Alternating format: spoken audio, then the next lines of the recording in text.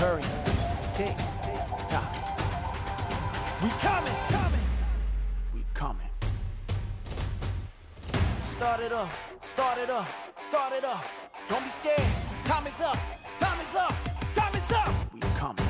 When there's time left, we don't waste time. You just died on the battlefield the 8th time. It ain't like you win if you ain't down. It's you versus me and you know that we ain't down. Got your whole team and we ain't trying. How you the leader but you scared, man, you stay high. Getting mad, turn the chat to a rage line. And we ain't playing when we say that it's game time. Look, you running out of time, yo. Leave it on a high note. You ain't ever winning, so you might as well leave it with your pride, bro. Don't come for me, it's out of line. Don't play with me, you can try. You think you hard, well I don't buy. Talk your talk, don't waste my time. I've been on the grind, so much on the line. Don't get out of line. You out of time, tick, tock. Hurry, tick, tock. We coming. Look, you're dealing with the savagery, time is seeping out drastically while your squad is in agony. Better lead on the strategy, beating you is a staggering. You will leave as a casualty, it'll be deemed as a tragedy. You're exploring every option, I know that you are imagining all the info you're gathering. Your reaction is flattering, cause you know it ain't happening. Hope you know it ain't happening. We come at like what's happening? What's happening? Look, you running out of time, yo. Leave it on a high note. You ain't ever winning, so you might as well leave it with your pride, bro. Don't come for me, it's out of line. Don't play with me, you can try. You think you hard, well I don't buy. Talk your talk, don't waste my time. I've been on the grind, so much on the line. Don't get out of line. You out of time, tick, tock. Hurry, tick, tock. We coming, tick, tock. Hurry, tick, tock. We coming. Don't come for me, it's out of line. Don't play with me, you can try. You think you hard, well I don't buy. Talk your talk, don't waste my time. I've been on the grind, so much on the line. Don't get out of line. I don't think they heard me. Don't come for me, it's out of line. Don't play with me, you can try. You think you hard, well I don't buy. Talk your talk, don't waste my time. I've been on the grind, so much on the line. Don't get out of line. You out of time, tick, tock. We coming, tick, tock. Game over.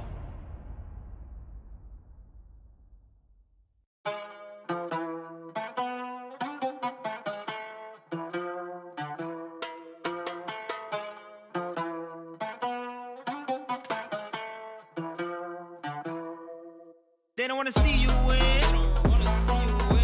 Don't play pretend. Don't you play pretend now. You don't wanna see me win. You don't wanna see me win. Boy, don't play pretend. Don't you play pretend out here, nigga. They don't wanna see me win. You don't wanna see me win, right? Boy, don't play pretend. Don't you play pretend out here. You don't wanna see me win. You don't wanna see me win, right? Boy, don't play pretend. Don't you play pretend out here like we some friends. Let me show my lens up. Shit, I pull my pins up, but just a bit of static in your eyes. I can see panic, boy. Don't you try to mess up, or else you need to clean up. Collecting all them checks up, and then you scream, I'll fix up. Man, all these rappers out here cat. I'm not even mad at that. If you're ready to dry to your lies, just give me a Sonic. I am fine with that. I guess that's just the difference. It's your girl, I put some kisses. Had her all up in my mentions and her feelings. Plus she's Spanish. From this pressure, I make diamonds. That's why my pen is so polished. I was done with being modest, cause my bro was suicidal. Had my life all up in shambles. That's the cost of being an artist. But I do it all again if I'm being completely honest. What is life? Am I even real? Am I in a simulation? Tell me, how can I tell? Tracks on the shelf, broke the damn shelf. One man out here losing weight like a Dell. He was in his bag, but it wasn't himself. So when I let him down, he probably needed help. He was walking around these streets with some damage. I think we all walk around with some baggage. They don't wanna see you win. They don't wanna see you win. Don't play pretend. Don't you play pretend, dog. You don't wanna see me win. You don't wanna see me win. Boy, don't play pretend. Don't you play pretend, dog. They don't wanna see me win. They don't wanna see you. Boy, don't play pretend. Don't you play pretend, dog. You don't wanna see me win. Don't you wanna see me win. Boy, don't play pretend. Don't you play pretend, dog. Yeah. No power from against me, boy, shall ever prosper. Winning with the team and then go order lobster.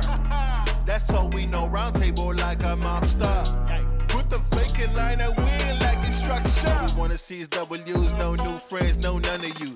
All you real comical, we We gon' see who stands when the summers do. Play pretend, see it chronicles. Y'all mostly loud like carnivals. Ooh, I know you're tight. Really should've been, you know, on sight. For the glory, I press no brakes, you know I fight. Got that chip on my shoulder, right? I remember well when they all declined. Tripping like a and they all of, but I kept it rolling like I'm Dolomite. Even through it all, you know I rise like the chosen one, you know, like Christ. They don't wanna see you win. They don't wanna see you win. No. Don't play pretend. Don't you play pretend. No, yeah. You don't wanna see me win. You don't wanna see me win. Boy, don't play pretend. Don't you play pretend. No, yeah. They don't wanna see you win. They don't wanna see you. Boy, don't play pretend. Don't you play pretend. No, yeah. You don't wanna see me win. Don't you wanna see me win. Boy, don't play pretend. Don't you play pretend. No, yeah, right now.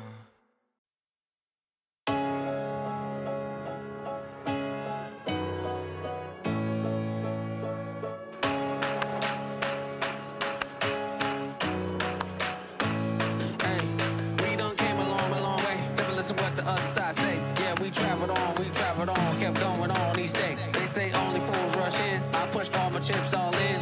Bet on myself, play to win. Cause we rise above it all. Don't you hear the battle call? Never fall. Yeah, you know we rise above it all.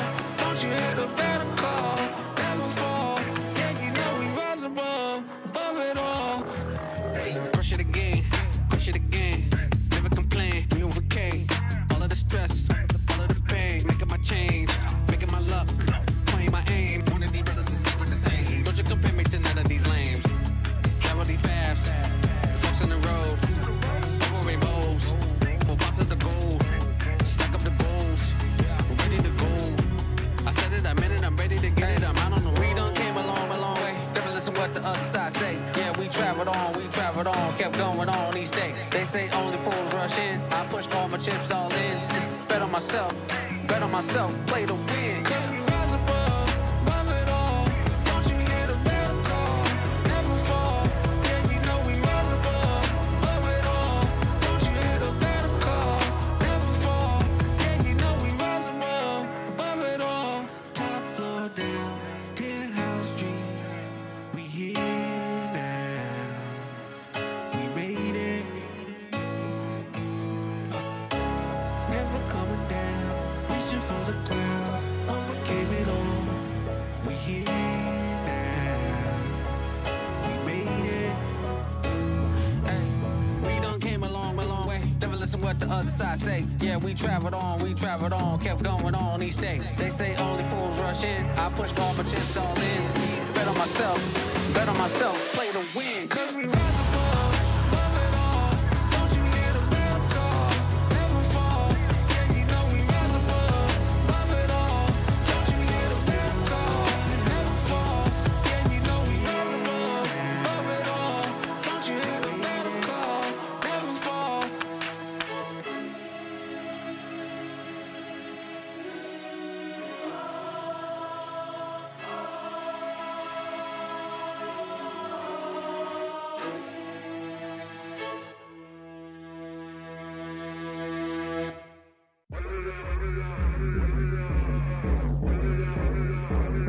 Set it off. No justice, no peace. Set it off.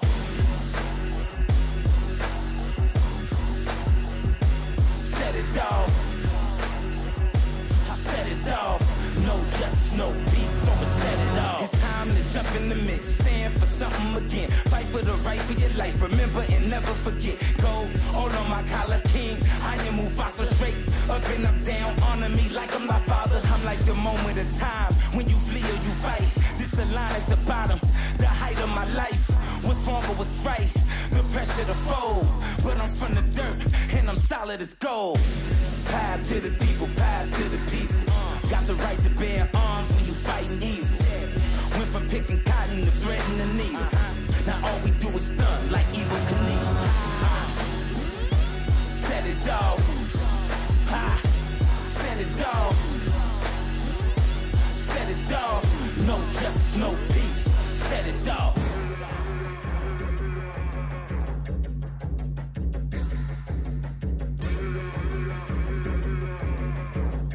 Just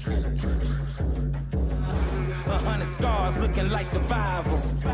A million man march, that's revival. The writings on the wall, that's all I know. Got the slave master's boot like you seen a ghost. It's all truth in my dialogue. I live for the same things I die for. Gold on my collar, excuse me, your honor. You're looking at a king and I will not be conquered. It's time to set it off. It's time to set it off. It's time to set it off. Power to the people, set it off. It's time to set it off. It's time to set it off. It's time to set it off. Power to the people, set it off.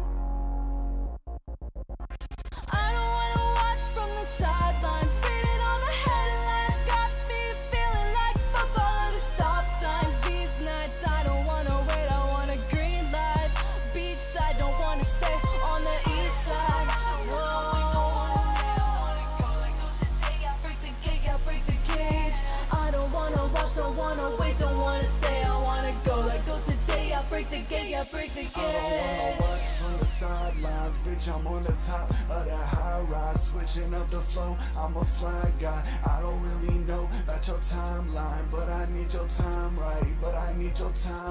I just left the house, went straight to the bank. I was smelling great, ayy. Smile on my face, I wonder what I bought today. That's a lot of haze, dripping like a wave. Silver surfer mode, call me Young Galactus, cause I'm surging through the cosmos. Yeah, hop up out that weight, what? I forgot what I was saying. You just want that pay cut. You might need a different plan, is that why you don't say much? Running around like you the man, you claim you want that fame, but never seen you working for the bank. Custom made, Louis Vuitton, my baby got it on. Swear that we be dripping like the faucet when there's something wrong. Yeah, I'm feeling incredible, I might just let it go, only be puffing a ganja. Medical lava got hot as the sauna of Mexico. Every day working, they stop it, I never could. I don't wanna watch from the sidelines, reading all the headlines, got me feeling like fuck all of the stop signs. These nights I don't wanna wait, I want a green light. Beachside, don't wanna stay on the east side.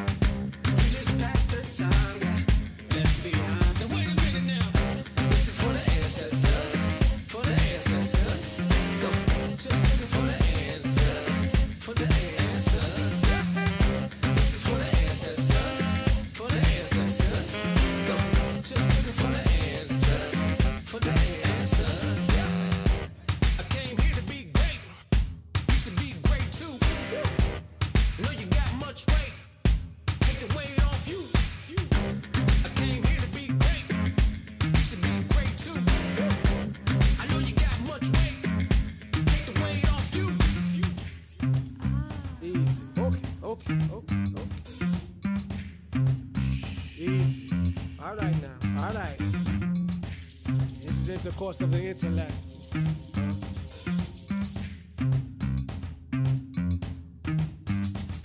Soul, spirit, liberate.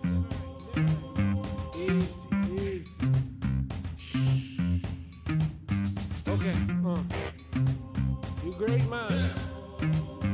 Be great. You great woman. Be great.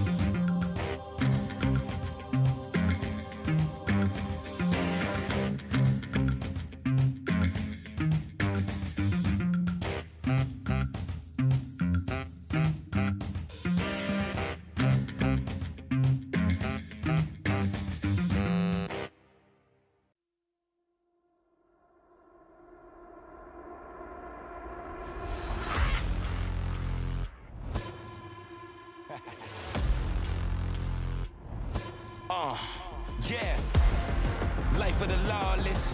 I'm the king of the fortress. Proceed with caution. I'm loaded and locked in. We close to the end times. Spill the blood on the thin line. You got yours and I got mine. Take my shots and no ceasefire. I'm the greatest alive. Yeah, I will arrive. Yeah, and get stronger with time. My power is flawless. I'm the greatest alive. Yeah. Unlimited power. I will prevail. I will devour. I will arise. The kingdom is mine. Unlimited power. I will prevail. I will devour. I will arise. The kingdom is mine. I am divine. I am designed to only be broken, and never defied. I conquered the earth, play with the stars and live in the sky. My power is flawless. I'm the strongest alive. Yeah, I'm the greatest alive. Yeah, I will arise. Yeah, and get stronger with time. My power is flawless. I'm the greatest alive. Unlimited power, I will prevail, I will devour, I will arise, the kingdom is mine. Unlimited power, I will prevail, I will devour, I will arise, the kingdom is mine. Yeah, the kingdom is mine. Yeah, I will arise. Take a look in my eyes, it's time for glory. The kingdom is mine.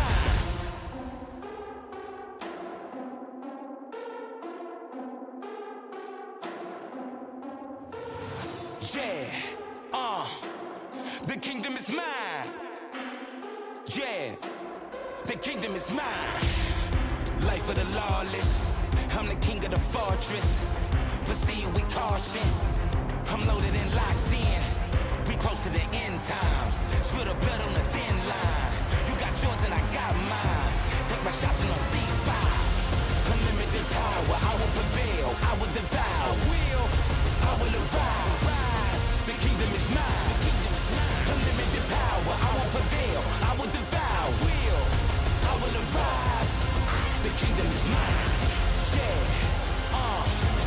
the kingdom is mine. Yeah, I will arise. Take a look in my eyes. It's time for glory. The kingdom is mine.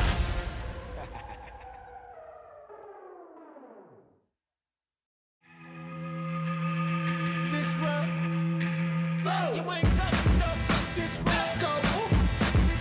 This rap. This rap. You ain't tough enough for this rap. Hey. When they try to tear you apart, what if I told you could come together? When they say it's all gone bad, what if I say it can get better? You can cling to the field, choose faith, have faith to just let go. Tell me what you want.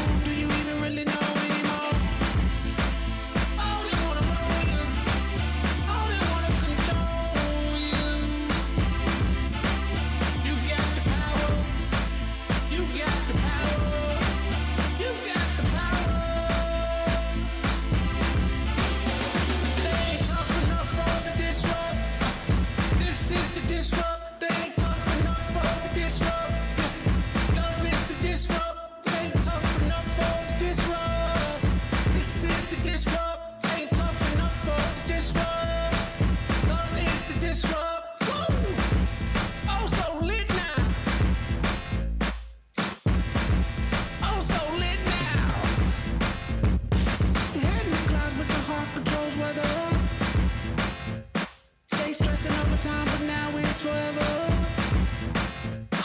It's the opposite of fear, so feel free to let go. Do you really feel free? Can you even let go? Tell me what you want. Do you even really know?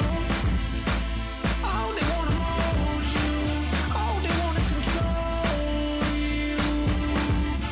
But you got the power. You got the power. You got the power. They ain't tough enough for the disrupt. This is the disrupt. They ain't tough enough for the disrupt. Love is the disrupt. They ain't tough enough for the disrupt. Love is the disrupt. They ain't tough enough for the disrupt. This is the disrupt. Hey, oh so lit now. Oh so lit now. We can hit the high notes. We can hit the high notes. Stop living with your eyes closed. Living with your eyes closed. We can hit the high notes. We can hit the high notes. Stop living with your eyes closed. Living with your eyes closed. Oh, they wanna roll you. Oh, they wanna control you. But you got the power. Yeah, you got the power. You got the power. Come on, they ain't tough enough for the disrupt. This is a disrupt. They ain't tough enough for the disrupt. Love is the disrupt. They ain't tough enough for the disrupt. Love is the disrupt. They ain't tough enough for the disrupt. Love is the disrupt. Hey, hey, oh, it's like this now. Oh, so lit now. Hey, alright, alright, yeah, yeah, yeah. We really won't let go. Alright, come on, don't let go.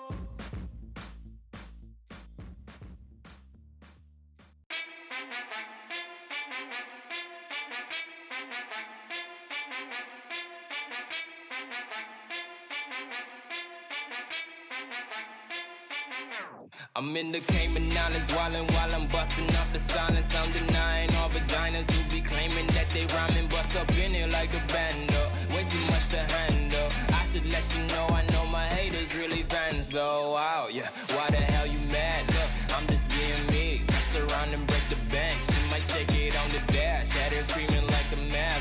Way ahead you niggas, live your future in my past.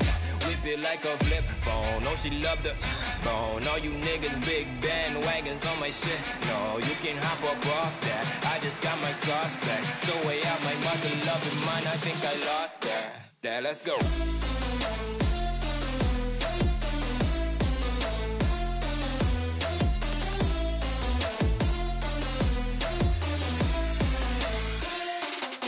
Yeah, let's go.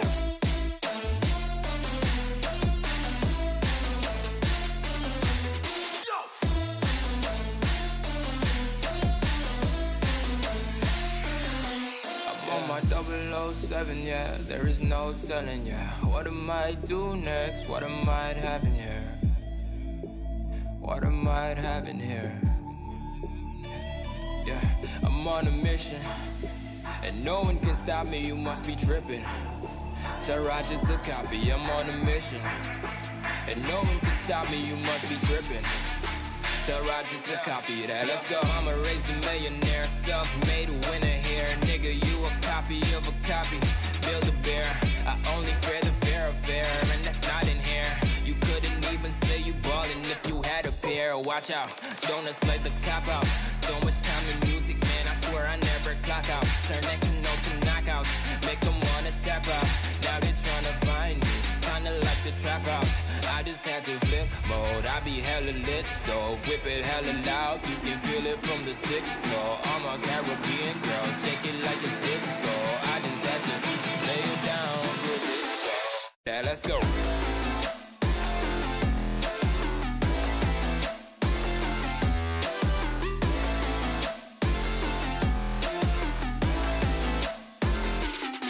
Yeah, let's go.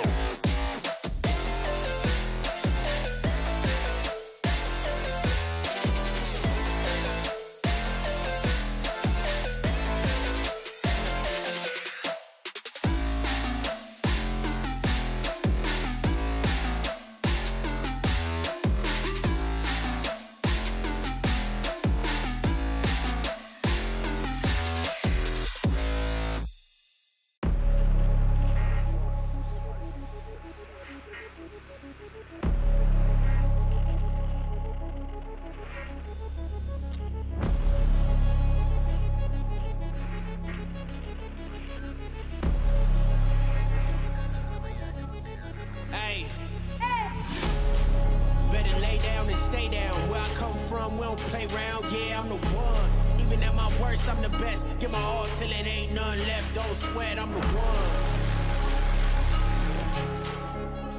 Yeah, yeah, I'm the one. Won't stop till I'm done, yeah, yeah, I'm the one. It's a game you don't wanna play. Take chances, make it happen. Took all of my L's like practice. Bounce back to the top like magic. All you need is hard work plus passion. Everything I wanted, I imagined. Sky was the limit till we blew right past it. The only goal is trying to go faster. We can't go backwards. So if you upset, just say that. Record it for yourself for the playback. I use success as my payback, so take that. We don't fabricate cause it's fake, we just stay facts. Believe me when I say this, we up next to be the greatest. It ain't organic if you fake it till you make it. Knew this day would come, I could taste it. I was not born to be basic, was born to bleed greatness. Better lay down and stay down. Where I come from, we don't play round, yeah, I'm the one. Even at my worst, I'm the best. Give my all till it ain't none left. Don't sweat, I'm the one. Yeah, yeah, I'm the one. Won't stop till I'm done, yeah, yeah, I'm the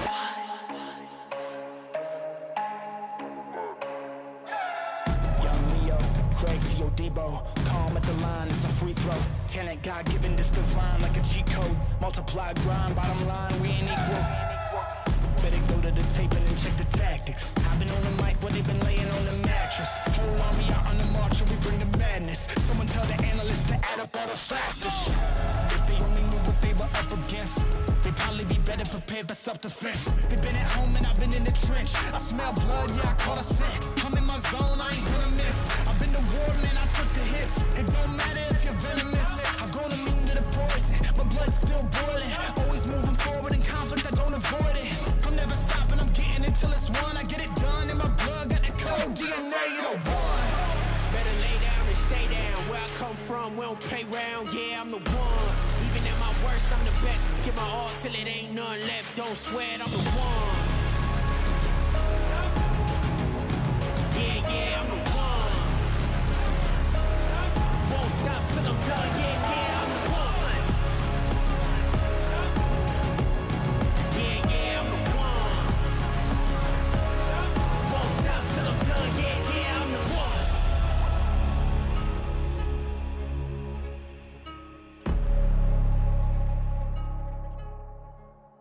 Dile,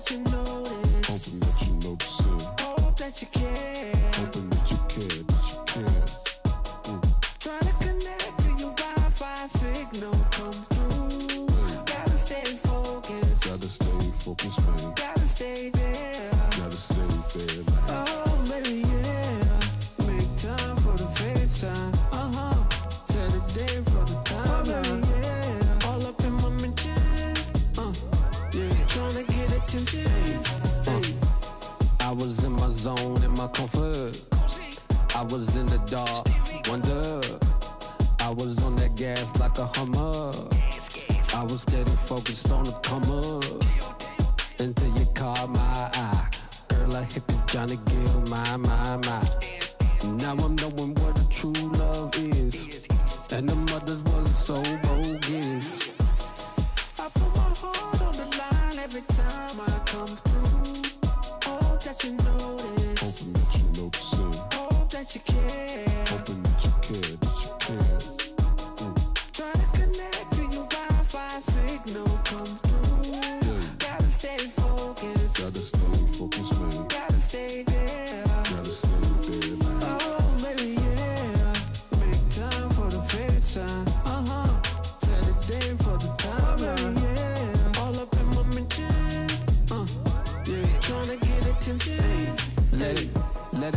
Let it ring like alarms, like the calm for the storm. Yeah, this has been the norm. Like, yeah, you prophecy on the first joint. Been ahead, been the future. That's the point. Yeah, love and touch, watch them off, hit the dance. Been rocking with the Campton, your stamp. Sipping, running with OBJ. Small things to a giant, we don't play. Hey. I put my heart on the line every time I come through. Hope that you notice. Hoping that you notice it. Hope that you care. Hoping that you care, that you care.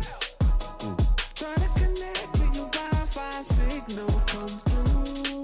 Gotta stay focused. Gotta stay focused, man. Gotta stay there. Gotta stay there, man. Oh, baby, yeah. Make time for the FaceTime. Set a day for the time. Oh, baby, yeah. All up in my mentions. Yeah. Tryna get attention. Baby, online like it's Wi-Fi. Baby, online like it's Wi-Fi. Stay on my mind, no lie. Yeah, online like it's Wi-Fi.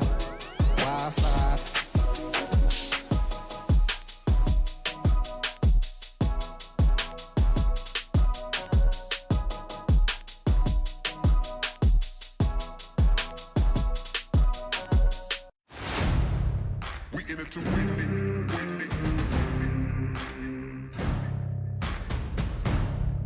We in it to win it. My team relentless, yeah, we in it to win it, yeah, they still pretending, yeah, we in it to win it, yeah, since the beginning, yeah, we in it to win it, yeah, we stay committed, yeah, we in it to win it, yeah. Can I please get a witness? Better go handle your business. What they spinning? Better be stacking with all of that capping and really start winning. No mercy and pity. Gotta get dirty and gritty regardless, no matter the city. All in or nothing. If you know like I know, you gotta hustle like you wanted something. All that hype, man, that's a heck of a price. I'm not the kind of the type pretending to be something for the majority just so I can get 1 million of likes. I know it's time, relentlessly, that's why I grind. Get on my mission cause I see the vision when I see myself in the mirror, reflection of my competition, so I can My team relentless, yeah, we in it to win it, yeah, they still pretending, yeah, we in it to win it, yeah, since the beginning, yeah, we in it to win it, yeah, we stay committed, yeah, we in it to win it, yeah. We in it to win it.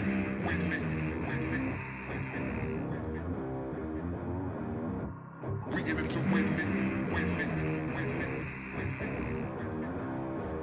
I just continue to ride my own wave.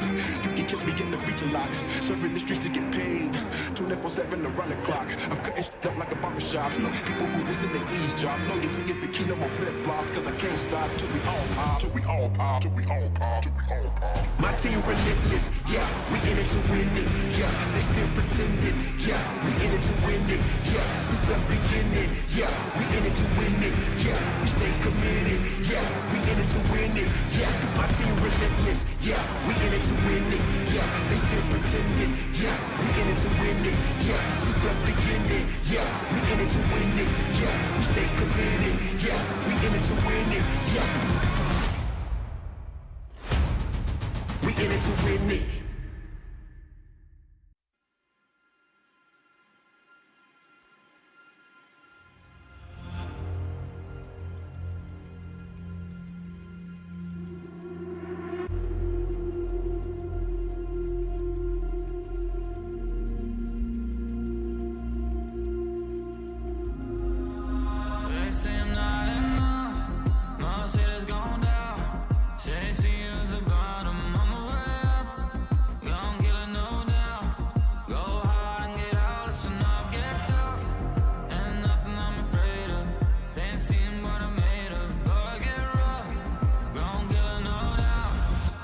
talking never coming down.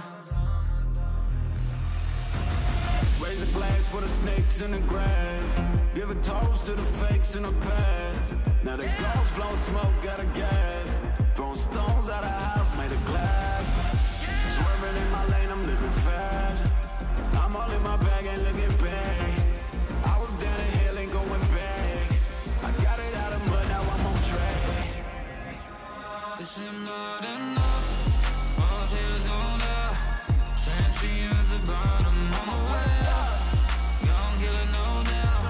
Go hard and get out. Listen, I'll get tough. Ain't nothing I'm afraid of. Ain't still what I made of. Do I get rough?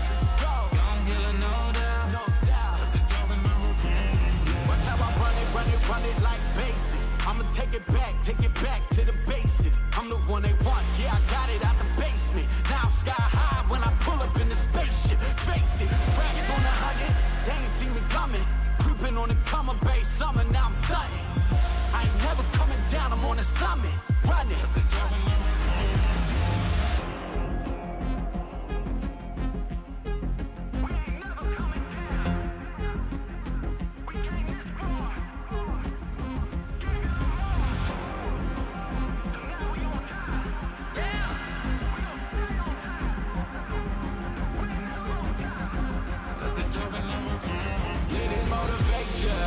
They mad at you winning, they love to hate ya. They jealous inside, it's just in their nature. Don't pay it no mind, don't let it phase ya.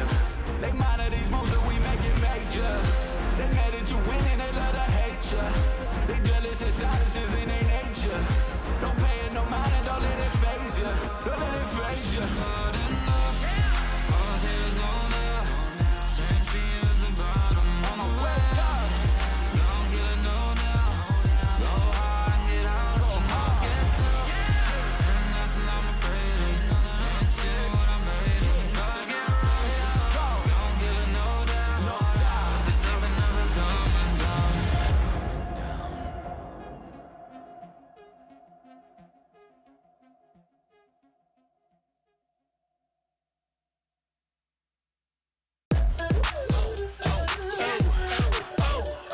Our school rebel, hey, hey, vibes, let's go.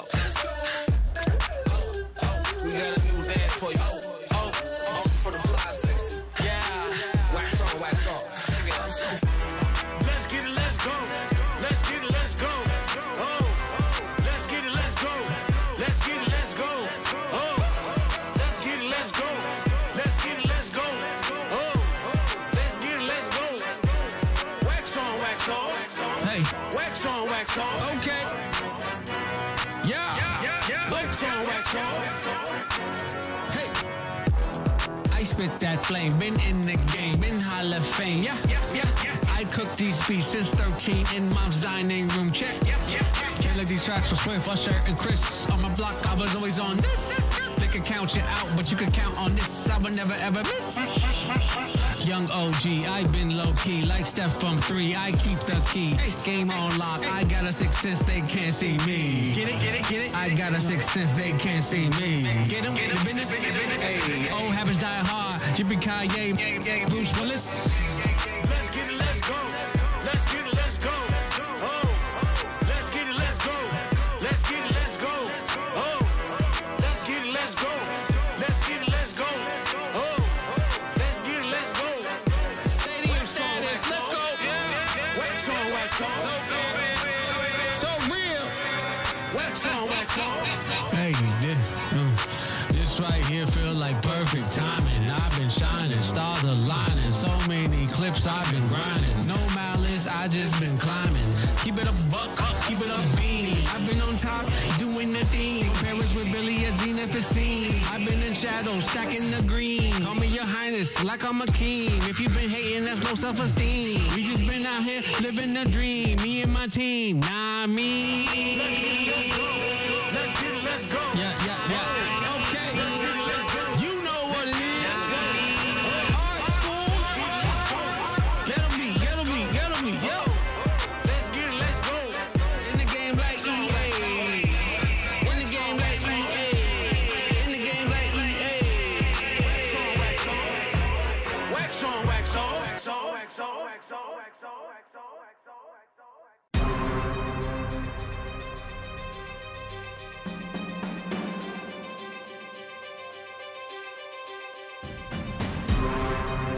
Motivation.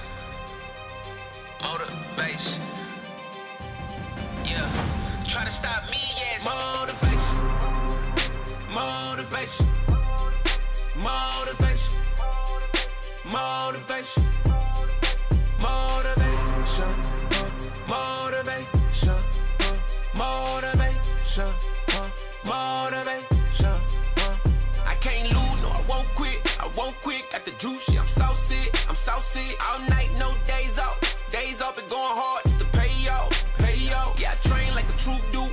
In the rain, in the snow, dirt too. No excuses, gotta get it, gotta pay the price. Cause you can't make it to the top without sacrifice. One life, you know how we do it, we kill it. Taking no losses, we started, we finished. I came from the bottom, I'm here, I'm relentless. Live without fear, dream with no limit. Now I'm in the big league, they ask how I did it. Not overnight, grinding from the beginning. Now we popping bottles, it's over, we lit it. We got the victory, really, it's the moment of a lifetime. It's on me, I used all my lifeline. Opportunity of a lifetime.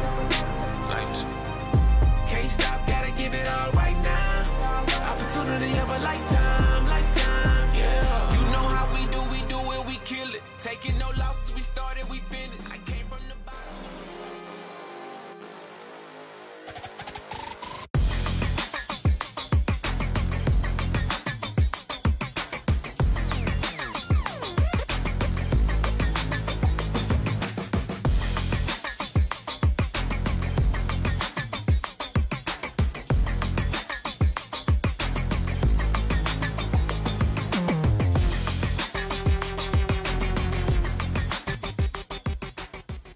Alright guys, I just landed in China. Let's go.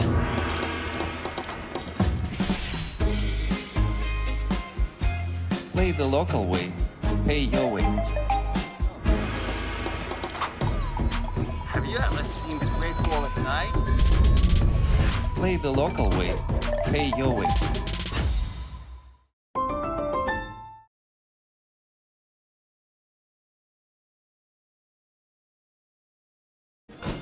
Puppy, why don't you take my keys and go for a ride?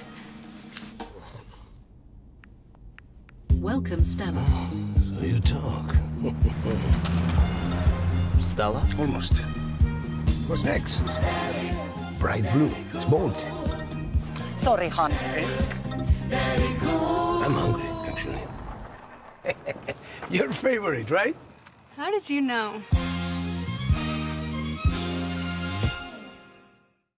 Face your death, cause you play a roulette with each step. I progress, no less. Go ahead and place your bets, cause we know where we at, we know we top tier. Cause all the hate that you bring, we know it stops here. I'm taking off like a rocketeer and stopping here. It's strange how they cannot see the future, but see profit here. Wait up, we gon' always win. Promise that that's not a promise, yeah, that is a threat. You know that I promise to bring the team commas. When the whole team win, that's when you flex. Win, and I'ma do it again. Watch me win, then watch me do it again.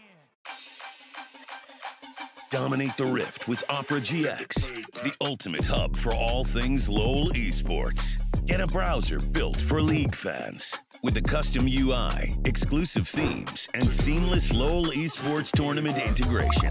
Follow every play, see every result, get access to exclusive contests, rewards, and co-streaming options. Only on the browser for legends. Only on Opera GX.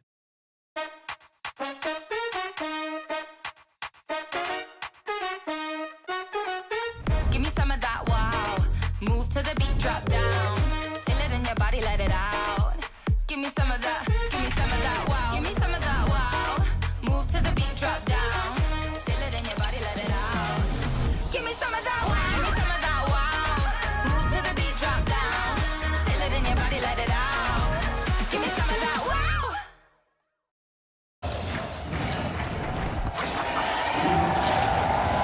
Red Bull gives you wings.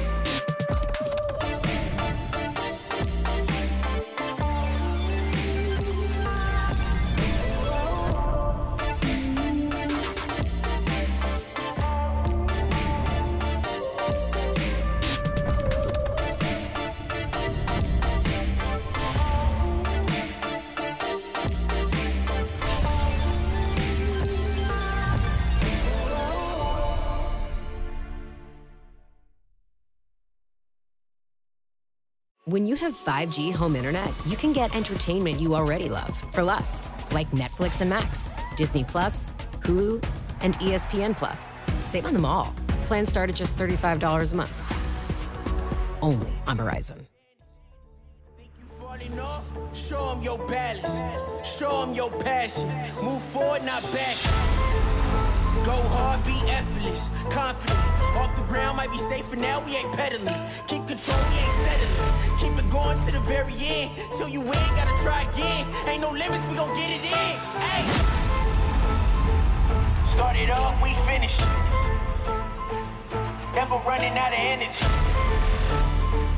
Keep it going till we finish. Keep it going, I ain't limited. Coming to get it and pushing the limits. You better pray we ain't come to play. Went on a mission, you turn on your vision. Now I can't hear what a hater say. Didn't believe they didn't need. Now they can see what time it is. Infinity, now you can see. High in the hills where I'm trying to live. Tell me how long this lasted. Never mind, we ain't waiting away. Chasing great, can't be jogging in place. If it ain't helping, it's taking away. You ain't helping, you just in the way. Limitless range, we take it to space. Chasing a dream, you can't relate. Time's ticking, I cannot be late. Started up, we finished. Never running out of energy. Keep it going till we finish. Keep it going till we finish. Keep it going, I am limitless. Limitless. Started up, we finished. Limitless. Never running out of energy. Limitless. Keep it going till we finish. Keep it going till we finish. Keep it going, I am limitless. Limitless. Started up, we finished. Limitless, never running out of energy. Limitless, keep it going till we finish. Keep it going till we finish. Keep it going, I am limitless.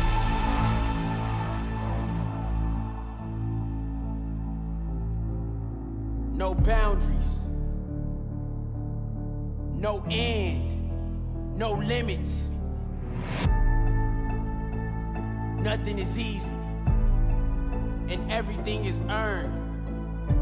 Be the last one standing. Be the best out. Be limitless.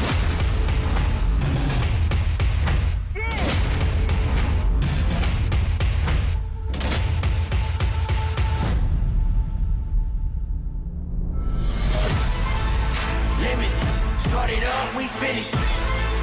Limitless. Never running out of energy. Limitless. Keep it going till we finish. Keep it going till we finish. Keep it going, I am limitless. Limitless. Started up, we finished. Limitless. Never running out of energy. Limitless. Keep it going till we finish. Keep it going till we finish. Keep it going, I am limitless.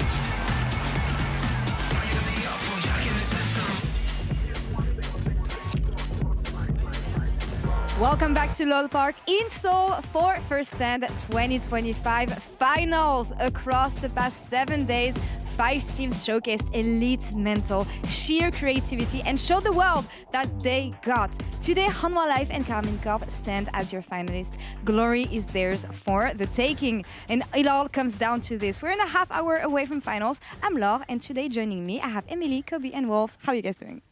Good. I'm great. Great. Hanwha Nice. Life Esports looking great.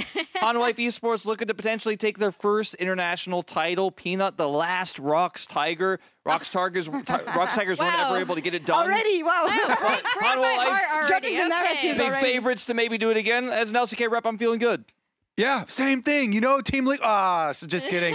No, it's a super hype matchup here, though. To get to see KC bounce back in a tournament, you know, showing resilience from a very rough start, making it all the way to finals to challenge HLE is huge. It has been a journey for all our teams, and I'm really excited for the finals that we have today, and also for the first Fearless International Tournament that we had, guys. For better, for worse. For craziest draft and the wackiest one. Guys, what have been your highlights from what we've seen so far on the Rift, Emily? I can hear people booing me already because this is the draft I pulled, and it's like Lucian Nami versus Zeri Yumi. Expletive deleted. Emily, what are you talking about? But I was just really happy that when it got to game 3, we were able to see Yon's Lucian, because like Kobe and I are like, yeah, Yon, guys, he's actually a good Lucian player, I promise. And everyone is like, no, you guys are wrong. And this was such a good tournament for Yon individually, and I was really glad for him because he has been performing so well. And this was a draft that really, really enabled him to show off his mechanics. Yeah, you have to check the Lucian license every once in a while. You know, we've been talking him up, but not everyone's going to believe us, Emily. So they had to see it. No one believes me after top esports too, right? So it's like I've just been gaslighting everyone. Apparently. It's so cool though, you know, to have him. We keep talking up how bright of a star he is for us with this young talent. And he was actually magnificent once again. For me, though, as far as the drafts go, Laure, I gotta love the Zed draft. I love the Zed and the Vladimir that HLE brought out. Now, people can definitely say, oh, they're having a lot of fun with this tournament, and they're definitely, you know, expecting a lot of their opponents to be a little bit weaker or a lot weaker, and so they're trying more things. But to me, I just love the shift in philosophy that I feel like started with Fearless, where people now more highly value solo queue style counter picks. There is more value in it. You know, Zeus was using Anivia top and stuff, even in the LCK Cup. I love the Anivia top. The Zed is actually legit with the buff, the Conqueror build, with the CDR build. I mean, it was fun to watch. They probably want, you know, use that one again, but Vladimir was very real and Zeus was massive. You know, sometimes you can blend fun with strategy as well, because my draft is also from Hanwha Life Esports. It's from game 3 from yesterday, where you do end up seeing the flex of the Vladimir into the mid lane. The Jax comes through, you're thinking maybe this could be support Maokai, it could be jungle Jax, and you're not 100% sure if you are TS in this situation, what's coming through. Zeka, a player who's evolved so much, was known for having a small champion pool back when he won Worlds in 2022. He's now playing the pick that we saw Zeus play so much throughout this tournament. It was a Zeus exclusive. Now they're showcasing Zeka can play this. This is a super common thing in Korea as well, to pair the Blitzcrank with the Maokai. I don't think Top Esports saw this coming. It's a fun draft, right? It's fun to see Vladimir in the mid lane. They already played it top lane, but it comes together strategically here. And for Top Esports, I think it was really difficult to predict that was going to happen. Winning while having fun. That's what League of Legends is about, and I do feel like we forget about this sometimes. And that's also what competing is about, because we're excited to officially announce that Fearless is here to stay. That's right, after an exciting debut in Split 1 and here at First Stand, LOL Esports will be bringing Fearless Draft for the rest of the 2025 season into all the best of 3s, best of 5 matches across regional leagues, MSI and Worlds. The format of MSI and Worlds will remain unchanged. So for Swiss stage of Worlds, for example, we will stick to best of 1. And I have to say, guys, I remember the glorious times of Europe, the glorious times of the West, and the fact that it is those special picks, those wacky picks that allowed us to surprise LPL, surprise LCK, that allowed us to win, and I'm really happy that this is a trend that we're going to keep on seeing here. 100% agree with that. I mean, I feel like Fearless, not only is it amazing for fans, so the fans are all about watching more variety, but it does kind of cause a paradigm shift for the players as well, because now to be an excellent player, you have to have multiple picks, be super deep. You can't just like copy the picks that Korea has decided are the best. which is what a lot of people did for a very long time. And so we get, more variety. And I think a lot of people copied the picks from Korea because they were winning a lot, because Koreans iterated on those picks. They decided these are the strongest picks on this patch, in this meta. They keep practicing them. They only play a small portion of the champion pool. But I was worried coming into this tournament how Fearless would affect LCK. I'm still not 100% confident about how LCK is going to do going forward with Fearless, but Hanwha Life, this tournament has been one of the most fearless teams, if not the most fearless team. They already showcased they can prepare a lot. And I want to see how this is going to change how LCK as a region is more dynamic moving forward. Instead of just picking the things that are strong, and then the bottom of the LCK was picking what the top teams were picking. Let's actually use some counter picks. Let's actually think about the game more. Zeus has you for sure. Yeah, exactly. And I think no other team illustrates that better than Hanwha Life, right? Except for maybe D+ Kyo. When I was watching them, they had some really great drafts. But I think watching them here at this tournament, having so much fun with so many of these picks, I really underestimated how bored players were at times, especially talking to a lot of AD carries and junglers. They're all like, oh man, because you scrim in Fearless too, right? So they are so happy that they don't have to go into an entire scrim block and only play Sejuani, right? Or only play Varus or whatever. So I think for me, the fact that players have embraced it so wholeheartedly, and we have seen them trying to challenge themselves on a variety of picks, that's been really fun. And it seems like to me, at least from the players I've spoken with, they themselves are having more fun with the game. Yeah, absolutely. And even when you look at a team perspective, the way you perceive the draft, the way you conduct the draft and think about those priority picks, I'm really excited to see how creative our teams and players are going to be. And later today, we are going to crown our first Fearless champions internationally. And as we approach first stand finals, I want to take a look back and see how we got here, because short tournament, lot of surprises for sure. The first one for me was CFO, and how big of a mark they're gonna leave in this tournament for themselves and for the entire region as well. Yeah, it was awesome seeing CFO come out and have as strong of a showing as they did, right? Because they had so many 2-0s in the group stage, and they are such a cool mixture of some older players and some fresh new players, specifically Hongkyu coming up from CFO Academy to debut this year. And with APAC having merged and having gone through so many iterations, right? It was really great to see them step out on the stage together and have such a great showing. Exactly, because we've got this history of the LMS and so many deep runs at internationals and really making all of the other regions fearful for what they're going to face. So really nice to see that kind of legacy held up. I really feel like the resilience of this team and the really positive attitude they brought to this tournament was really awesome, because they know coming into this tournament, a lot of international fans don't know who they are. They had to play some incredibly tense matches that affected the stakes of, for example, KC. And then when they played against KC, they went down 2-0, and everyone thought, oh, this series is done. It's over. They were almost able to get a reverse sweep as well. Even when everything was stacked against them, they kept that positivity. That's what you want to see in a team like this in an international tournament. I'm happy you mentioned KC, because honestly, for the first 2 days, I thought they were completely cooked. In fact, they were cooking. They were scaling into the tournaments, reaching their first LEC finals, winning it into their first international finals. What a glow up from this team. Yeah, and I mean, the player that I definitely want to call out here is Yike. He had some really bad performances to start off this tournament, and to have the mental fortitude to really turn that around mid-tournament. This is a very Spartan tournament. You don't have a lot of time to adjust your mental, as we saw from some other teams, they'll go unmentioned. So shout out to Yike and shout out to KC, especially with how much criticism they were receiving after their first 2 days. Yeah, and you even see it still continued yesterday, and the importance of resilience even in the series that they continue to play, because, the Vi game, he got targeted a whole bunch, and it looked like mid-series, oh, are you going to get like a slide back or something? And then the Wukong gang, he immediately gets targeted a whole bunch more, but he immediately jumps back, huge Maokai performance, and he has remained locked in. Yeah, some of his really big facilitative picks like the Maokai, the Ivern were what I was most impressed by. I think he changed his playstyle a little bit throughout this tournament and looked very well-rounded when we hit best of fives. And going into a finals like this, you're going to need that versatility. And by contrast, HLE has only dropped 2 games, and it's been really great seeing Peanut show up and have some amazing performances. I remember talking to Arnold when Peanut was back on Gen G, and he was always like, if you could hear his comms, if you could hear how he thinks about the game, you'd never make fun of him again, even if he does occasionally have some mechanical errors.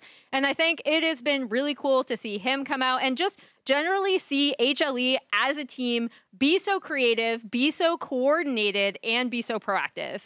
And he had his own struggles too. He locked in Zyra, and we don't talk about this movie. They continue to struggle with locking that yes. in. But then yesterday he went like Super Saiyan, of course. So huge stuff. I think one of the big questions we have for Hanwha moving into this finals is, like, what is their peak form? Because so much of this tournament has felt like there's been a little bit of playing around, experimenting. And when it comes down to winning that title, getting your region an extra slot for MSI, this is where it matters most. So how try-hard do they get today? And what does try-hard for Hanwha Life look like? We're not sure yet. Yeah, and that's what Zeka was saying. Like, they're having fun and they're being so dominant doing it. I really want to see what phase they're going to show in today's finals, focusing on the specific matchup. It is a grudge match on the top lane in our featured matchup presented by Mercedes-Benz, Zeus versus Kana.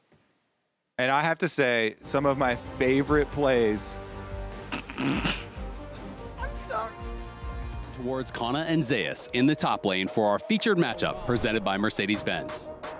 Zeus was Kana's successor on T1 in 2022. He sits on the throne as the undisputed best top laner in the world, with honors unreachable for most players. Becoming a 3-time world finalist and twice champion with T1, Zeus left the organization for Hanwha Life. Viper now, right in the back line, and he's getting bailed out. Will he be able to find it? The answer is probably yes. And look at this immortal Viking. Throws the undertow, takes down his former mid laner, and HLE will be staying alive in the LCK Cup. Now with his eyes locked on yet another international title. Opposing Zeus, Kana, determined to add the first international trophy to his case. Kana's in the middle of everybody. He might just be the hero they need. Driver is so low. Juju is so low. A double kill of Kana. The hero of France is the Jack today. Kana has made a name for himself in the LEC and here at First Stand with a dominant laning phase and incredible performances for KC.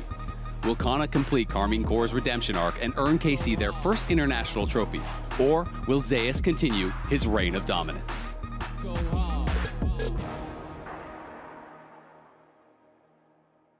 Wow, great points, Azael. Interrupting you like this, wow. As I was saying, yeah, Kana has actually emerged. Kana's my favorite player on this team, not only because in the beginning of the tournament, he was very, very consistent, constantly picking, Jace and Gnar and winning lanes and having good statistics. But what doesn't show up on the statistics were all the team fights that he won with huge engages. Even in some of the games where he did not have a very good lane or a very good start, I feel like Kana's flanks in this opened up opportunities that would not otherwise be available to KC. Like, they definitely needed him to step up huge, and when all the pressure was on, especially in game number 5, in his semifinals, he did step up and he made some game-winning plays. We talked about this last time these two teams matched up against each other, but you could talk about one strong point on the side of KC. On the other side is an even stronger point in Zeus. Right now, being considered by most to be the greatest top laner to ever play the game. And so many top laners have had eras where they are known for a specific playstyle. Some players, strong siding, counter picking. Zeus is the full package. You put him on a tank, he'll pop off. You put him on a scaling pick, he'll pop off. You put him on a blind pick, he's going to be able to handle almost any matchup. And you put him on Kayle, and he can turn any player into a tank. He did that in this game as well here for Hanwha Life Esports, but they didn't have a tank. Super creative playstyle, so difficult to predict. And in terms of individual performances, no one right now is coming close. Well, especially in a format like Fearless, right? Where it's like he can play anything. He can slot into any composition. However you want, whatever you want him to do, he will able to be like consistently perform for you. And I think when we look at the LCK teams, Zeus in particular has been such a standout in the Fearless format specifically because he has played such a wide variety of things. Looking at the other side of the map, on the bot lane matchup, we have Kalist facing off against Viper. And I talked to Kalist yesterday, and he was actually telling me that the first matchup didn't actually go really well for me, but he has since then downloaded Viper, understand how he plays, understand how he clicks, and that sometimes, today, I'm sorry, should be a completely different matchup for him. I love my French boy, but that was a quick download then, because he must have some crazy internet. That was an insanely fast download. A little bit skeptical, but good luck. I love the awesome dudes call out back to when Viper debuted with Griffin, and I know we're going to talk a little bit more about him later, but I think the other cool thing here with both of these bot laners, again, is just the fact that they have been so consistent for their teams, and Kalist also, in his debut, it kind of reflects a little bit the way Viper came in, right? Where he was so hyped going in to perform for KC. Yeah, I mean, for me, I'm most concerned about the matchups that Kalista is going to end up with here. He loves his Ezreal. He's picked it a ton, but he's often blind picked it when Varus is available. I'd say Viper is the best Varus player in this tournament, arguably in the world right now. You've got to be really careful about going greedy for those types of picks, because even if I hope he's downloaded them, because if you think you're going to be able to play those matchups into Viper and get ahead or even survive, I think you're going to have a really hard time. Yeah, and I think one thing that I liked that we saw from Kalist yesterday was the Neela. It's something he pulled out in ERLs, had success with, and then it was successively banned against him. It's a slightly different play style. You have to play in a bit of a different way as an AD carry, because you are going in and you don't always have a way out. Yeah. And I thought he looked really, really good and very, very comfortable on such a pick that can be really volatile. Yeah, I think it's a massively different playstyle. You know, you have like defensive cooldowns with the shield that goes up, very short range. So like to see the versatility. And as you said, the more weapons that you can wield in these best of fives, the better from every single lane. And I think for Kalist, the more playmaking opportunities you have, the better you're going to do. He's an extremely confident player. He has been all year long. Love to see him when he's playing at his best, when he's playing at his most hyper-aggressive. He's got tools, he's got confidence, he's got ego. Let's see how this one will play out on the Rift. And Jason caught up with the rookie bot laner ahead of his first international series in the Verizon Game Day interview. Let's check it out. I'm here with Kalist for the Verizon Game Day interview. First off, Kalist, ahead of the finals, how does it feel? Especially if this tournament has been rough for you. I think this is kind of the tournament that allows you to break the egg, because you were not having the strong start, but you had the resilience to reach to the finals. How are you feeling right now? I'm feeling really excited first to be able to play my first international final. For me, just being here first and playing against the best teams in the world is already something, but going into the finals is something else. And yeah, I agree. I think we didn't have the best start, all of us, and also me. I was not really confident. I was not playing my game. And I think at the start of the third best of 3, I started playing my game and being more confident. And I'm really happy with my performance from now and how the team is playing also. I think we have a real good chance of winning this tournament. This is your first international tournament finals as well. So what kind of AD carry performance would you like to show the audience, and how do you want them to remember you? Yeah, I mean, I guess it's my first time at the international event, but I really want to win, and I want to show everyone that I can be among the best already, and I will keep working hard to be the best. But I think I will have a really, really good fight, either against Jakilov or Viper. I would like to play against Viper because he said he's waiting for me, and I'm waiting for him now, so I want to play against him and win again. And I just want to show a good performance, aggressive and like cocky, but also always reliable AD carry, and just make sure that I'm playing good and I'm bringing a lot to my team. So 6 years ago, in 2019 Worlds was the last time an LEC team made it all the way to international finals, and now 2025 first stand at KC. What's going to happen in the finals? I mean, I don't want to jinx anything or something, but we will for sure give it our best. We will make sure we are giving everything we have in us to get the title, bring back Europe to the like in front of the world, and also make sure KC is at the top of the world, because I really want Kameto to be happy and accomplish his dream. And I'm really excited to play these finals. I think we will give our best and we will make sure we are winning. And for sure, I hope we win. Collis, you already made the European fans proud, the KC fans proud. But before we go, anything you would like to say to the fans directly out here? Facing them, maybe.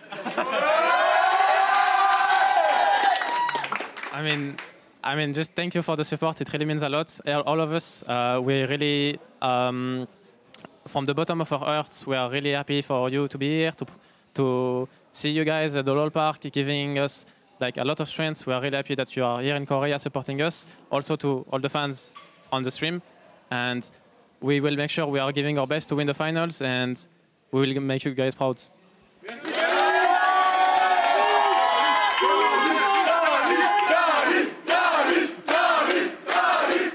you so much, Collis, and good luck in the finals. And back to you guys. Thank you. Thank you. Amazing to hear from Caliste. And I have a fact that is going to make us all feel very old in a bit. Shout out to Twix, a French caster from OTP. The last time a French-owned team made it to an international event, it was AAA against Fnatic in 2011, and Caliste was 5 years old. AAA, that's 5 years old. A name we've heard in a while. I was literally at that tournament as a sub for COG. And now you see him on stage. I played in the show match opener for that. No, how old were you, Kobe? At that time? I'm turning to dust right now. I can see my fingers actually. It is amazing because he was really hyped up at the beginning of the season, and I feel like he completely answered the expectations that the audience had for him. But we have another matchup on the side of the bot lane, because as Caliste is a hyped up rookie, it is easy to forget that his storied opponent Viper once stood in his situation, and he's about to celebrate 7 years in the LCK. Emily, can you talk us through the history of Viper? I can. It is time for another Draw My Life, and this is Draw My Life Viper. Park Viper Do Hyun began his pro career on Griffin, an upstart challengers team who promoted into the LCK in 2018 summer. From his debut, Viper was known not only for his mechanics, but his creativity, playing a variety of mages in the bot lane, and even Teemo. Casters coined this the AD or awesome dude meta at the time, and that's kind of stuck with him since. Griffin and Viper unexpectedly finished second in the 2018 LCK regular season and nearly became LCK champions that same year. They narrowly lost to KT in the finals and then narrowly lost to Gen G in the regional Worlds qualifier. After finishing first in both 2019 LCK regular seasons, Viper and Griffin were stymied by T1 in both LCK finals. Viper moved to HLE for 2020 LCK summer before then being signed by the LPL's Edward Gaming for the 2021 season. And while in the LPL, Viper had an absolutely stellar first year with EDG. He became an LPL and a world champion that year. Viper returned to the LCK and HLE for the 2023 season. In 2024 LCK Summer, he won his first LCK title, upsetting Gen G in the finals just last year. Since debut, Viper has been a gregarious and creative bot laner who has consistently found his way to not only the top of every region and tournament he's played in, but also has had influence on bot lane globally. And it's really difficult now to talk about just how influential Viper, specifically on bot lane meta, and also this Griffin team had when he debuted, right? Like, I remember when the LCK teams had a really rough year that year at Worlds. Everyone was just like, oh God, if only they'd made it through the regional qualifiers. If only Griffin were here, they would save us. And he was such a massive, massive part of that with the different picks he'd pull out in bot. Let's actually hear from Viper himself, because Jason is standing by to give Viper a return fire in our Verizon Game Day interview. I am here joined by Viper on the side of Hana Live ahead of their finals match. First off, congratulations. Hana Live have been having a great time so far here at the first stand, unleashing some of the crazy picks so far. But I want to know your experience, because you didn't really get to play a lot of the fun picks. Most of the time, you were just playing the standard AD carry picks when you were also the mastermind of non-AD carry bot lane. How was your experience? 일단은 저번에도 말했던 것 같은데 그런 피어리스에서의 어떤 준비 과정이었다고 생각하고, 다른 선수들이 그런 픽들을 할 수 있게끔 누군가는 또 정석적인 픽을 해야 한다고 생각을 했고 뭐 이번에는 제가 뭐 그런 픽을 했다면 다음에는 뭐 변수를 맞출 수 있는 그런 챔피언을 제가 또 할 수도 있는 거고 번갈아 가면서 서로의 장점을 살려주는 게 팀이라고 생각합니다. Well, because this is a fearless format, some players get to play the standard picks in order to make rooms for others to play some of the crazy picks. So this time, it could be me, playing the standard picks. But later in the future, I could be the one playing some champions that can make something different happen, and the rest of the players can support me. So I think we can all take turns, playing different picks and according to our concept. And we have all eyes on the bottom lane matchup, Viper versus Kalist. So Kalist earlier today said, I saw Viper saying that he's waiting for me in the finals. He wanted another rematch, but now I'm waiting for him. So do you have any message back to him? 사실 지금까지는 좀 지켜보면서 되게 신인 선수기도 하고 했었는데 이번엔 정말 진심으로 가겠습니다. I've been really nice to him because he's a very young rookie player, but this time I'm going with the full locked-in Viper mode. And lastly, Hana Life is just one victory away from claiming the first stand title, the trophy. So how confident are you heading into the finals? 사실 롤파크에서 진다는 거는 말이 안 되는 것 같고 질 자신이 없습니다. 네. There is no way we're losing that match here at Low Park, and I don't see a future where we are actually losing there. And that was Viper. But before we go, I also want to ask the Hana Life fans whether they also believe that Hana Life will win the finals match. 여러분, 내일 하나생명이 우승할 것 같나요? 네! 바이퍼 선수 화이팅 한번 해주세요. 감사합니다. All right, I guess we have the answer from the fans as well. That was Viper from Hana Life Esports, and back to you. Thank you. 감사합니다. Thank you. I will never forget that last OGN 2018 opening where Viper joins the LCK and he storms his way into the room with everybody else and the music gets turned up as he is one of the most hyped prodigies coming into the LCK of all time. I would argue still the most hyped AD carry to ever join, much more hyped than Pays was when he joined. 7 years since then. He's won a Worlds title. He's looking for another title here on a completely different team. He looks so mature in these interviews. I've loved watching the growth of this player over the years. Matured, confident, and the fans seem confident as well. But I want to see how the fans have voted at Mastercard.gj on X. And they're calling the match for KC with 55.1% of the vote. On one side, big surprise. On the other side, I was kind of expecting more votes for KC given how strongly the fans have been voting so far. Yeah, I was definitely thinking this would be even more KC favored just because their fan base is really good at these kind of calls to action. So it also tells me just how confident people might be in Hana Life as well. Yeah, I can tell you, all the North American fans, they pre-submitted their votes really early before going to sleep for HLE. That's probably why. A man's dream will never die. We will see about this in just a couple minutes, but I want to check out our predictions here, and I'm just going to go quickly through mine. French representative here, I had to call FF. I think it's legit here. But yeah, a majority of Hanwha Life votes. Rightfully so. 3-0. I think the dominance of Hanwha Life in this tournament cannot be overstated. We'll see, as I was asking earlier, how try-hard they get today. I'm expecting, though, they're going to pull out all the stops. The road to glory starts now. For first stand and towards Worlds for Hanwha Life today, it is about sending a message, ringing the start of a new era for the LCK. And for Karmine Corp, it is about proving that hope is still alive for the West and that they are deserving to stand here among the best. It is time for us to kick off the first stand 2025 finals.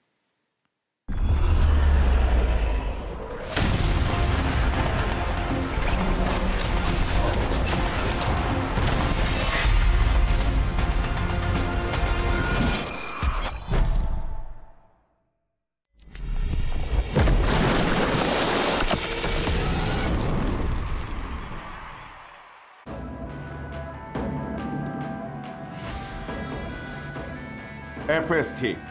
그들은 모두 각자의 지역에서 수많은 경쟁자들을 제치고 올라온 선택받은 강자들이었습니다. It's now just zoning away Jackie Love and Hulk 그냥 밟힙니다. 수많은 도전과 예측하지 못한 순간들, 불확실한 여정 속에서 그들은 무엇을 배우고 무엇을 놓쳤을까요? 끝까지 가면 어차피 우리가 이겨. 풀세트 가기도 전에 끝내버리도록 하겠습니다. Finally, we'll show you what we're made of. You see what we can do. Now it's our turn. 이제 그 누구도 물러설 수 없습니다.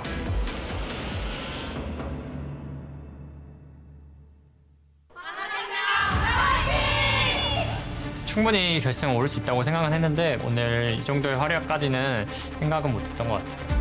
제 경험상 이제 결승까지 올라온 팀이면은 충분히 우승할 수 있는 팀이라고 생각해가지고 방심하지 않고 자기 할 거를 잘하는 게 중요한 것 같습니다.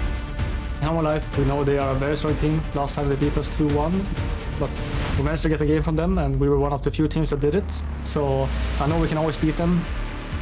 저희가 충분히 질 수 있다는 생각 가지고 최대한 잘 집중하면서 컨디션 관리해야 될 것 같습니다. 언더독의 입장으로서 많이 해본 사람으로서 뭔가 무섭긴 한데 저희가 방심하지 않고 잘 해야 될 것 같습니다. Even though I think we are the big underdogs, I would say, we will still go with confidence and imagine beating the best team in the world right now. A double kill for Kana, the hero of France.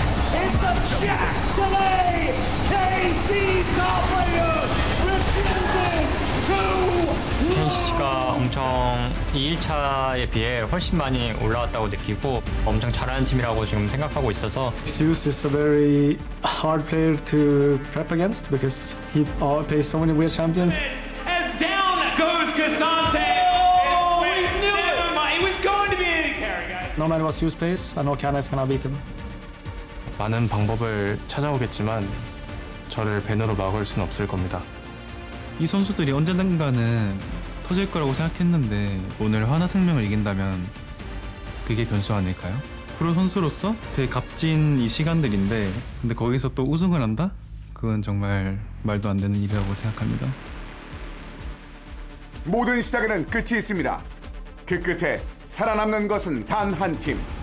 역사는 승리는 단 한 팀의 이름을 기억합니다. NCT는 언제나 강했고 그 힘을 지금도 이어나가고 있습니다. 저희가 새로운 전설을 만들어 보겠습니다. Not difficult for us. We're always ready for change. We are the fearless. 최초의 전설로 기억될 단 한 팀은 누가 될까요?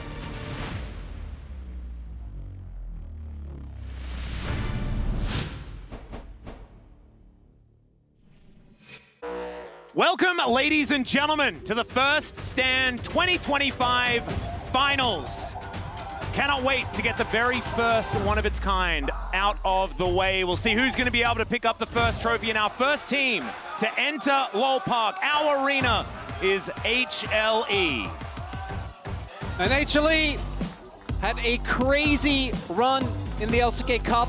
So many games that pushed them all the way to the limits, but when everything came to the end, it was always their Nexus that was standing, and they are going to be the heavy favorite coming in today. Absolutely. It looked a little bit like they've been styling on the competition, picking all kinds of crazy stuff here at First Stand, but still have yet to be taken down, and they are definitely the massive runaway favorites. Absolutely. Lowell Park, they are no strangers to this particular arena. As we know, we've been watching them so far this year, but for many years prior to that.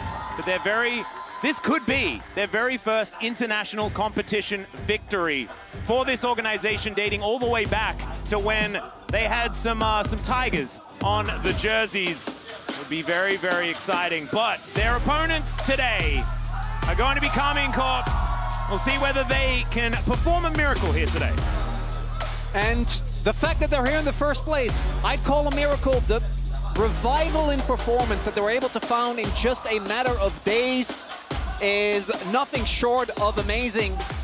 The gap in performance, both on an individual and a team level, is remarkable, and they're going to have, I think, a similar level up if they want to step up to Hanwha today. Absolutely. I mean, we really have seen them level up throughout the tournament. You know, started off pretty rough. We're able to get through on tiebreakers 1-3, and then really did have a strong series against CFO, who had been looking like that #2 team coming in. KC able to take them down. and now are going to have a crack at HLE. And the thing that I think is really impressive about KC is the fact that they lose to Team Liquid on day 1. They look like that really affected them on day 2 as well. But then to come back from potentially being reverse swept in a game 5, that shows mental fortitude that obviously wasn't there at the beginning of the tournament. And so we'll see whether they can utilize that in order to create something here up against HLE, a team that has looked almost unchallenged. And I think a lot of people, myself included, are just super interested to see what is the draft going to look like for the first game, because HLE has had some where they're looking like, okay, it's a little bit more experimental, you know, we have the Quintop, the Kale, we had the Zed in Italy, Vladimir, you know, topside game versus CFO, but they're still winning with this stuff, right? But then we see them coming against TES. They're playing kind of more similarly to how they played in the LCK. They looked super locked in yesterday, and we're clearly focused on bringing out the best picks and dominating the competition. So I'm curious to see, are they going to be a little bit more experimental? Are they going to have that confidence, that swagger to come in and say, you know what, we can flex on you in the finals? Or are they going to show us what they showed us yesterday? Well, I think maybe because it's a best of 5, they could win the first game, you know, try and dominate that one, and then perhaps we'll get, you know, a couple of Teemos and something like that. And like, I think they often run off a buffer. Winning an international title with a Teemo is the biggest flex. That does sound pretty good, and you know, Viper's done it before. We keep asking for the Teemo. I don't know if we're quite going to go that crazy. But they've won games on it. You know, I know. A very long time ago. We've heard these stories, but you know, there's a Vladimir that clearly Humble Life rate is a pick right now. Yeah. But my expectation is that it is going to be a lot more like we saw in the TES series, where the level of discipline in particular is on a different level from what they showed throughout most of the group stage. Well, it is now time for us to dive into Champion Select, powered by Omen and HyperX. See who's going to be able to get the lead here. Of course, the coin flip was won by HLE, and they have elected to hop onto the blue side today to begin our best of 5 final. Who will be the first stand, first time champion? It's what we're about to find out. Well, bans already kicking off here. Poppy as well as Skarn are going to be banned out here by HLE. 80 carries being targeted over by KC. We'll be interested to see if Vi prio is going to be really high, because we're coming off of an insane Vi game yesterday from Peanut, and Zeka was going crazy on the Akali. These melee champions really were looking unstoppable. I'm pretty sure that if KC don't ban it, Humble Life are going to pick it. They've been very adamant. They love leaving the Vi open when Skarner is up, but considering they banned themselves, I'm fairly certain that's just going to be the early priority pick here. Like. If they continue the trends that we've seen of them in group stage. I do think that Rumble is more valuable. I think as soon as you first pick Rumble, they have to pick the Vi away, because otherwise you get Rumble Vi and then you just win. Well, That's kind of how it goes. But I do think that actually provides an issue, and I actually really like this because I agree with you. This is going to be a Rumble lock-in, most likely, and Yike's performance on the Vi just hasn't been up to par. So I feel like you need to pick that away, but just banning it is the safest bet, and there is the Rumble that you mentioned earlier. And I'm just so curious, you know, obviously if you're not going to ban Rumble on red side, you know that it is going to be locked in. So what is the answer here from Kana? We have seen things like Galio in the past, you know, be a strong answer, but it doesn't feel like Kana's style. You know, he is really much more of that kind of aggressive carry style player. I feel like he could just lock Jace. That's most likely. It's a it's a fantastic champion for him, and I think that this team sort of lives and dies by whether Kana can get an advantage. And if he does have a champion like Jace, there's certainly a chance that he could get that one done. As that is Maokai. Maokai has been very, very strong. And so he's going to be locked away here. Theoretically flexible, but likely going to Yike. And now will we see the Jace pickup? And that's a twofold winner, as there did feel like kind of a no-brainer. Kana's Jace, as mentioned before, we are playing Fearless, which means that it also is denied from Zeus. And the same for the Maokai. Those are two picks that if Hanwha ever get their hands on them, you're going to be feeling very, very scared.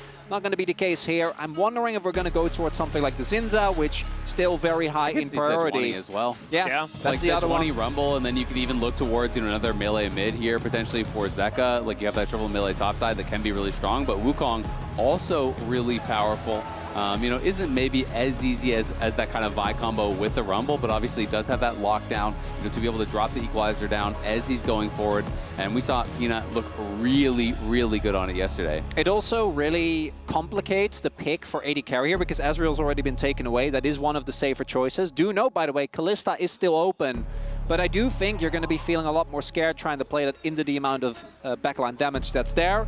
That Humble Life is available, and the Kalista really has been kind of hit or miss. Was very, very extremely high in power early on, but has somewhat dropped us. I do really like the Taliyah. I think it's both a strong pick into the Azir to break or block angles for the shuffle, as well as making it harder for Wukong to actually get into the back line. I mean, this is kind of just a run back of their draft yesterday, game 1 against Top. But they have the exact same first 3 picks. It was the Rumble, the Wukong, and the Azir.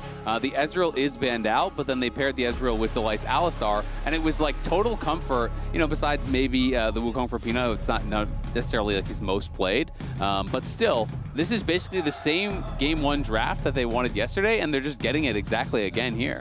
We'll just have to see what Viper is going to be playing there towards the bottom side already. A few things banned away, but it's a turn of attention towards Delight and his champion pool. His Rel to be taken away. An interesting one, because I sort of think of Alistar and Rakan, but maybe just having a bit of a different idea and wanting to get rid of like an MF Rel combo because of the amount of wombo you can already see here on the HLE side. There's also the fact that I think playing the Rakan into Maokai and Taliyah can feel quite rough, so maybe they don't feel quite as scared. I wonder when they wanted to prioritize the Leona though, because I do think that Leona for the Humble Life comp is going to feel really, really great. They obviously need a primary source of engage.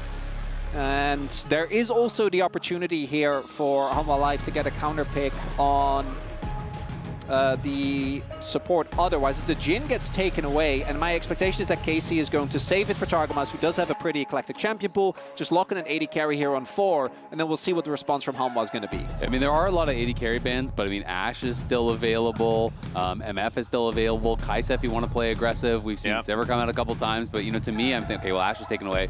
Now I'm thinking it could be things more like the MF, more like the Kaisa, which have been, you know, 2 fairly popular picks. I'm not the biggest fan of the MF, to be honest, but I do think, you know, it does still have a lot of power in the early laning. You can get prio in the 2v2, you can control mid lane and be able to move around the map through that. Though it didn't really work for Jackie Love here, when you watched him play in the LPL, I thought Top really played around that pick very well. I would like to see an 80 carry pick though, because I feel like getting drawn into that trap of picking something like a melee support means that you can just get enchanted there on the bottom side of the map and really run into trouble, as the MF wasn't the top choice. Yeah, the only other angle, which we haven't seen at the tournament thus far, would be that Xayah Rakan combo, right? We do know Humble love it, just hasn't really seen it this far in the tournament. The MF, it's really one of those picks that in theory sounds great. They have a good amount of CC already. I'm sure they'll be able to get an engaged support to end on as well. The Maokai in particular creates a great combo of the Taliyah to set up as well. But I do really think that trying to play any team fight later in the game, when this is the setup that Humble have, especially now bolstered by those 2 champions, it's going to be so hard for Kalista. We saw Jackie Love have this exact same issue. Yeah, I agree. I mean, I do think, you know, you want lockdown with the MF, but at the same time, I feel like a pick like Renata kind of goes pretty hard here, as you do have 4 champions that are kind of diving in. Can be actually really strong, you know, in the 2v2 as well. It can be tough for Alistar, but will be interesting to see if they just go towards Leona. That would be kind of the more standard option. They are going to go in towards Rakan instead. Oh, I find Rakan so difficult to play into this combo. There's just damage coming out of everywhere, right? And so Rakan being as squishy as he is, he's going in with the quickness, trying to do stuff. He could just be swatted like a fly. I do agree with you. But again, in the context of the best of 5, this is a great pick because it also takes it away from the line, right? And that's something that I think make these drafts really interesting. I do really worry about Casey's ability to fight team fights later on, even with the, I think, great disengage that they have with the Gate from Jace, with the Maokai, and with the Taliyah, because there is just so much damage coming out from Hanwha. No, I agree, but you know, the Rakan, I will say, very explosive as far as the engage, and if you can get in with R Flash, you know, follow up, twisted advance, MF bullet time over the top, you have the seismic shove, like there is a lot of CC. If you can actually get that prime target, if you can catch Viper or Zeka and get them 100-0, that feels like it's going to be pretty important here for KC, and if they can't, it's going to be tough because there's so many threats over on the other side. Biggest window for KC for me is that bot lane matchup. That should be one that is very, very heavily favored just by the virtue of Alistar not being a champion level 1 and MF being so much stronger than Kaisa in the laning phase. And that, to me, is going to be the main leveraging point. We'll see where Yike paths, what they can actually get done early game. Because even though Kalist and Targama started off slow, they have been looking a lot better as the tournament has progressed. Yep, just have to see. It's a lot of comfort on both sides of the Rift. And with Fearless, I think this is going to make Game 2 even more exciting, given the fact that there is a lot that has been used up in this first draft. But let's get into it. Game number 1.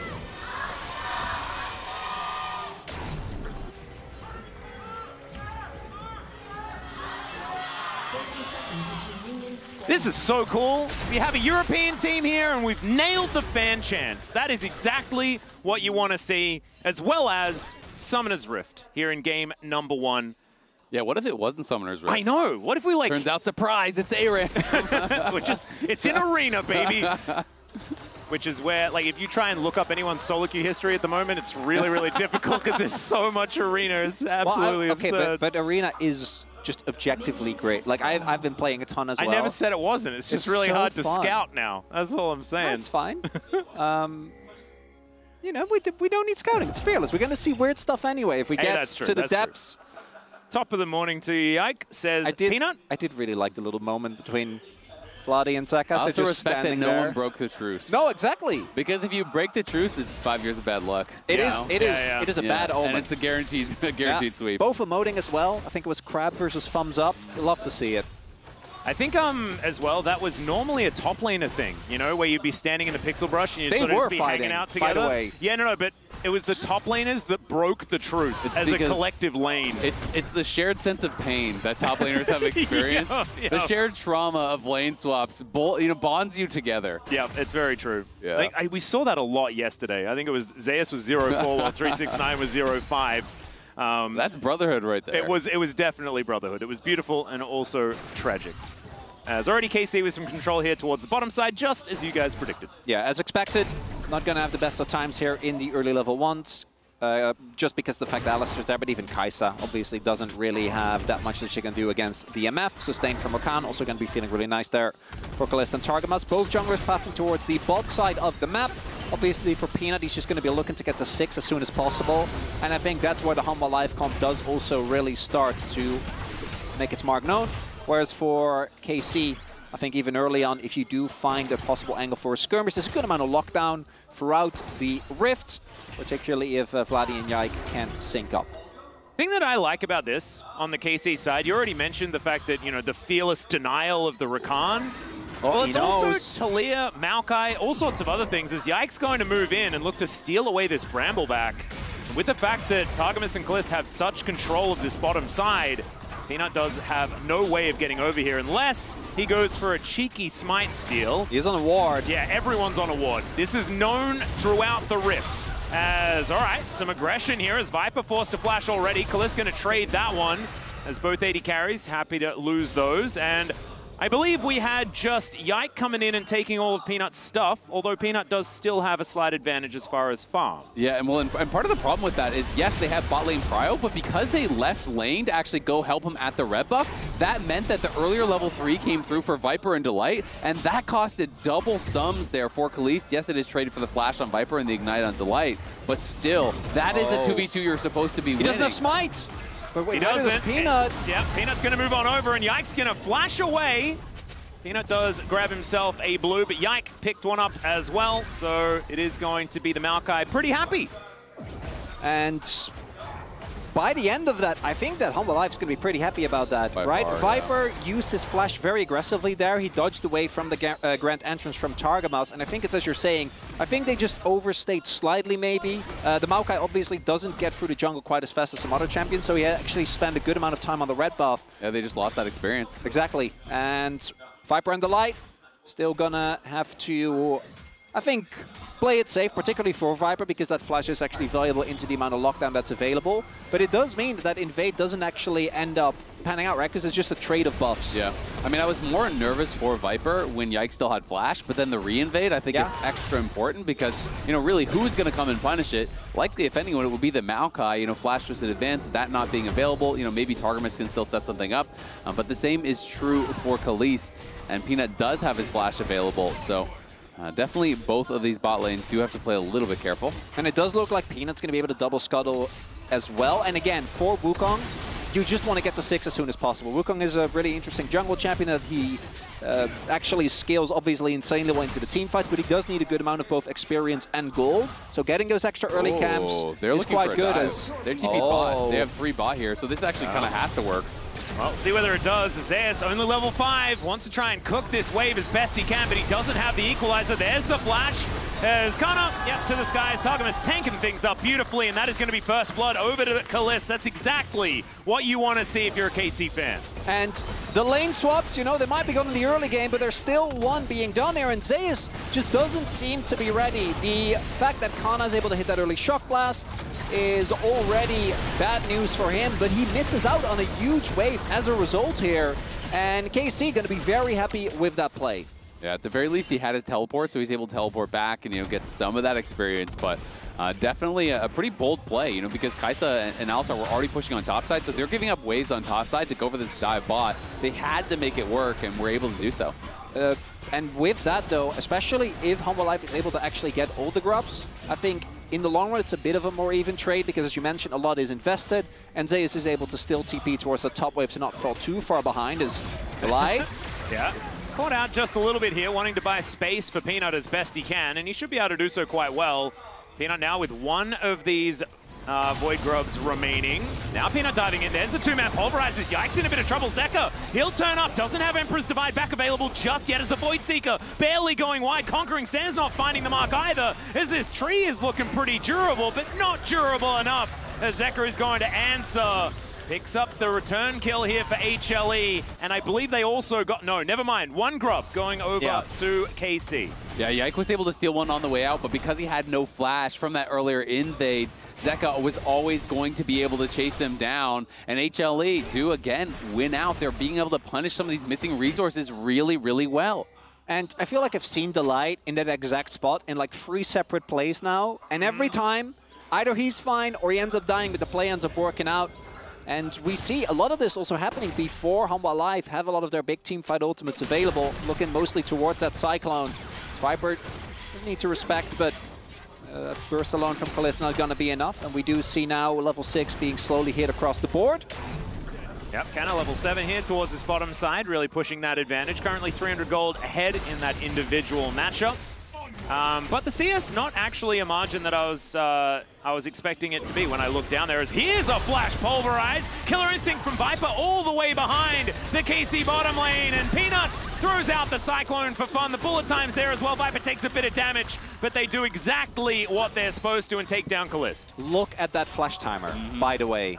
Look at it. God. It's about to come off. By the time he respawns, it'll be back up. But that is exactly, I think, an issue that's going to keep plaguing Kalist throughout this game. SMF, this time it's the light that's flashing on you. Peanut still has his available for a subsequent fight, as Delight really wants this wave to go into the turret. And I think Targamas is able to slow it down. Now at this point, Kalist with the Strut is making his way back into the lane, but that right there is going to be a continued issue. And the fact that Peanut is getting, again, pretty fed up of these assists and these plays is a big deal. And I think it's kind of going to come down a lot to a concept we saw yesterday with HLE versus TES, where it's kind of who can engage first and put the other team on the back foot. We saw HLE doing such a good job of always having Jackie Love on the back foot, which created space for Viper. And I think KC have got to do the same thing, because if Kalist is ever the one getting engaged on, he's never going to get an opportunity to go for that bullet time. So we're going to have to see, you know, Yike and Targamas creating those opportunities and buying that space for Kalist. The one thing that is good for KC is that they have the tools, right? Between the Maokai, the Chase Gate, as well as the Taliyah, these are some incredible disengage tools. So you're really looking to kind of know where Hun was coming from, absorb the initial blow, and then go back in. Or you have to be to an objective first, but we'll have to see if they're actually going to be able to do so. At that point, you have the zone control with the Maokai ult, as well as the Taliyah rocks.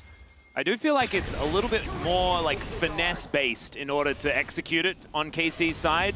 Because like you say, it has to be disengage and then lure them into that false sense of security so that they've hard committed.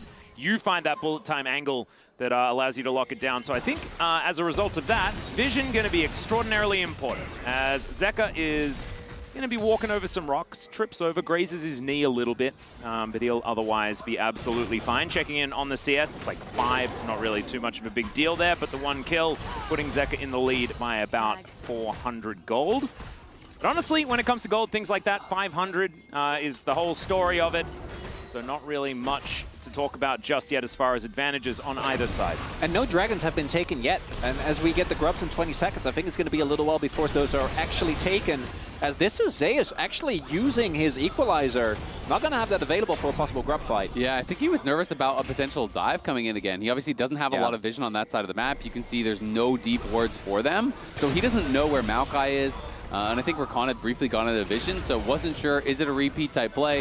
Instead, he'll just drop the equalizer. He has his TP back up, so goes back to base, plays it safe. Well, as we can see here, Peanut looking for a little bit of an angle, not really finding one there, as I believe he was spotted on that cheeky ward around the grubs. Zeus is teleported towards the bottom side of the map. Both teleports on cooldown here for HLE, but they're still going to start up these grubs. I think they just want to get one or two because they are down to teleport, right? Kana can TP in and Zeus can't stop him. Yeah, so there is one of them. Vladdy going to be getting towards the top side of this fight. These grubs going to be split as there's the Weaver's Wall. In goes Delight, but he gets flung back immediately. That cow is a stake immediately. And Peanut just wanted to be cheeky. Will be able to grab another grub here, and now they're looking to try and exit the fight. Peanut's going to need to flash preemptively there as well, not wanting to get twisted advanced on, as Nimbus Strike will be able to buy him a bit of space. Anna catches up there, and a Cyclone going to be used defensively. Unfortunately, Vitagemus doesn't make it in, but it doesn't matter, and Zeka whiffs the ultimate completely.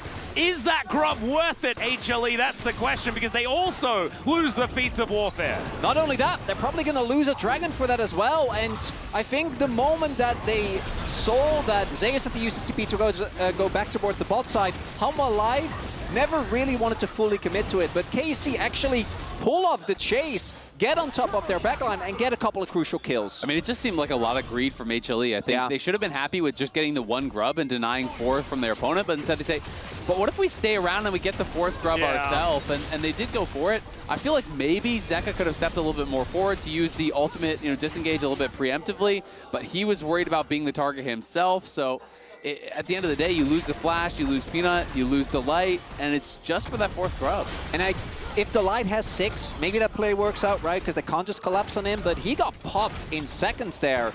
Actually nicely done there by KC, cognizant of the fact that the Delight, not that tanky if you can catch him off guard, and that does mean that the gold lead, which has been, again, very even, now swinging again in the favor of KC, and that dragon is a big deal. Yeah, and Vladdy being able to pick up a kill. I mean, he's just been so good for KC. Really, to me, when I watched the LEC playoffs, he was the star of the team. Obviously, Khalees, there's so much hype around it, but Vladdy was going so crazy in those games, was someone who was able to actually get the best of Caps, which has not really been happening in the LEC for many, many, many years. And it's just been fun to watch the development of Vladdy, of Khalees, to have them coming up and to see how successful KC has been able to be, really in their first year with this roster altogether. The improvements from last year are crazy. Yep, it's really impressive. And I completely agree with you, but I think this tournament, the story has been a lot more about Kana. Exactly right. And if all of them are going to be firing at the same time, that could spell some difficulties here for HLE that we're already starting to see possibly crop up. As we do round the 14-minute mark, these turret plates are going to be falling down. Some decent platage being picked up in a couple of these lanes, but no turrets under threat just yet. Delight is in that back brush last time we saw him, so he's been waiting there for quite a long time. He's going to be looking. Yeah, Vladdy does have the rocks on the ground, so can't actually use them to stop that headbutt. The flash forward from Viper, and that will be a kill. Shutdown coming in for the Kai'Sa. Oh, and that is flash invested. If he had the shield on Archangels, if that was a Seraphs, he might have lived. Instead ends up going down. Gives the shutdown to Viper as well, who says thank you for the money, and Delight sets up the play yet again. I mean, Delight was just there for a long time. He had been waiting in that brush for 30, 40 seconds, I want to say. Very patient, knew someone would be able to come up there and answer that wave. The fact that it's a shutdown is insult to injury, and they're going to be able to get that tower. Oh, man. Oh, maybe? No, okay, it's going to go down. So, yeah, they get the first brick. That's that fourth grub value, okay? And there you go, paying off. So, maybe it's already worth the investment. It's definitely not. As Delight's going to get knocked up here by Targamas, but not anything else going to happen. Kind of pushing on this bottom side, and he's gotten quite a ways through this turret as well, as Peanut's going to come down, try and stop him. Not actually going to get rid of that vision. As you can see, Zeka making his way in, and this is another turret that is likely going to fall. There it goes. And that so means the answer comes through, and everything very even as once again, Delight is pulverizing. Kaliss going to get stunned up there by the trample, and he is dead once again. Yeah, just way too far up there. A little bit of greed on that top lane push. You know, he saw, okay, maybe multiple people are down on bot side. Maybe I'm going to be safe here. Wukong's down there, but does not respect where Delight could be. Walks up to hit the tower. there is a classic Atlas bit as we have the MasterCard lane economy snapshot. I want you to look at specifically that gold lead on Delight about how Hex Flash, you know, you want to flash just to get it. Oh, yeah. And then, you know, in Delight's case, I'm like, yeah, you know what? He makes it work. I think you're not getting any value if something is off cooldown. You gotta get value. You gotta get runes. it ticking immediately. And Hex Flash is broken because it's available while there is also something ticking. So absolutely beautiful stuff, and I'm glad that you brought that up. Hex Flash makes me happy every single time I see it. And Delight, of course, on his cow is never going to disappoint. Obviously, sucks that Khalees died, but I will say I'm glad he didn't flash. You know, he was absolutely dead to rights, and if you flash in that spot, then you're cooked for the next fight as well. Herald now spawning. Dragon's going to be up here in 50 seconds, and it's going to be a march towards those objectives to see who will get the feats of warfare. And this is actually, this is a really important time as well. Sorry to cut you off there, Chronicler, because this has been the time where HLE has created all of their advantages. They've sometimes had a few like weird things in the early game, but this is where they really take control. And so KC, they're gonna have to stay vigilant. Well, the item spikes as well, hit one item on either side, but I think Helma Life, they're going to be feeling amazing. That Triforce on Peanut is big. Well, there's the Nature's Grasp. Cyclone there for Peanut as well as the Rift Herald is being ignored. Down comes the Rumble as well. Equalizer not in the most perfect position, but they split up the fight. They managed to take down the tree. And it is the Herald being secured here by KC. But they don't walk away with their tree and their jungler. Yikes, steal is successful though, and it feels very reminiscent of the earlier play where the team fight goes the way of the other team. Yes, you get the objective, but you are going to lose the dragon, and we're going to see what the soul is, I think, shortly. And that puts them at 2 out of 3 of those objectives. So KC now only 1 objective away from claiming those feats of warfare. Of course, it will be traded back for the dragon on the other side. But this is only the first objective claim for HLE because they never got a full set of those 3 grubs. And meanwhile, Kana just pushing up on that top side, playing heavily through side lanes, just trying to keep that farm up. Of course, Zeka will be able to defend the top lane tower for now, but a very close game. And I gotta say, KC definitely coming out ready for this series and looking really locked in. Not gonna lie, feel like it is more competitive than I was expecting after seeing HLE dismantle TES yesterday. KC looking fantastic in the early stages of this one. Going to have to continue that way, absolutely, but so far so good. As we have a look at this fight one more time. The big thing here is Yike is actually able to, by the cost of his life, make it all the way over. There's an attempt there, but you see the immediate cancel on Kallista's ultimate, right? It's going to remain an issue for him, as I think actually channeling a full ult when you're that close to the life is just never going to happen. And that was at 1187 he smite that, by the way. So that's basically a perfect smite that he actually had to secure it. From Yike. So well done by him to be able to grab that and get in, grab the Herald. So, you know, at least is able to walk away with that. Still has that in his pocket. You know, could use that maybe next, next objective that's coming up, next dragon that's coming up to try to drop that mid lane and try to get them prio there and look towards that final objective for Feats of Warfare. Yep, now moving down towards the bottom side just to make sure that Vladdy's going to be safe as he is pushing this wave in. Viper and Khalees just chilling out in this mid lane. And nothing really going to come of it. Next objective is going to be Otacon that's coming up in about a minute and a half. Don't know whether anyone's going to be fighting over that too soon, but we'll just have to find out. There is also the fact that we're dealing with a mountain dragon. I think KC going to be happy that they got that one Drake, because for their comp, I do actually think that they can run into damage issues. None of their characters are really good at dealing with extremely beefy targets, and there aren't really any big tanks on the side of Humble Life, but if they're able to actually get to that mountain, I do think they're going to lose a lot of their power. The Jace poke also loses some of his impact, so these team fights going to be incredibly important, and that has been where I think we've seen the biggest gap between Hanwha and any other team, is in the actual 5v5s. The amount of times where it feels like a game is relatively close, and then they fight for 0 and the game just kind of ends. It's happened many a time, but KC, they don't want to make that happen as they get the mid lane turret here, are going to be able to open up the map with that. Yeah, will be traded on the bottom side, though. No one going to be answering Zeka, so he gets ISO gold down there. He's going to be able to open up his own advantage, and Zeus realizing not in a position to actually take this fight, but we'll cancel the recall now. He cancels it. will be able to get that point-blank harpoon as the flash out from Kana, flash to immediately follow there from Zeus, and he just cooks him.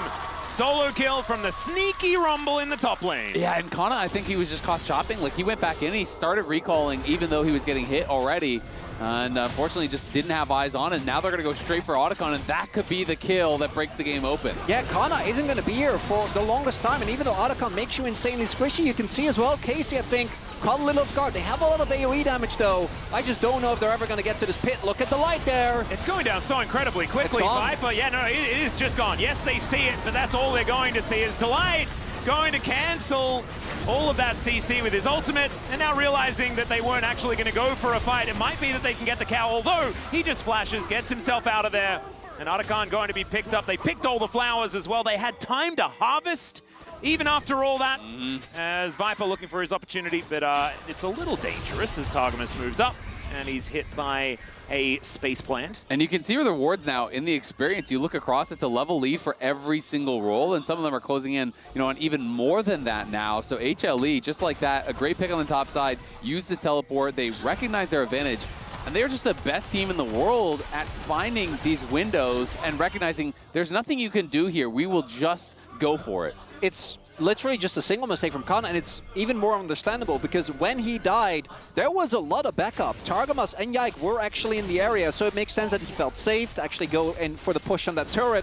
But Zeus' trap now putting Hanwha on a, as you point out, great experience lead. Obviously, as I already mentioned, I think it's going to be really hard for KC if Humble Life is able to stack the dragons. That's only going to get worse now with the extra buff that they get from the Otacon.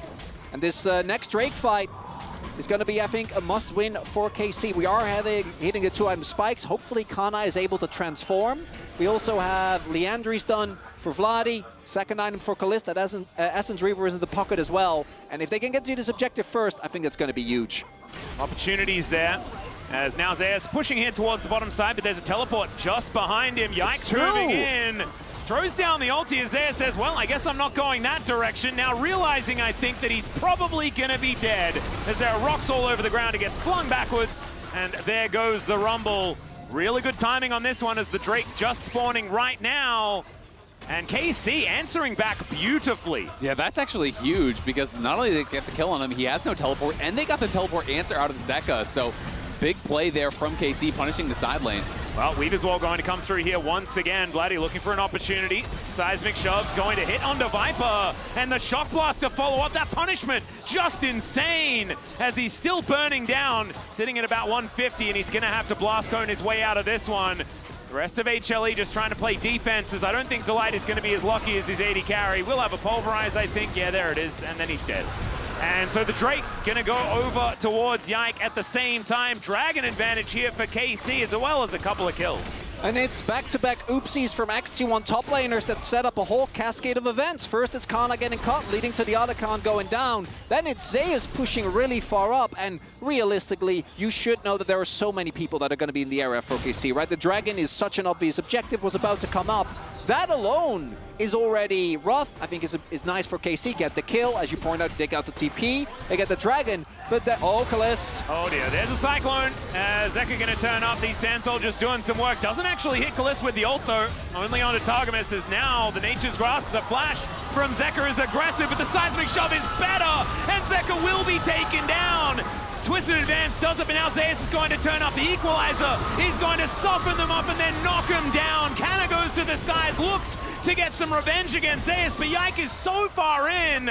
Now doing battle against a Delight that's only just come back, and Peanut wants to get some revenge himself. Behind enemy lines is this tree, and Yike should be falling, although he makes it back to the rest of his team. He's running it, it's actually Delight that falls eventually. He does go down, but I'd say that there should be a worth in all chat. There's another teleport to bring Zeus into this mid lane as he's booking it towards Kana once again. Kalist will have the damage though, and Zeus is just gonna fall. The bullet time to rain on through, and that thumbs up That's a good one there, Calista. That is massive for KC. They get the kills. Dyke somehow is able to survive in this, and this felt like it was going to be an HLE1 fight, but Zeka goes forward. He doesn't have the soldiers actually in position to get very much damage down on Khalees early. A great reactivation of the Cyclone there from Peanut, but then this flash from Zeka puts himself in a really awkward position. He wanted to flash aggressively, could have just flashed back, played the fight out more slowly. And then it looks like Humble Life is able to turn the tide. Viper's in the midst of them. Zeus is toasting people, and Kalist can't really join the fight because he's already taken so low. But then, in this extended chase for Yike, I think initially Humble Life are able to get on top of him. Obviously, he stays alive for so long. And this is still fine trading jungler for support. But then the TP from Zeus, the man just not on point, walks into an MF, who is full health, face first, and just dies. Yeah, I mean, I did like the vibes, though, you know? It was just aggression. He wants to fight, he wants to battle. Maybe don't make that decision again, but where the thought came from, Wait, I appreciate. You can't both like the decision and say he shouldn't make it again, Atlas. No, I can like it, just don't do it. Like, it's not good, but I like it. You can like eating one slice of cake, but maybe the second is too much. Exactly. You know, you'll feel a little bit sick. Okay, that was not a good slice of cake. You can't tell me that. That was a bad slice. What well, is it depends if you're a KC fan. That was a great slice. That was delicious. Give me the whole thing.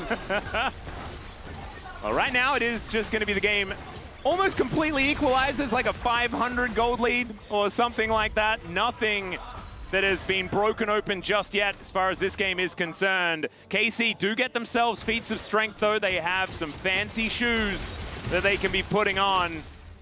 And we'll see whether some of these advantages are going to work out. I mean, we're 26 minutes in. It's pretty much dead even, right? It is going to come down to the team fights. You know, that's where people would have thought HLE would have that big advantage, but KC has been given as good as it got. They have been looking really strong in these skirmishes and getting the best of HLE a number of times so far this game.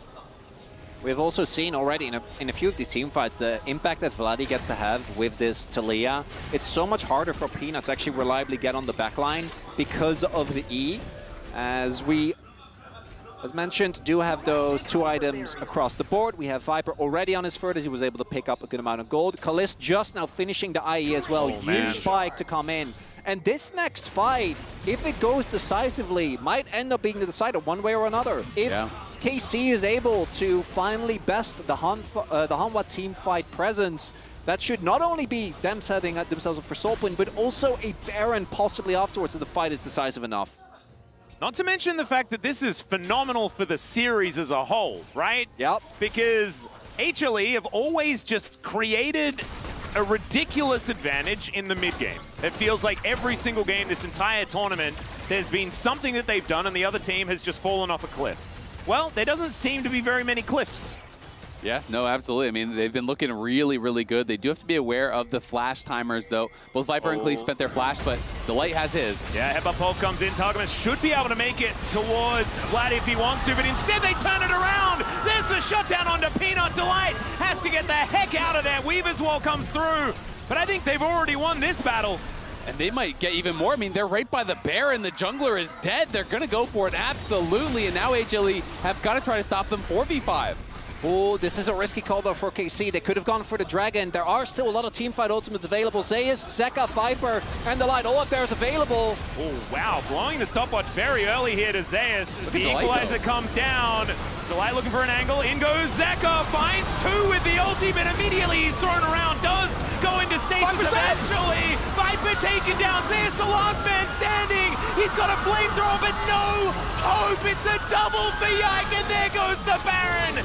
KC, they're looking to put themselves into a position to win this game. This is madness. KC coming out on top in the fight. They go for a pick here, but it's on Targamas, and Vladdy is over the wall. Gets the seismic shove. The charm is there on Peanut. And Khalees just lets it rip with the bullet time, knocks him down. The entirety of KC is just ready, and here, Delight already taken very low. The poke from Kana as well as Vladdy just hits. And Zeus, I think, a very early equalizer here. If he combos that when Zeka goes in, Vladdy just pops immediately. Instead, so much damage is done. It's the Baron that finishes off Viper, who doesn't, and I think realistically so, doesn't have another opportunity besides just go in there. And now KC, that should be Soul Point as well for them being able to, and there we go, use that Baron to pick up the Dragon.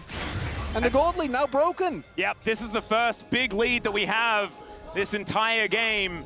And it's to the tune of almost 5,000 at this point in time. Is Canna going to be diving on top of Peanut? Peanut is able to Warrior Trickster away, but Cavalry will arrive. And HLE, they are really going to have to find something in the tank here if they want to win this one, as Nature's Grasp comes through once again. There's a wall there as well. The bullet time comes down as this Unbreakable Will is going to need to be exactly that, as Delight utilizes it to get rid of a whole lot of damage. But now the Equalizer coming down. The quickness comes through from Targamas, not able to get on top of Peanut, but that doesn't matter. Empress back once again, hits 2. It's a double for Vladdy though on the other side. Canna going to be taken down, and now Zeus is looking to chase after Targamas and Yike. He has to sacrifice himself, but now it's Viper and Zeka chasing after the remainders of the Baron, as Yike should be chased out here by the Pigeon Man. And Targamas, I think he's probably going to be fast enough to get out as Yike. He's on vision. He's got that little sapling down though, and we're going to need a Shifting Sands from Zeka to be able to catch up to this guy. And Twisted Advance, not quite enough. So that's going to be the shutdown. Zeka now has a whole lot of money, but I don't think they're out of the woods just yet. They're not, but that was a really big moment. If KC just get that turret or able to rotate to completely take out that ring of inners, that could have been what I think put them too far ahead, but instead, Zeka finds a miracle. I mean, it's Zeka that finds the miracle, but it required the setup first, because Zeus is able to force a flash, you know, with this engage here. They drop the Equalizer, in goes Peanut, Khalees flashes away. Now this is the opportunity for Zeka to go because of the missing summoners. He finds his angle, gets in, gets both the carries, sweeps them into the waiting arms of Zeus. That is a game saver, and that is a 1-2 punch that you have come to expect from HLE. And 2 big ultimates were already missing there. Particularly the Maokai ultimate, right, was used. They didn't really get too much out of that. That is a tool that I think is needed to provide the safety, as Peanut not doing the damage, but I do think that the initial setup, as you point out, was important there. And now gold lead still in favor of KC. Still them sitting on Soul Point, but Humble Life not going down without a fight. Yeah, and Viper just bought a full item since we last checked in. He has a GA now, so that is a very rich Kaisa. Yeah, it's also a bit of a different build as well. Hasn't gone for, you know, a bit of extra AP, the Nash's Tooth, not actually there. Not building a Zhonya's or anything like that, electing to go a lot more AD, and that's because you've got Azir and you've got Rumble. They need as much physical damage as they can possibly get. So a little bit of a different flavor of the Kai'Sa. Haven't seen as many of these physical ones as we have in the past.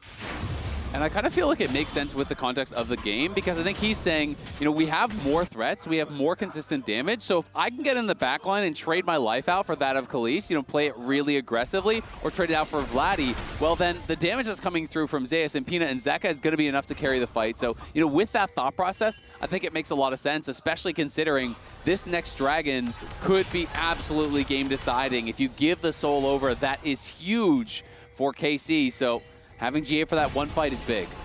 It is looking, besides that, stopwatch is done for both Zeus and Zeka. Vladdy also sitting on an arm guard, so that cooldown is going to be huge. It looks like neither AD carry is going to have the flash available, at least at the beginning of the fight.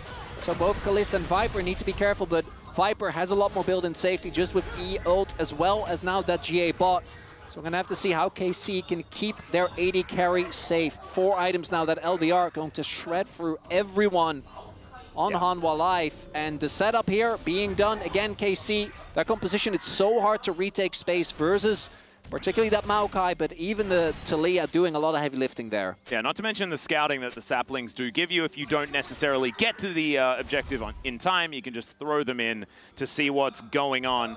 Absolutely fantastic. So now HLE going for a bit of a reset, and as we tick over to like 35 seconds until the Dragon, that is going to be exactly where everyone has their eyes on. The Baron, not actually giving that much gold. Rebel Baron power play, I think, was under about 1,000. And so that is going to bring this game back to under 3,000 gold, the difference. It's going to be an honest team fight for either side to try and take this, but KC, so much more than that they can gain with this Mountain Soul being available. And KC did just want to poke. Hanwha Life, they are the ones that need to be proactive. They're the ones that need to go in and make the big plays. They do have retake and control, here of the river. They just sort of wandered in. Yeah, the monkey and the cow just sort of like going forward.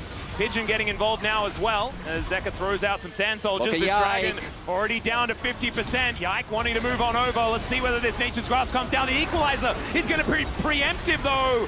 As Delight going to get rooted, does have his unbreakable will, and HLE, you can just get them yourselves out, but instead they're looking for a team fight as Zeka finds some sand soldiers. The quickness going to get interrupted, and the charge comes through, knocked up as well, but he just shifts the sands, gets himself out. TP.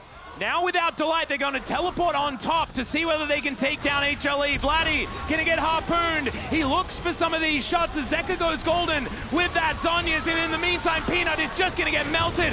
Two-man on the Emperor's Divide is not quite good enough as Kalist taking the damage here as the GA is going to be popped as well. Man, that Bloodthirster looks completely broken as he one-taps Viper, and that could just be the end of the game. And Delight is going to be up in 10 seconds, but I don't think he alone can do it. And Hololive, they got the dragon. But if it comes at the cost of the Nexus, no one's going to be calling Worth, and Kalist being alive means that there's so much damage. We'll see 25 seconds for Peanut here. I don't think they're going to be able to do it, as Delight just needs to try and get in there and stop this wave from getting towards these Nexus turrets. I just don't think he's going to be able to do it. What is he going to do? Like, moo aggressively in their direction? I don't think that's going to happen. Trying to headbutt Kalist away does make a fair bit of sense here. As down goes Delight, and look at this. These turrets do not last long enough at all. The first Nexus claimed will be that of HLE's after they chose the blue side here in Game 1. And the Hololive Game 1 win streak ends just like that. It's KC coming out on top, absorbing that engage. HLE trying to force there, but the equalizer was on no one. Delight got nothing done with his engage, and KC gets the chase down, punished massively. Vladdy with that teleport chasing after him, getting Zeka incredibly low. He tries to go for the hero play, but he didn't have the juice to knock him down. Kalist on the other side with the rest of the team, able to finish him off and just push for the win. It's a massive start from KC. They have got to be ecstatic. And that was incredible too, because the game was so extraordinarily close. Every single moment throughout had to be played exceptionally well. Everyone had to be extremely locked in. But now it is time to throw it over to the space to break down the KC victory here in Game 1. And what a victory here from the boys in blue. Honestly, going against every prediction that we had coming here today, KC take the first win here against Hololive. I don't want to hear it. I don't want to hear it. KC would take no, the game. You had it, but did you think it would happen like this, Em? I definitely did not think it would happen in the first game. Yeah. Basically, what I was more thinking is that it was going to come off of some sort of draft difference, but that is not what happened here at all. Every time that HLE actually ended up going in on these fights, KC were able to absorb it and turn it around, especially when it came to mid-game. And that's super, super impressive to me because, as the casters already pointed out, the mid-game, especially in terms of their map movements, is where HLE really, really shine, really, really balloon their leads. And we saw KC also cross-map trading really well during that time. Yeah, it was insane. So many of these fights going so well for them. I love that in draft number 1, they invested in the Maokai for Yike. He paid them back. And Kana's Jace again definitely paid them back from our featured matchup. I mean, they picked off Zeus right before that role that we just played. Then Zeus teleported out to try and kill Kana, and they turn around and just burn him down as well. Like, KC absolutely coming out on fire in game number 1. And we know that every second counts in League of Legends, and thanks to the reliable Cisco network, the Byron joins KC to take HLE off the map. This fight gets really desperate for Hololive Esports, of course, because they're not going to be able to come in and actually contest easily. And, you know, when you look at some of these desperate situations for Hololive Esports, they're down because they made a tough choice. They made a poor choice in terms of fighting into this comp where Kalist's positioning is so good that they're funneling into an MF ult. Zeus' ult being dropped down super early here is a massive problem for Hololive Esports because with the Kalista composition, you don't necessarily have enough long-term damage to win out these longer fights. The Baron is on Team KC here as well with the positioning of the Hololive players. And with the death of Viper there and the Equalizer used this early, there's just no way for them to clean up the fight. fight. Yeah, I mean, that one was critical. The Peanut face checking in, and Targamas just immediately, they burst him down. You kill the enemy jungler and go straight to Baron. Like, that snap decision-making, KC are coming in with full confidence. They talked about in the interviews coming beforehand that, you know, it's like, it's basically a win-win situation for them because they're so heavily doubted. But if they do win, then they get massive, massive momentum. Yeah, and the interesting thing to me as well that Wolf brought up initially when we're talking about like how HLE are really like, it seemed like they were more desperate than they had to be, especially in a lot of these mid-game fights, right? Because when you look at the way these two compositions match up, I actually really wasn't sure about the MF pick because of what Hanwha Life have to deal with it. So in a situation where it's KC setting up with the Maokai ult and the Jace and the MF in a more standard front to back, and it's not HLE engaging, I actually think HLE look a lot better in some of these fights, but because they were trying to choose, or they were going in, or they were getting caught out, it looked really, really good for KC. And Hanwha just kept hard forcing in unwinnable fights where the situation was no longer favorable. They no longer had the positional advantage. They had used their tools to peel for Peanut, for example, no longer had the ability to collapse onto the misfortune, and just kind of continued to double down into some of these scenarios and gave such a massive gold lead to KC as well. Hanwha Life not playing their best game, but credit deserved, I think, for KC piloting an incredibly difficult draft into all that dive. Simple question here. They got game one. Can they actually do it? Can they actually keep this going for a second game and maybe a third game? That is not the level I expected them to play at, but it's also not what I expected from Hanwha. Yeah, and I mean, Hanwha is what, this breaks their game one streak, right, Wolf? Where they they typically always win game one and game five, which is another reason why you asked me like, oh, did you think it was going to happen in this game? And I'm like, no, because they have been so consistent, and I think this is definitely a draft they could have won with. So we'll see if they're able to come back or if KC can do it. The LEC representative opens up the score here in this first stand, first finals. We'll see what happens here in game two.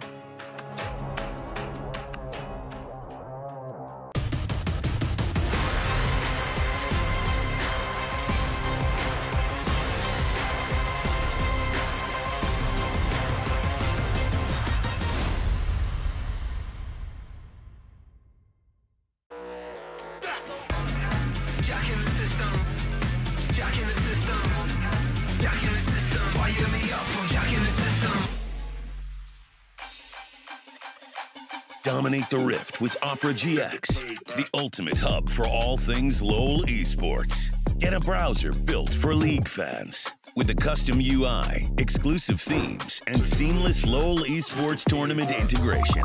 Follow every play, see every result, get access to exclusive contests, rewards, and co-streaming options. Only on the browser for legends. Only on Opera GX. Puppy, why don't you take my keys and go for a ride? Welcome, Stella. So you talk. Stella? Almost. What's next? Bright blue. It's bold. Sorry, hon. I'm hungry, actually. Your favorite, right? How did you know?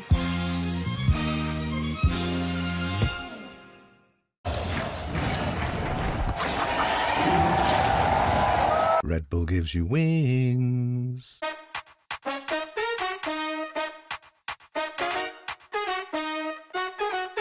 Give me some of that wow. Move to the beat, drop down. Feel it in your body, let it out. Give me some of that, give me some of that wow. Give me some of that wow. Move to the beat, drop down. Feel it in your body, let it out. Give me some of that wow. Give me some of that wow. Move to the beat, drop down. Feel it in your body, let it out. Give me some of that wow. Then face your death, cause you play a roulette with each step I progress, no less. Go ahead and place your bets, cause we know where we at, we know we top tier. Cause all the hate that you bring, we know it stops here. I'm taking off like a rocket here and stopping here. It's strange how they cannot see the future, but see profit here. Wait up, we gon' always win. Promise that that's not a promise, yeah, that is a threat. You know that I promise to bring the team commas. When the whole team win, that's when you flex. Win, and I'ma do it again. Watch me win, then watch me do it again.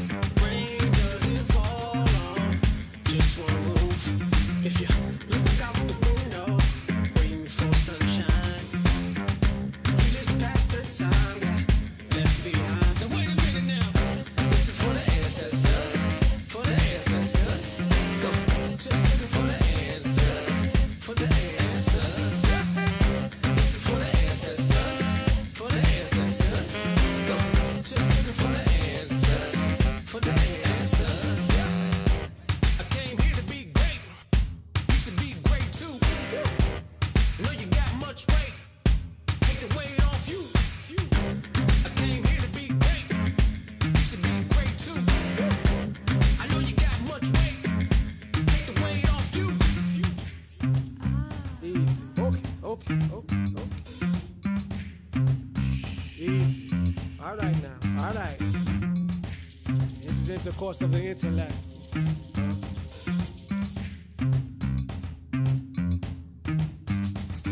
Soul, spirit, liberate. Easy. Okay, you great man. Be great. You great woman. Be great.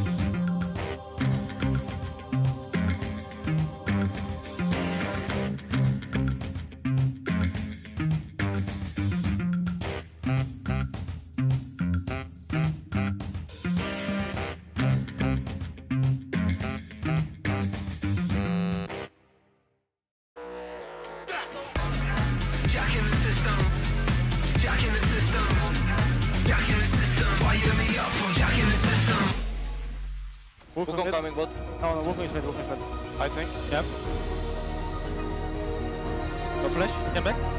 Nice, good call, very good call. Probably a margin that I was expecting it to be when I looked down there. As here's a flash pulverize, killer instinct from Viper all the way behind the KC bottom lane, and Peanut throws out the cyclone. Flash. Last second. I got a second. Win. Guys are dead. How's it? Good job. Go flash rumble. Go last after. Nice. Good job. Go on there. Nice, good job, Nice. Team game on. We reset, okay? This is we're playing Koi, okay guys? We're playing Koi. Welcome back, ladies and gentlemen. It is time for game number 2, and I wasn't expecting to say this, but KC are leading the series 1-0. I think a lot to do with that guy on your screen right there, Kana having a phenomenal performance up against Zeus, who everyone's been calling the best top laner in the world, and he just had a stinker on Rumble, and I don't know what's happening, guys. Yeah, I mean, Delight and Zeus definitely not playing their best. I mean, not looking synced up in those team fights. The team fight equalizers leaving a lot to be desired, but KC, you have got to give them so much credit. They came in, I thought they were going to get blown out. I thought no matter who played HLE in the finals was going to get blown out, but they come in, they're able to really play well and take down game number 1. First step towards the first international title for the LEC since 2019, where G2 absolutely clapped TL in the finals. And we'll see if they can keep it going, or if HLE is just going to be able to just kind of flip that switch and become the monsters we were expecting from them. Even that game 1 win, though, that was, if I remember correctly, a 15-game 1 win streak for Hanwha Life. And obviously, for a part of that, the Orc has been very successful. That 15, that goes back a good amount of time. And Hanwha Life in recent years haven't always been at the top of their game, as we'll have to see a big bounce back. The game 2 Hanwha Life is also notorious, but for bad reasons. So KC, this could be their opportunity. Obviously, as we saw by the predictions, they were the very heavy underdog. Getting such a decisive win in a game 1 can completely turn around how the rest of the series looks. That depends which predictions you're looking at, because when I had a look at Twitter, that told me that KC was easily going to win this series. That well, no, it was close. Yeah. It was 55. So it might just mean that our analysts need to wake up. You didn't predict, did you? True. I did. It was. I predicted 3-0. There was only Emily gave them a game, I believe, out of everyone on the broadcast. Yeah. Every other prediction was 3-0. Yeah. And Flowers gave them a 5-0, which I don't even understand, which is They were going to chrono break 2 games in which they would beat them again. There we go. We just had to redo it and do it again, as we have actually dived into Champion Select already. Poppy, Sejuani, and the Ambessa are all banned away here, as Blue Side once again for HLE. One last ban to come through after the Vi and Yone have been taken away, and it will be Callista. And so HLE, this time, Ezreal up and available, Varus up and available. Quite a few different things that we're going to see here in game number 2. And particularly with the build that Viper went for, I do think it's really hard to have a consistent impact. There's a reason why we basically only see the AP Kai'Sa as Skarner is unfortunately this is one of the 2 extra games, maybe. I think we're getting the Ivern, though. Oh, that that's to true. me is actually a really good answer. And Yike has won both his games on it. So to me, if you're leaving Skarner up, you have got to be laying a trap. Just like how we've seen Callista, every time Callista gets left up, it's into these really difficult to deal with ranged lanes. So to me, you could play an easy Ivern. It just feels like you slammed that down. Already saw him beat 2 teams with it. Correct me if I'm wrong, that was the game they actually beat HLE as well in the best of 3. I'm pretty sure. I think it was. So I don't know. We'll see. We'll see if he's going to be able to perform on it again. But this is just such a difficult pick to deal with. And it's been the key to them actually taking down both the LCK and the LPL representatives with it earlier. We have to see what Vladi is going to play. His Talia, to me, was such a big deal. I think that it really was one of the pivotal picks that actually allowed him to win teamfights the way that they did. I think his map pressure was great as well. And even him getting picked off every now and then didn't really seem to phase him. As taking away the Ezreal from Viper is a good call. Although we are expecting a secondary AD carry because we are playing with the Ivern, right? So a mid lane AD carry is most likely here. Yeah, Cork and Triss both are open, and it's kind of hard, I think, for Hanwha to fully deny them unless they want to spend both bans on that, which obviously can complicate the rest of the pick and ban down the line. Yeah. See where Zeka is going to go as far as this pick is concerned. I think leaving things up in the air could make some sense here. But we'll see, as the Gnar a consideration and a lock in here for Zeus. The pick away from Canna as well does make a fair bit of sense there, as both of them are huge Gnar fans. Yeah, and I mean, when you look at what Kana has played, his 3 most played this tournament are the Jace, the Mbessa, and the Gnar. So obviously, Jace was played last game, so that's gone. They banned out Mbessa. They take away the Gnar, so they're kind of pushing him down as far as that tier list does go. It is going to be Leona as the grab here for Targamas. Didn't elect to go for it last game. Does lock it in this time around, which leads me to believe we're going to see a couple of these engage supports getting banned out here by KC. Try to pinch that pool here from Delight and really put him in a less comfortable spot. Yep, the Rel banned away in the last game as well, is going to continue to do so. As Dandy, where are we banning this time? As solo lanes are all that's required here. Yeah, I think you just ban AD Tristana, mids. Corki. That's what I would do. Yeah. Tristana, Corki, and Smolder? Well, I don't think like Smolder to me is just really not worth it anymore. It's like if you can get a really easy matchup and just scale for free, but like the amount of time and effort you have to put into actually getting the 225 to even turn online doesn't feel like the payoff is really worth it anymore. And I do think that the laning phase is a lot weaker than the other 2. So if it were me, I would do Corki Triss, and if he goes Smolder, I'm willing to deal with that. Oh, the respect band there towards Zeka Zakali. I was kind of expecting something like a Braum ban. I do think that that pick always is going to feel really obnoxious to play into when you're playing a melee support, but doesn't look like that is going to be the case. And double AD carry. Yeah, the Nautilus is still up, as it's the Victor instead, so Tristana does remain open. That would be the other AD mid pick that has still remained viable after all the changes that we had. Obviously, it dominated most of the meta last year. And Kana can go towards pick up, a top laner if he'd like to. They can already see the Gnar, so just taking Aatrox or Jax, one of those things is fine. Camille is something that we were talking about a lot yesterday, but didn't actually lock that one in. Is going to be the Aatrox, though. So it feels like Canna and Zeus' champion pools are just getting drilled into by both very aggressively by both of them at the same time. It's kind of crazy. It's like their shared champion pool is what's getting attacked by the Fearless draft, as Braum, considered by Delight, definitely a step away from a lot of the engage that he's been heading on, but you can see why they would like to pick it up. That is going to be locked in here. And now a Zeka pick, please. What is Zeka going to go towards? A lot of the very comfortable blind picks have already been taken away. It's going to be the Aurora, which hasn't, I don't think, really felt that amazing this far in the tournament. You're also playing it into an Ivern and an Ezreal. And the Hanwha Live draft, I gotta say, not necessarily inspiring the most of confidence. Engage feels relatively lackluster. Obviously, you do have the Skarner, but Engage Brom, we all know, isn't the greatest. And then the kite back and the range on this comp of KC is a complete nuisance. I feel like they have a giga draft gap. Yeah? I think so too. I think their draft is so much better for KC.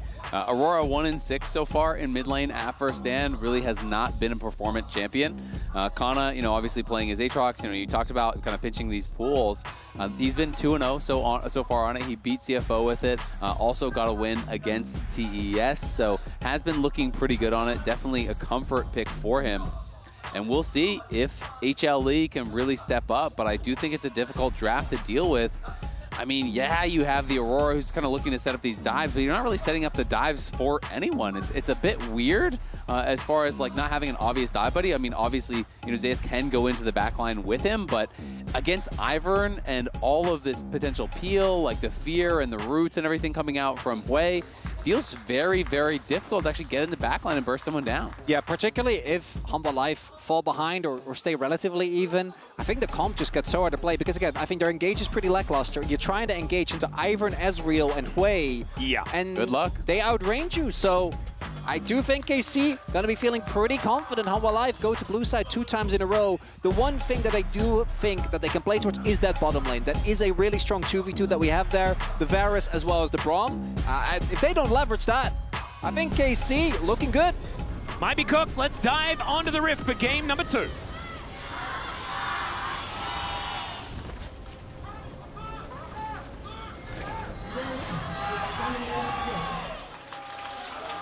I really want to see how well they can actually track Yike, because both of his Ivern games, you just get through these camps so fast and you don't really have to interact with them. So it's always these early pressures that he's able to put on with it, whether he's going through mid or through bot.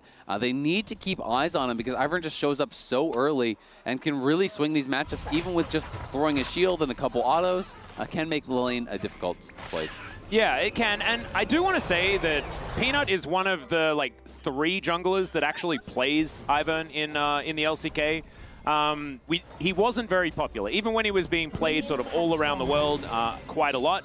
Peanut was one of the guys that does sort of know how this champion works. Him and Canyon played a fair bit of the basketball playing tree guy. He wasn't great at it, but he did play it. Yeah, he was one of the first to pick it up. How are you feeling about the fact this is actually going to be Poke Varus as well? Like, their consistent damage is non-existent over on the HLE side. I mean, you have Aurora, Poke Varus, and an Gnar. It's like you better kill someone instantly, or that's it's that. Viper. If it's a nameplates on situation, because I was actually expecting, particularly with the Braum, right, at least Halo Blades, but most likely going for the on-hit variety.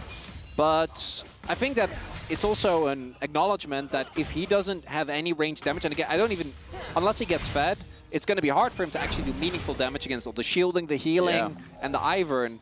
But without him, they have no range. Part of my issue with it, though, is when you're playing into Hwei and Ivern, Hwei just throws down the AoE team shield with the WW. Oh, and I know. Throwing up Ivern shield. I know. There is a Zenith Blade here from Targamas, as we did see that Vladdy went down relatively low. Decent trades, though, as you can see here. Targamas actually avoiding the concussive blows. As Viper hitting that level 2 now. Throws out the hail of arrows, but isn't otherwise going to find too much. Oh, lethal tempo.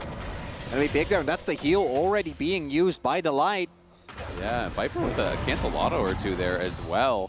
It does feel like HLE sweating a bit, feeling some of that pressure here. It's KC. Sometimes you come in as an underdog and you can just play your best game. You're playing a little bit more relaxed. You're not feeling the kind of onus of that expectation. And KC looking really good in the draft and looking really good again in just these early trades and laning. Outside of this top lane, where Kana is struggling a little bit into Zeus, but I think we're expecting that early on. Not to mention mid lane as well, where Zeka does have almost a wave advantage, as we can see here. It's the jungle that I'm really going to be glued to, as already Yike having a decent lead. As Targamas tanks up a turret shot. Not super psyched about that one, but Kalist able to even out these trades really, really well. Even getting on top of these cannons, as we can see. And so another thumbs up. Has he been spamming thumbs up on cooldown no matter what the entirety of the last 2 days? KC, I think he has. Yeah, KC in general have been great about emoting. I always love to see the different. Peanut is another notorious emote user. Loves his penguins of different varieties. So always like to see that, as we do have a possible angle. At least some vision being secured here by that duo of Targamas and Yike. and maybe looking towards Zeka. Yep, counter gank position here from Peanut as he's moving in, but Yike going to turn up as well. The flash comes out from Zeka, and HLE are just going to be happy that they got out of there. I actually really like how Targamas played that. He goes in with the initial ignite, so you're going to have the reveal even when he goes into the invis, and that's what forces out that immediate flash from Zeka to be able to dodge out from the Ivor and Q. Yes, they don't get the kill, but still, you're trading sums as a support with the enemy mid laner. You're relieving pressure on Vladdy. Like, look how low health and mana he was, and you're getting him out of that lane, so it's just kind of a huge win all around. Yep, able to even out things as well with the fact that he was able to crash that lane through at the same time. So really nicely done. He'll teleport back, and things will be fine. So alleviating quite a lot. And this top lane is going to continue like this, I think, for quite some time. Yeah, we did see Kana go, which Zeus has done as well, into ranged matchups. The Vayne obviously being the most notorious one. That stands out in a mind where he had an incredible game. I imagine Kana's also going to go towards Cyclo Sword, particularly in ranged matchups. As Aatrox, you actually, if you ever get to proc that, the lane just feels infinitely better, as we might have an example of that right here. Yeah. I believe Zeus may have been hit by some electricity. I did watch his health bar just like half there. But Zeus himself also loves the Aatrox, as we highlighted in Champ Select. So we'll see if he can maintain the pressure on Kana. Yike did get spotted on the ward, so Zeus should be aware, but Wave in a bit of an awkward spot. Yeah, Blight finding a point-blank Winter's Bite here, but not going to follow up on anything. Of course, Targamas with no flash is somewhat of a target, but he's still Leona, so probably not something that you can really hope to take down in any quick fashion. And Yike, yeah. There is no flash available here for Zeka as he comes out. Crushing Maw going to come on through there as Trigger Seed going to land. But Vladdy in a lot of trouble. Zeka not going to walk to the side of that wall. And Yike, no damage with himself alone. So KC just pushed away 1v2. Yeah, I mean, these ganks have been really good because Vladdy has been in a horrible spot both times. Again, he bases with like 5% HP. You know, Zeka, if left in isolation, maybe could have got a kill in either of those situations. Yeah. And Zeka, I think if he has flash, he probably goes to the play, but Vladdy has flash, he doesn't, right? So doesn't go back to try and actually get the execute. The one thing that will happen because of this, with Yike showing mid, is that Peanut will be able to pick up the grubs. And the one thing that we do always talk about with Vibrant is that his solo jungle take of epic objectives is just really, really bad. Definitely needs help, so he's looking to make an impact towards bot so that he can free up Kalist and Targamas to help him out, take that objective down. You can see that they're super aware of this, though. They're playing so far back. You know, Braum only taking the cannon with a target on charge from max range Q. Like, they are not willing to walk forward. Peanut's top side, no one's contesting there, so where could Ivern be? I have no idea. Well, actually, we have compelling mystery, Azale. Not going to be moving on over, though, as Peanut will be face-checking this brush. Throws down a control ward first, though. Intelligent. And Vladdy not actually going to be able to take it down. Yike might be... Oh, yeah, flash comes out. That's actually a huge deal. We've seen how this lane's been going as Yike forced to flash as well. There is not a lot of those summoner spells left available on the side of KC. And HLE looking like they're pretty angry about what happened in game number 1. Yeah, that is 2 big flashes, particularly because they're playing into the Aurora. And the big thing there was that Viper and Delight were able to, I assume, get the bounce and have Prio on the roam, right? So Yike has no way of getting over walls unless he can, you know, use his Q to somehow get above. Not the case there. Doesn't actually make his way and has the flash. So not the end of the world, but particularly for stationary targets, this is a big deal because Peanut still has his. And any... showing up of the Narc can also be a much bigger issue. Yeah, and I mean, obviously, I do think it was required to spend those summoners. You know, they're going to outscale, so it's okay. The question is, like you say, can you punish those missing summoners, right? You know, the summoners themselves are not the issue. Yike is just here again. They're giving so much help in towards Vladdy, really getting him through these early stages. And Vladdy is going to hit a point where no longer can Zeka really interact because the waves are just going to die so quickly. The one big player that does get to benefit from this is Zeus, as Yike tried to go, but Zeus just walks it up. And again, I think that they've been pretty good at creeping track where Yike is, baiting him in. And Zeus has been able to basically just lane in isolation in the 1v1, where obviously the Gnar is going to have a really good time. The Aatrox pick was always both a pick away, as well as just a neutralizing pick, as we often see him use, because he gets to lane pretty decently into effectively anything. And I've always felt like Zeus is just such a confidence player, right? When he is playing really well, he can just play even better. And after a game number 1, you want him to be able to start off strong, to get himself into a good position, to get that swagger back a little bit, so to speak. And now at this point, he's up a good 20 CS. Yes, some of this may be collected by Kana as he runs back to try to get that, but still, Zeus opening up a really strong early advantage. Do you want to go back to what you said earlier, though? For KC, as long as there are no substantial leads being gained by Hanwha, like 1-2K gold is not going to be enough. There we go. Oh, immediately interrupted. Peanut just going to get root called and might be able to turn this into a grump, but really good disengage here by KC. Something that we were talking about already. Yeah. Disengage certainly highly available from this composition. Peanut. Still wanting to hang around here as the rest of his friends have kind of left. Creating pressure. He does have Aurora on the roam, right? They don't know where Zeka actually is, so I think that there's a little bit of hesitation from KC to overextend into that, and looks like Peanut will be rewarded with one Grom. Hell yeah. Does have his entire top side to go through as well as going through things. It's going to be the wall that he goes through as he heads down towards the Scuttle Crab. And you can see here on this bottom side, it's a slight advantage as Chains of Corruption do fly forward. Kalista, a lot of pressure on him right now as, oh, even that piercing arrow as the flash has to come out. Glacial Fissure following here by Delight. And man, this is an HLE that really are not happy about how game 1 went. I'm getting that confirmed over and over again in this game. Yeah, I mean, they're looking really strong here. They have opened up that 1.3K gold advantage, and they're going to continue to try to extend that. You're still laying the bases there time and time again, stepping forward past the tower to be able to do that means it's more minions lost. And both top and bot going pretty rough. You know, yes, Vladdy is held even, but Vladdy is held even with a lot of help from his team. So that is kind of where they have spent their resources at the cost of these side lanes getting pressured. Peanut starts it up again. 6 grubs for a Gnar composition would be huge. There's also been, as we talked about, the continuous pressure for Viper and Delight in the spot side. A response is coming through as the swap is there, the TP to follow. I don't think Peanut should be allowed to get all of these. He doesn't have his, or he still has a smite. They're just not coming to contest, though. I mean, you have your bot lane top, but you're just going to let him do it in your face. Yep, he's still got smite, so Yike might be able to come over and try and contest as far as that is concerned, but that is Peanut just taking it away. 6 grubs, that's feats of strength as well that he's able to pick up because he got all of them. Yeah, I think a big mistake from K-Corp, because you got to imagine that swapping that bot lane towards top was with the explicit reason to deny this very thing, but instead it's gonna go 6 grubs given over there to Hanwha. And it means you're gonna lose a plate bot. There's no way you're not gonna at least lose that one play here as Viper and Delight gonna be pushing up. Kana do his best. Oh dear. See. It's just not fun, right? You're just stuck alone underneath this turret.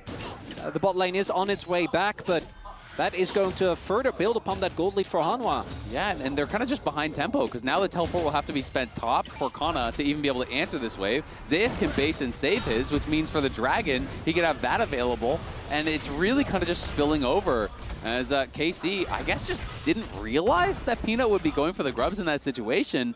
End up getting punished pretty heavily. Yeah, maybe just didn't quite track him correctly. Maybe had a different idea as to where he was on the map.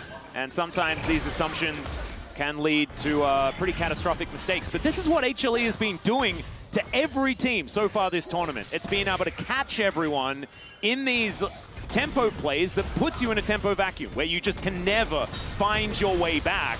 This is what I was expecting in game number 1, and we'll see whether KC can do a little bit more of what we saw in that first game to try and pull themselves back.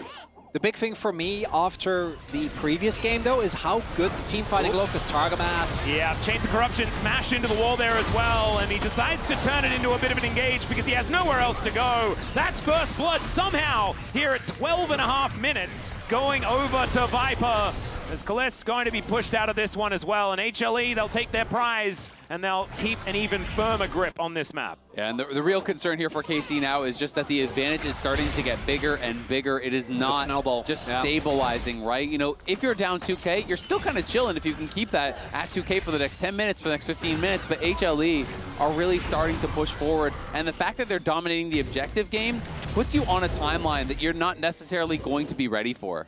It's also the problem of Zeus in side lane I don't think is ever going to be answered, right? Like we talk about the scaling, I think when it comes to the 5v5, KC have a lot of compositional advantage. Yeah. But that alone is not going to be enough when you have Zeus already sitting at an almost 800 gold lead with 6 grubs. Yeah, not to mention the fact that a Ivern composition inherently just wants to teamfight. So in a 1-3-1 scenario, you already have a lead just by not being the team with the Ivern, but now you've got Zeus on Gnar, and there is no comfort bigger than Zeus on Gnar. Like, this was his debut champion, and he performed phenomenally even then in his very first game in the LCK.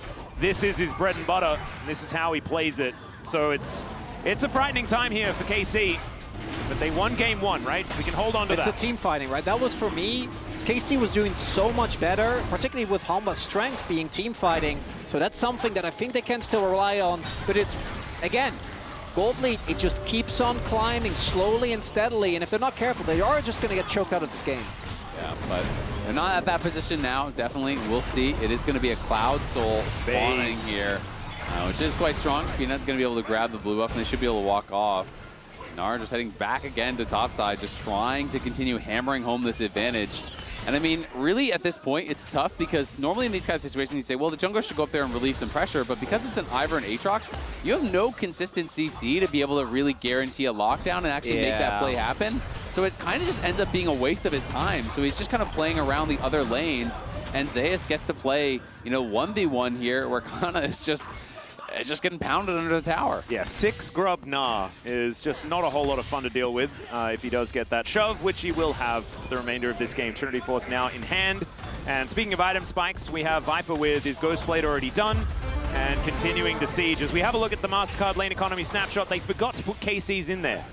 We'll need to get that redone. I'm not going to redo the math, but I'm pretty sure they're right. I do want to highlight something we haven't talked about yet, as Zeus should be fine here still. I don't think there's enough people nearby.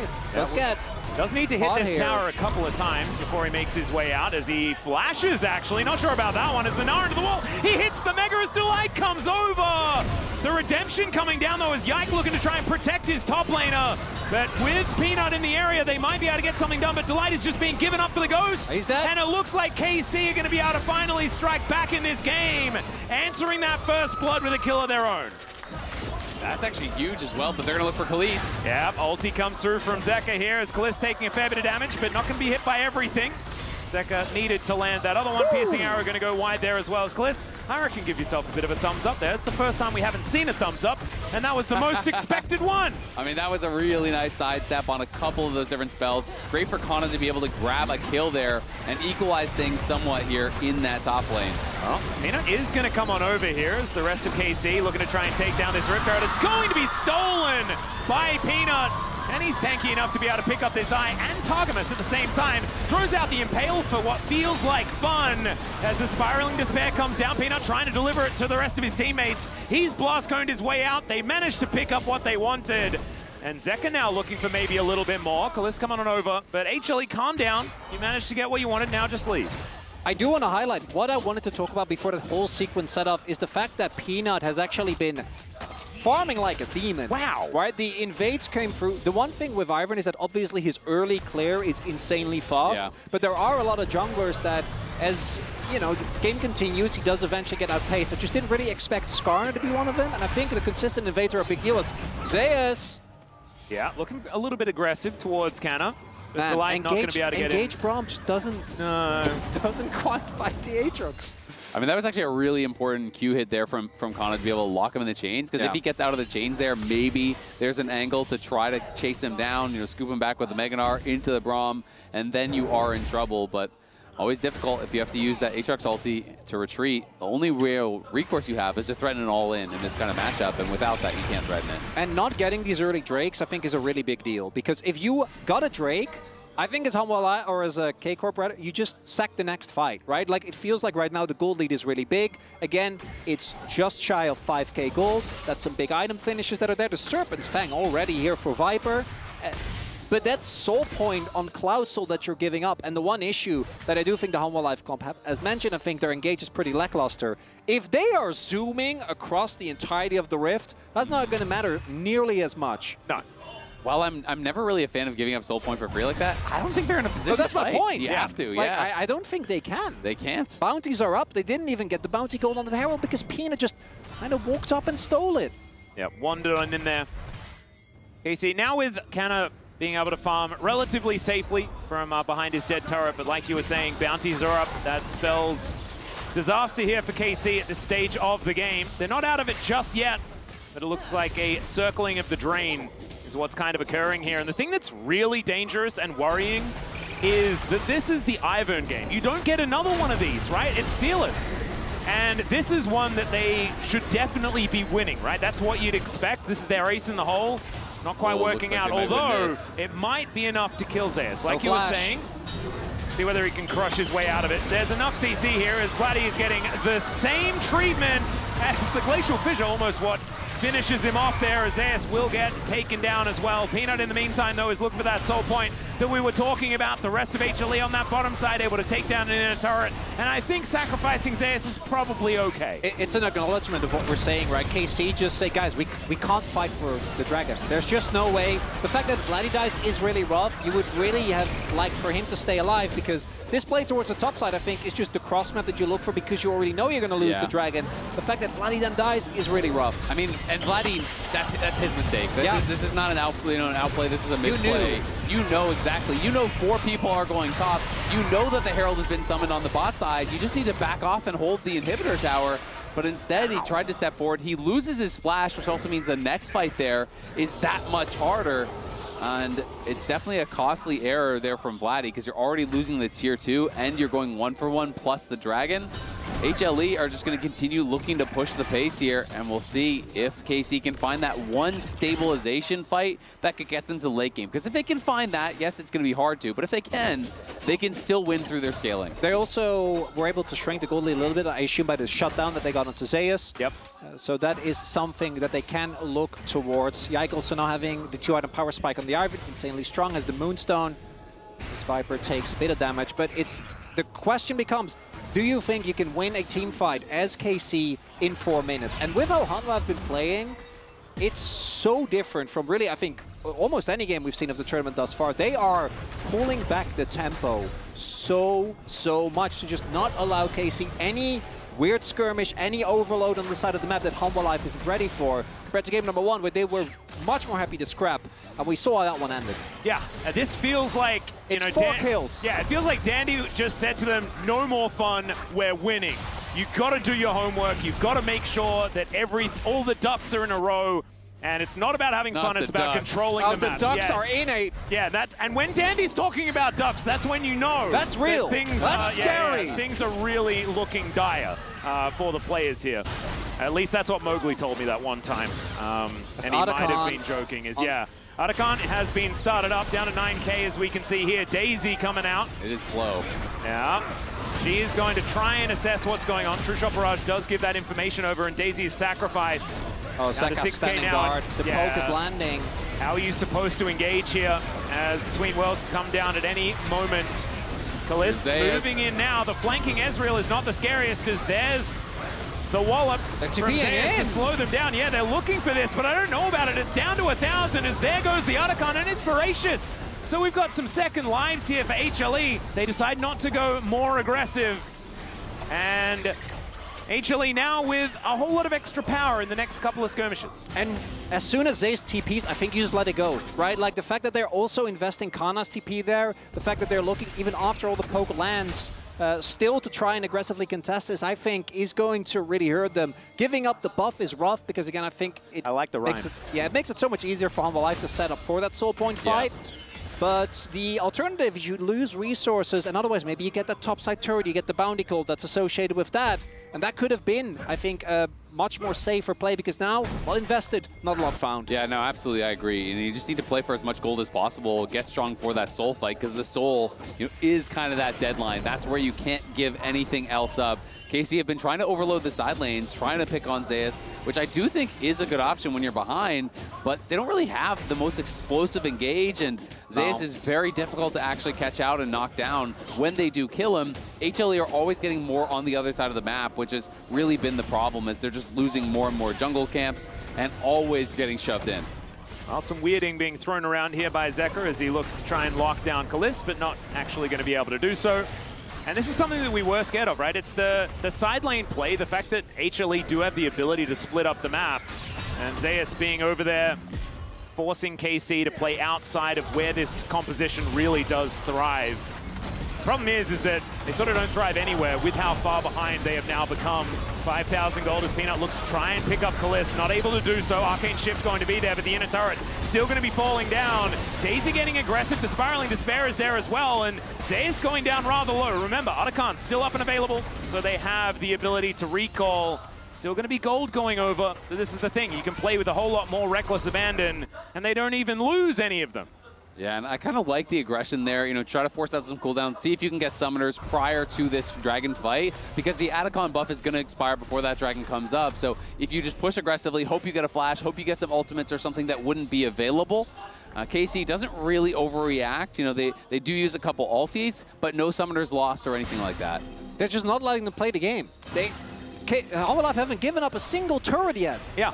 Right? There's a lot of standing gold, there's a lot of bounties still being doled out across the map.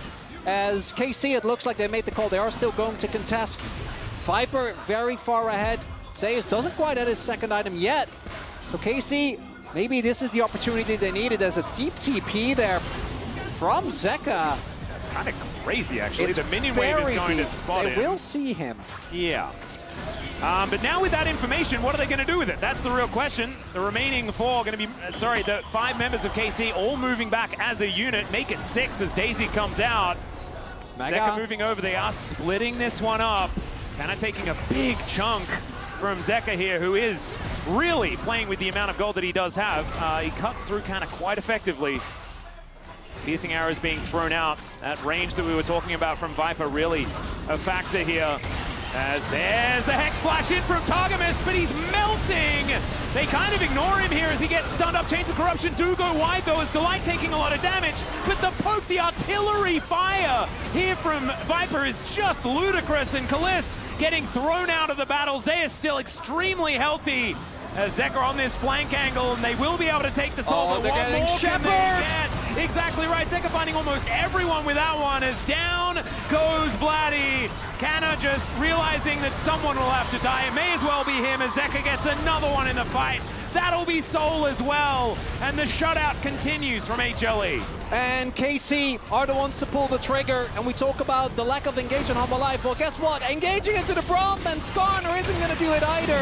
It's understandable. They don't want to give up the objective, but Targamot just gets fully segmented up by Delight. Kalist doesn't actually get to join the fight, and at this point, the health bars are already blown up. Yeah, I think they decided to go because they saw the Gnar on that ward walking over to the red buff, so they're saying, okay, Zeus isn't here, maybe we can force. It's always going to be a risky play, but when it's onto the Braum, it's just not going to happen. And then Zeus just kind of going behind them. Zeka doing a great job, keeping them interested, buying so much time for the Gnar to arrive there, clean up the kills, take the soul. And as we go back to live, we know they can start playing around Baron very easily now. And Zeus, if it was hard to stop in the side lane before, now he's going to be so damn fast. Yeah, it's impossible. He does have his Hysterics now completed. You were talking about the fact that that second item hadn't been done. Well, now it has. And I want to say, the one thing that I'm learning from this is that Aurora can actually be good.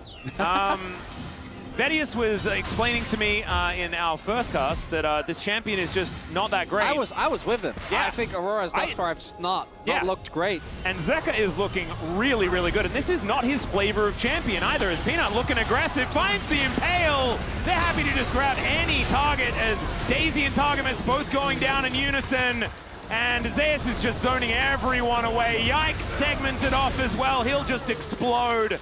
Concussive blows holding him in place. And HLE, I mean, we call them the orange tank for a reason, but they are lumbering towards the enemy nexus, and there is nothing stopping them. Yeah, they get that kill. They know they just need Yike, and then the Baron is going to be free, and they can even go for Vladdy at the same time. He gets tagged. Yeah, Winter's Bite coming on through there as there's the stun, and Vladdy going to be taking a lot of damage. Does manage to almost kill Zeus. To make it look close. Yeah, as his health bar doesn't move because he hits Mega Gnar at exactly the right time. I'm tilted on his behalf. Yeah, when the engaged Braum plays where like the light flashed first flashed over the Raptor pit to ensure that Zeus could get it, and then just dives a turret.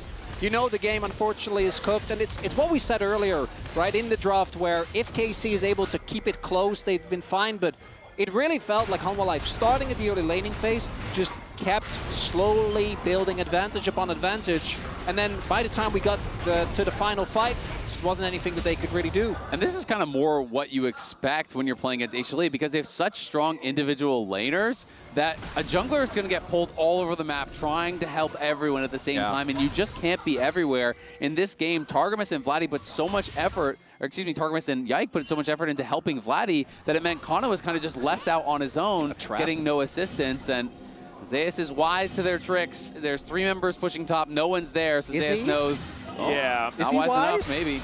Well, he is now moving the wrong direction. Is it the right direction? Yeah, Cloud Soul is also just kind of obscene. He's fine.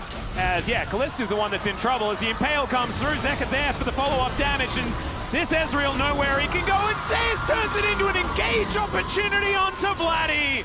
That's, I think, demonstrating just how far behind KC are this game as they'll move up towards this inhibitor on the top side. The base just in ruins. As HLE, I think they're done here with game number 2. They're going to make it a best of 3 as they take down the second. As KC, pretty happy. They have that 1-game buffer. They can use this as an opportunity to go back to the drawing board and figure something else out. But this one was all HLE all the time. And this team looks real angry with dropping a game in this series. Yeah, Nexus, I think, ends up falling to mostly minions, as that felt personal. They're in the fountain. I mean, you saw Zeus actually still sitting in his seat there as well. He's like, I just want to get into the next game as well. I think that first game really did hit him. 9 towers to 0. I don't think they gave up a single objective, only gave over 2 kills. That was domination. Yeah, that's a difficult one. That is definitely a difficult one. This HLE are absolutely terrifying, but have you heard? You can subscribe to LoL Esports on Twitch now to support your favorite teams. Use custom emotes and go ad-free on Twitch. Regular subscribers are also rewarded with the Vi Have You Heard in-game emote. And we'll be back for Game 3 right after the break. We'll see you there.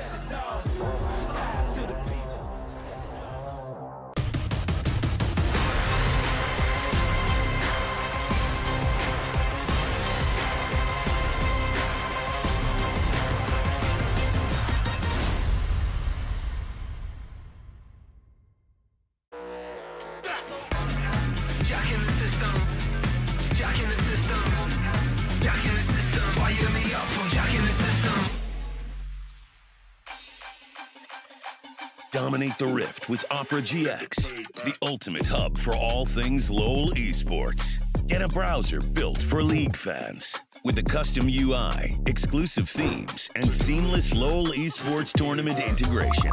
Follow every play, see every result, get access to exclusive contests, rewards, and co-streaming options. Only on the browser for legends. Only on Opera GX. Face your death, cause you play a roulette with each step. I progress, no less. Go ahead and place your bets, cause we know where we at, we know we top tier. Cause all the hate that you bring, we know it stops here. I'm taking off like a rocket here, ain't stopping here. It's strange how they cannot see the future, but see profit here. Wait up, we gon' always win. Promise that that's not a promise, yeah, that is a threat. You know that I promise to bring the team commas. When the whole team win, that's when you flex. Win, and I'ma do it again. Watch me win, then watch me do it again.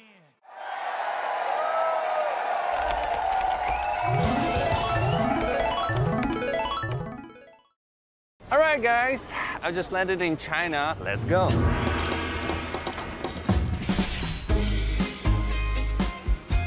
Play the local way, pay your way. Have you ever seen the Great Wall at night? Play the local way, pay your way.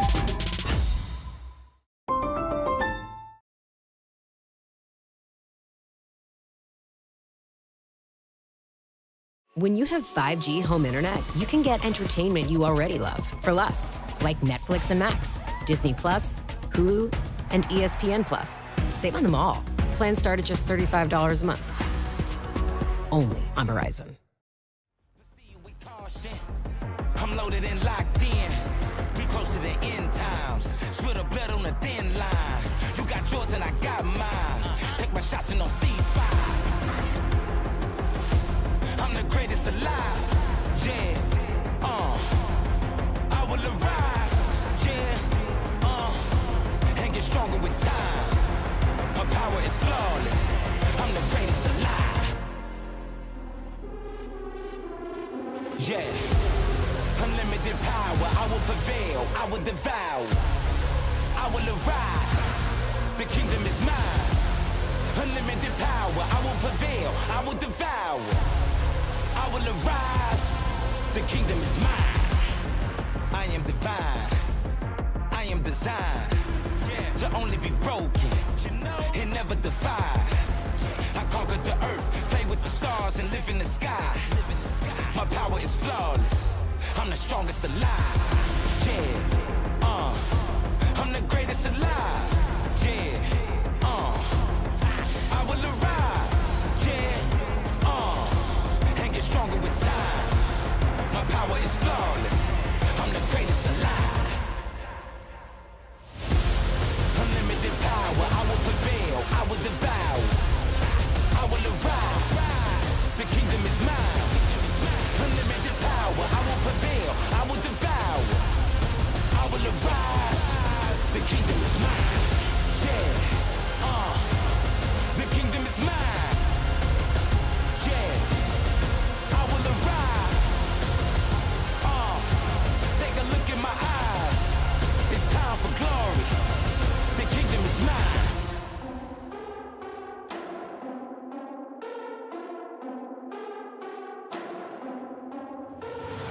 Yeah, the kingdom is mine. Yeah, the kingdom is mine.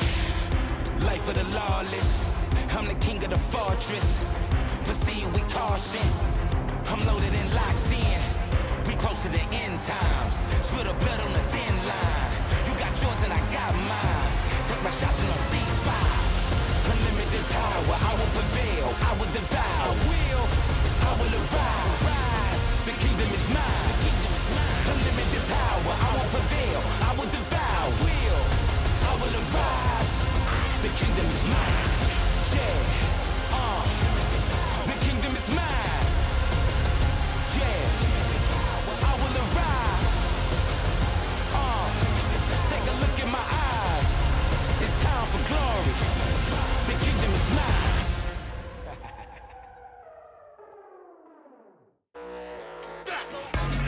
Jack in the system. Jack in the system. Jack in the system. Fire me up from Jack in the system. Take the solo. they're One getting more can they Shepard. get? Exactly right. Zeka finding almost everyone with that one as down goes Vladdy. Kana just realizing that someone will have to die. It may as well be him as Zeka gets another one in the fight. Really, really good. And this is not his flavor of champion either, as Peanut looking aggressive, finds the Impale. They're happy to just grab any target as Daisy and Targamas both going down in unison. Kind of obscene. He's fine. As, yeah, Callista's the one that's in trouble as the Impale comes through. Zeka there for the follow-up damage. And this Ezreal nowhere he can go and Saves turns it into an engage opportunity onto Vladdy. Welcome back to First 10 2025, where HLE have tied the series 1-1. And guys, here it really feels like HLE came and sent a warm LCK welcome to KC, telling them we'll show you guys what a low kill game looks like. Objective focus, anyone. That was objective domination, actually, in this game. I mean, Zeus, I really did like the Gnar play from him too, because, you know, with the 6 grubs, he was able to take the top tower.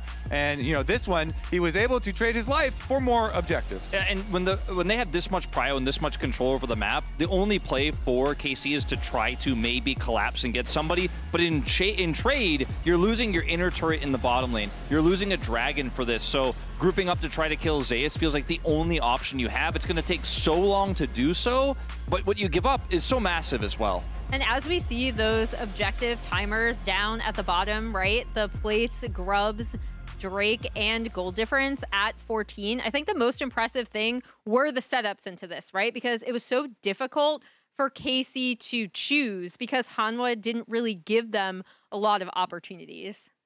They were losing on every side of the map, it feels like. And for me, it reminds me of what we've seen from them in the LCK, in the LEC rather, where if the opponent was not giving them opportunities to collapse on the map and to find kills on the map, they were just not able to find them themselves. Yeah, I mean, HLE's pressure was so good in the early game, and, you know, Peanut rotating from objective to objective. Once they got the early 6 scrubs, I felt like they utilized them so well. And I counted the whole game. I was like, all right, you know, objective here, objective there. And I was going to put the time when KC got their first objective or tower. But that time never came. Oh, no. It was HLE with everything. 6 scrubs, all 4 dragons, 11 towers, every single one, the Otacon buff. That was actually just objective domination. Objective perfect game. And when you look at how Hanwha Life have played most of this tournament, with super high aggression, constantly forcing fights, constantly hands checking, skill checking people, it has been the way they've gotten massive leads. But in this game, we went back to full LCK, slow, tempo-based play. You got Prio, you hold on to it, you never let it go. Peanut everywhere on the map. And they basically, as boa constrictors, squeezed KC out of this one. Yeah, their early tracking of Yike was really good. They're playing around Prio, even while Peanut was not doing the super like gank heavy playstyle, right? They were still getting such good incremental advantages. And it's awesome to see HLE come out and play like this after their game 1, right? Where we were looking at, oh, you guys are kind of engaging on a lot of, you're making a lot of reckless choices, or you're making a lot of volatile choices. This game was anything but volatile. And again, I'd love to stress just how much of a stranglehold they had on the map, where it just made it so hard for KC to make any decision. Even when they're trying to make a positive play, HLE were able to capitalize cross map and get something for it. Do you feel like it was emphasized by KC's draft choices here and priorities maybe? Well, this one pick we've been talking about, I've been mentioning a lot, is the blind Ezreal. I mentioned it in the, leading into this series that he's been doing that a lot. Varus is going to be picked by Viper, and he didn't necessarily have a bad early laning phase by any means, but ultimately lost control of the bottom lane, lost control of mid prio as well, because his Varus pick is constantly chunking into him. So I feel like as great of a Ezreal player as Kalist is, you've got to stop picking these risky picks. And now, I mean, it's gone. You don't get to make a better choice next time. I feel like Ezreal wasn't fully utilized in this draft because they didn't protect it. And then we do have both tree champions removed for Yike. And it's not like he can't play anything else, right? But you look at what they wanted to draft here, what they wanted to do. This was a composition where they really wanted the Ivern on top of the Ezreal, right? And then they're able to come to these late game team fights and have so much protection for their carries. This draft didn't work out, and now all of those things are off the table. Plus, because Peanut used the Skarner is also not going to be available for Yike. I feel like the Skarner, Maokai, Sejuani, which is still up, but is probably going to get banned, and the Ivern have been his best. He did have a good game on Pantheon, though. So maybe go a little deeper, lore, and get into some other jungle champions there. Pantheon was a pretty good one. They had like the dream pairing, with Talia, and had some good combos there, though. But that could give you some more hope as well for draft. The tricky one to pull, though, I feel, the Pantheon, especially because HLE has shown so much versatility when it comes to draft and when it comes to how they can act in game. KC on blue side here, do you think they have something specific that they want to prioritize?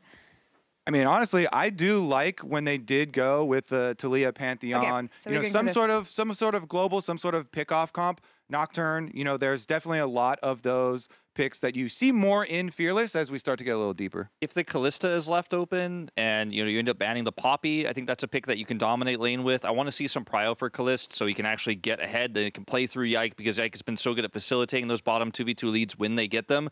But the problem is a pick like that is probably just going to be banned by Hanwha. We're opening a best of 3 now in this first stand grand finals. Let's see if KC have more tricks up their sleeves. Casters, take it away. Thank you so much, Law and the Spacers, and it's time for us to dive into a best of 3. Something that we have been used to so far this tournament, and it is now a blank slate, and we'll see whether KC can utilize it as such, because that last game was basically just HLE playing, and they were told to sit down and not do anything. Yeah, I mean, here we have Delight and Zeka's moms that are cheering them on in the stands. Oh, the mom power. You'll love to see. The mom buff is a powerful buff. Oh, it is. That was actually one of my favorite parts of the summer finals that Humble Life unexpectedly won, is that our casting was right next to Zeka's family, so we could just hear his mom go completely crazy as they won Game 5. I love the esports families that come and support. She and also stuff. like participated in the interviews afterwards, and it was like one of the most wholesome things ever. That's just a mom gap. Yeah, it's absolutely adorable. We have a lot of moms that actually attend World Park almost every single time their sons play. A lot of support, family support. It's That's a absolutely content idea beautiful. for you guys. You can have the battle of the moms. we could. Maybe we could get them all into like an A-round. Yeah, as well. exactly. Oh, that could be it. That's how we decide tiebreakers from now on. That's how we decide side selection. Oh my god. It's the mom 1v1. It's not. Yeah. No one will see it coming. Mom love div. it.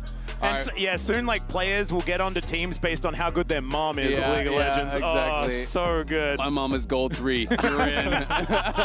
All right, well, we're getting on into game number 3 here. What I really want to see is KC prioritizing a winning matchup for Kana. I do think that's actually so critical for them.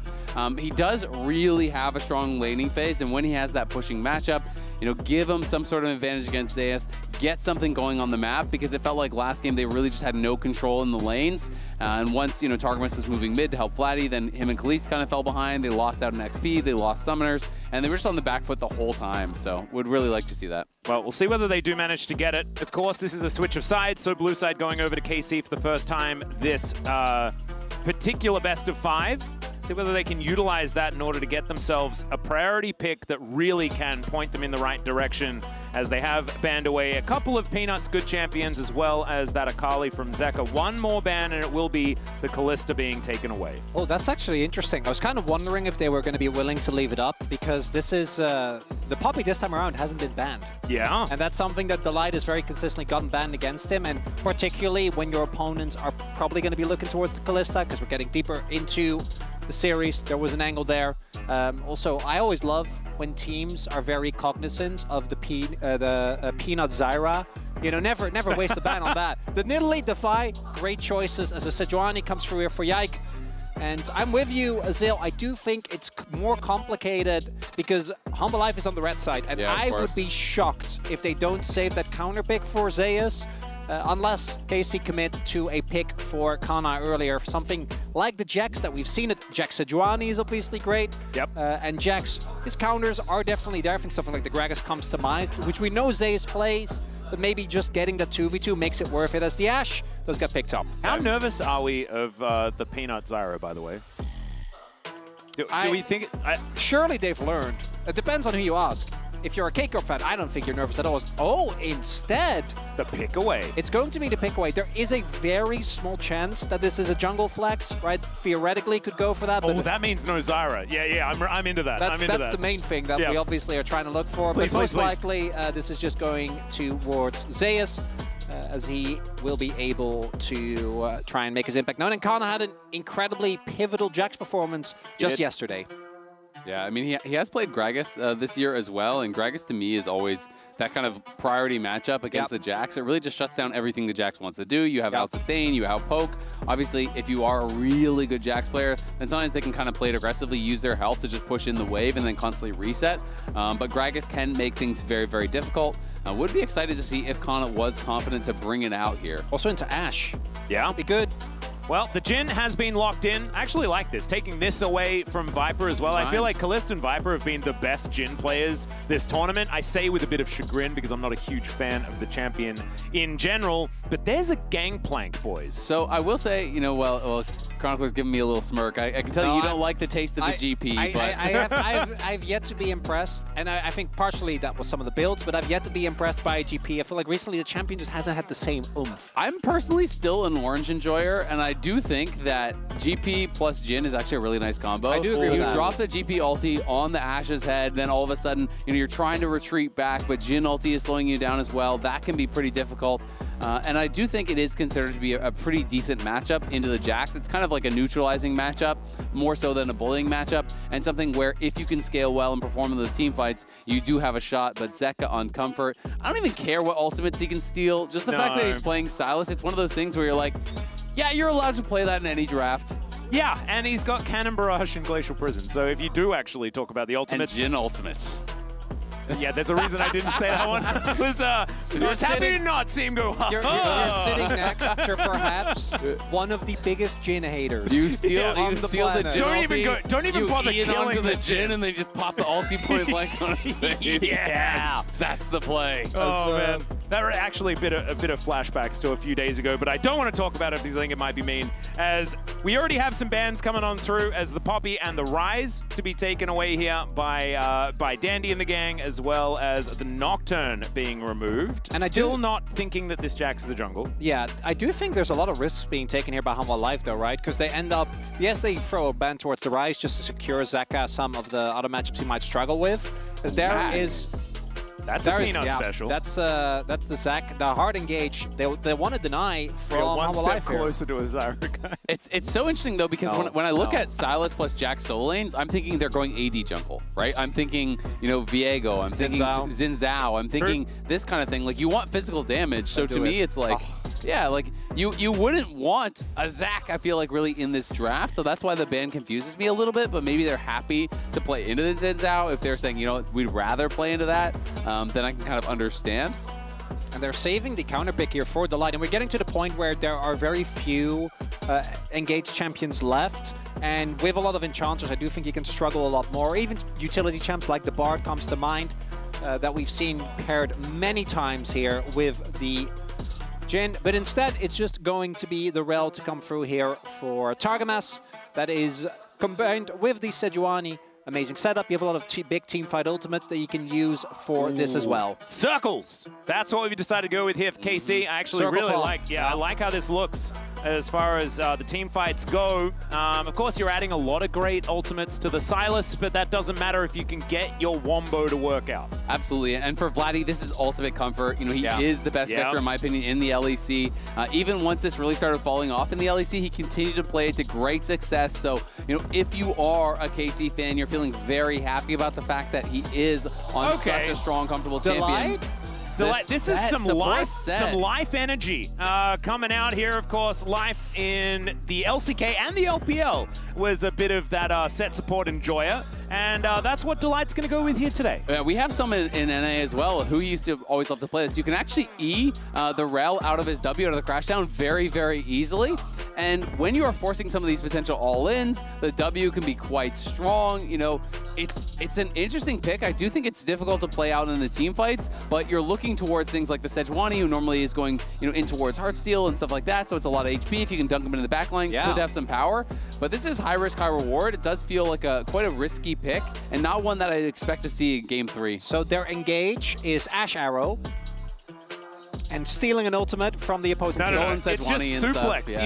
You just throw Delight in. He just wanders forward real fast and just suplexes into the back line. They need to engage onto you first.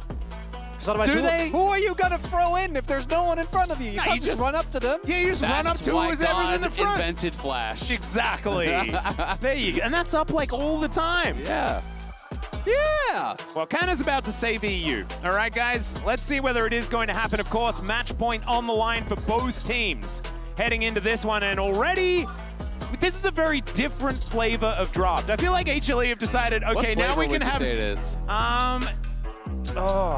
This is a spicy flavor. It's chocolate not with vanilla. chili. Maybe it's chocolate chili. That could actually work out. I can see that. It's like, you know, chocolate, but then the set is the spice at the end. You got a bit of that spice on top.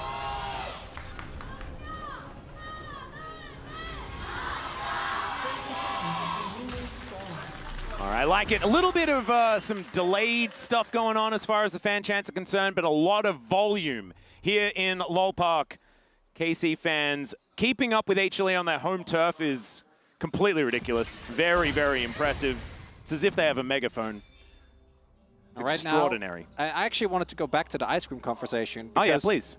What's your favorite? We have had extensive discussion about this, so we don't need to revisit it. Just want to know yours. I like salted caramel. Okay, Oh, that's a good choice. I think it's a pretty good That's one. a classic. It is that, or anything with peanut butter, to be honest. You know, like Yeah. So I'm an some, like, anything peanut butter with coffee guy. swirl type thing. You know. But I do Okay. respect the peanut butter. Yeah, yeah. That's not really common in a lot of ice cream apps, but that sounds great. I used to have, I don't eat a lot of ice cream, to be honest, but growing up, you know, after a soccer game, you get the dub, you go get some ice cream. Sounds great. Yeah. Well, Zeus is going to hit a barrel. That's what's sort of happening here on the top side of the map. Top cap. There we go. It's beautifully done. And kind of really wanting to hit the passive onto Zeus here. Zeus not wanting to allow that one to happen. And does manage to land the barrel chain. So that is a good start to this lane here for the Gangplank. We've seen this matchup many times. We saw it go quite well as Zeka is going to miss his first chain. Good sign here for Vladdy, who's going to be able to utilize that range advantage on his way out. Also, do note Zeka did not go for Resolve. Often we see melee into ranged mid laners go for something of the sorts.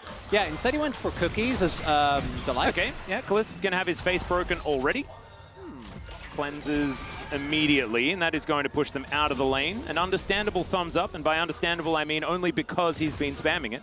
I mean, I actually really like it, right? You go for it, you trade out the Ignite, yeah, you get the cleanse, but also a big chunk. Zeka, I mean, he's in the spot where you're so low, all you can do is trade, but basically he's going to have to base here very shortly unless he can get a bailout from Peanut to help him push out the wave.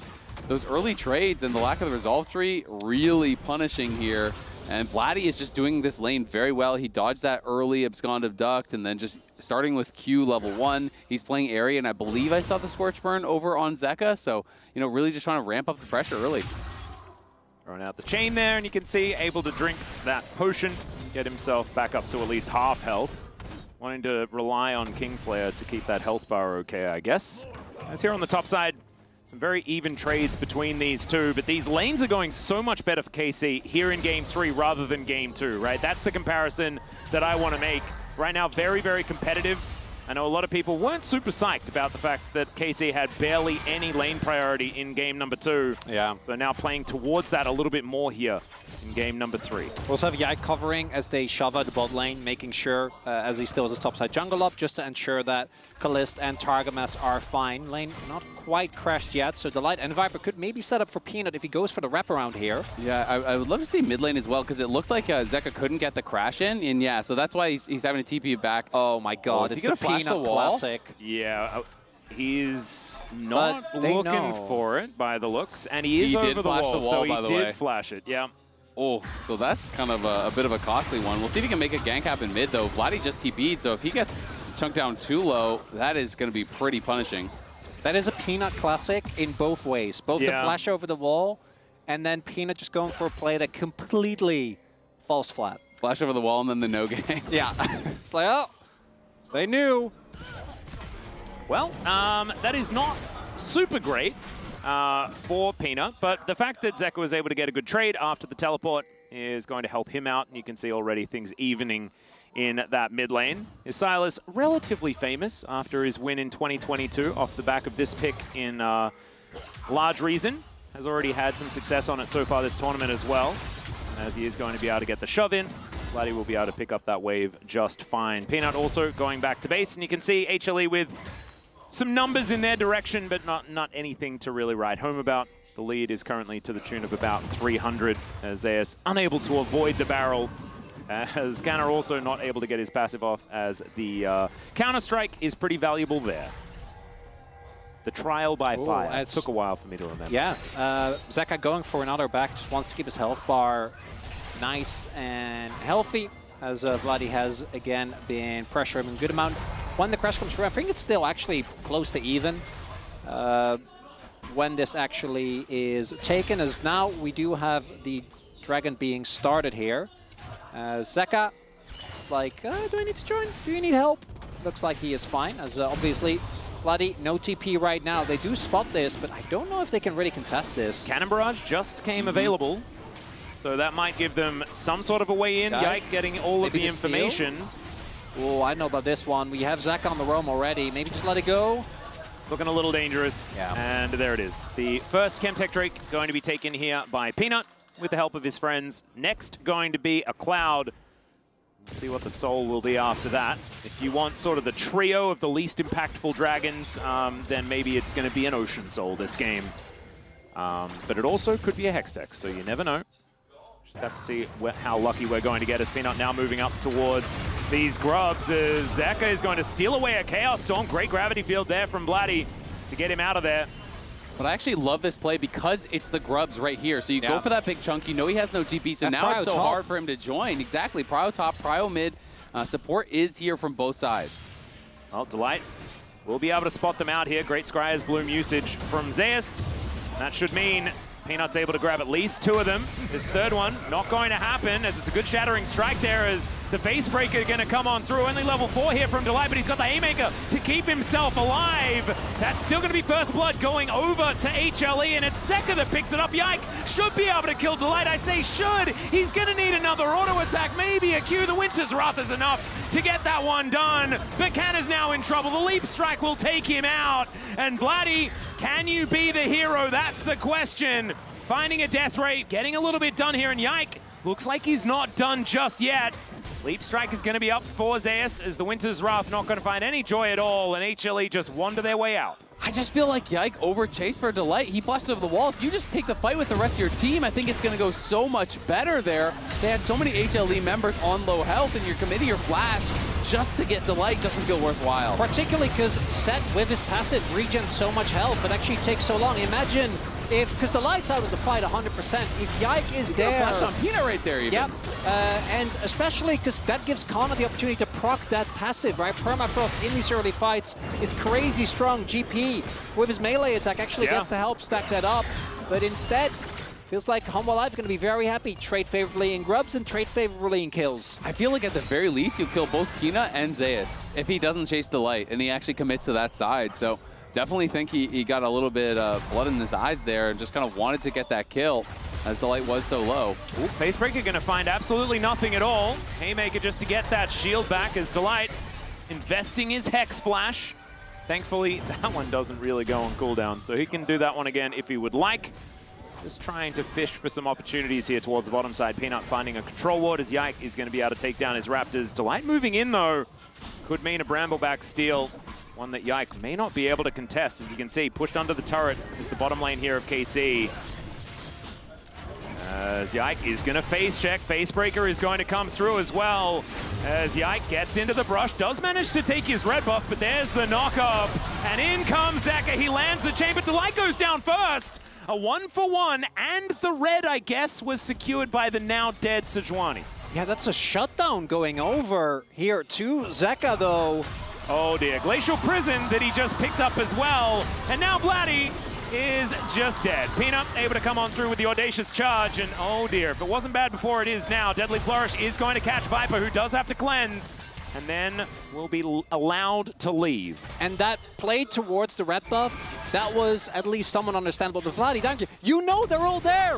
They were just in your red side jungle, and going down and losing the flash as well is such a big deal because, as we have seen, Zeka is going to keep going for every single chain, and the fact that now you don't have that extra safety tool is a big deal. I mean, it's just a little bit greedy. I think he was mismanaging the time there. He's thinking, you know, I can get in and actually clear this wave. Khalees, though. Yeah, Facebreaker onto both of them. Cannon Barrage is there. It's a flash away from the crash down. Targamas only level 5, but it doesn't actually matter. Yike actually in the perfect position. And Khalees says, yep, I'll just bait you in. But now Zeka looking for even more. Wind becomes lightning. Zeka just, throws out the dash cannon. And now Yike is in trouble as well. The knock-up comes through. Peanut is able to take down Targamas, and now Yike hit by the Haymaker. Zeka has enough damage, and it's a double for Peanut as he comes over and steals it away. And whereas Khalees finds the outplay initially on the Jhin that he had such a crazy performance on as Zeus, I should gotta get the plate and get out. It's the arrival of Zeka that again is the difference maker. This 2v2 of Peanut and Zeka is just running the game. I mean, it's kind of like game 2 yesterday against TES. We saw how out of control they got. We can watch this one more time. Because their bot lane gets outplayed, right? They try and take down the Khalees, but he's able to flash away, doesn't get hit by the damage from the W, and then Yike with great arrival, plus the slowing from the Cannon Barrage. This all looks great. But then, unfortunately, the moment that they see Peanut, it's a little dicey. Look at the outplay from Zach here, by the way. Dash forward, dash cannon. Nothing you can do! Yeah, where's the sidestep? Well, you actually cannot do that because he does, and that's because he has a dash cannon already. Like, this, he was 2-0-2 on his way down here. In a lot of instances, he doesn't have that item and cannot as simply grab that kill. As now Peanut once again on these grubs. It was 2-1 the first time around. I think this time it should be a clean sweep, as it should be 5-1 in the end.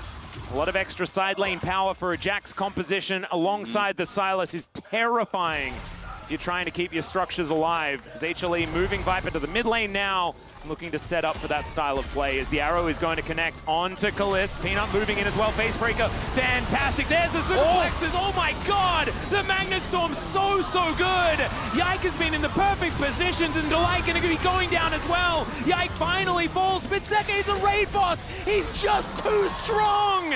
And this duo cannot be beaten. It's Zeka and Peanut versus the world here. They are popping off 5-0 and 4, 4-0 and 4. So accelerated in this game, and quietly, Zeus is just getting a bigger and bigger lead on that top side, just like last game. God, the chain lash damage. Okay, not going to go for another chain. Not absconding his way forward this time as Peanut looking for a glimpse at what our Seoul is going to be. And I think if you're a KC fan, you're praying that it is an Ocean, that it's not an Infernal or a Hextech or something like that. That would be so devastating, but it's just a great initial engage here from HLE. The turnaround, though, was unexpected because it's actually FLICKR that goes down so fast. They didn't realize Vladdy was there. Actually, every play that we've seen before the arrival of Zeka this game from KC, I think, has looked pretty good. Yeah. And then you see those chains come in, and you just know it's over. All the cooldowns get used. Yes, they get Viper. Yes, they get Delight, who also invested his flash to set up that play.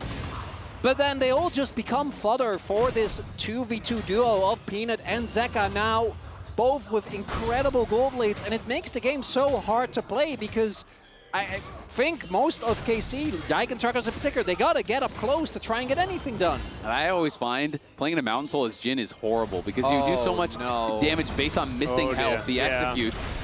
We'll see. Well, they're going to go for a 3v1 against Zeka, and Zeka says, I will flash over the wall. That is going to be a good way to get out of it. It's a buddy cop movie, and he doesn't have his buddy cop. Peanut isn't there, so they're not going to take the fight. Yeah, you know? Peanut is in the in the arc where he's like, I don't want to work with you anymore. You broke too many rules. Who's the You're out of control who's here. the rule breaker in that scenario? I mean, they remind me of the Bash brothers from the Mighty Ducks. I don't. You know, where both of them are. Oh, I like just, that one. Yeah, just kind of bad boys anyway. You know. Is that the Ducks that are in a row? What? No, the Mighty Ducks. Well, the Mighty Ducks do get in a row when they do the flying V. They do when it's 2 rows, isn't it? Yeah. I have no idea what you guys are talking about. Really? You've never seen the Mighty Ducks? We've talked about this thing. I've talked I love the bit where Charlie has the rollerblades as well and he jumps over a car. About this right here.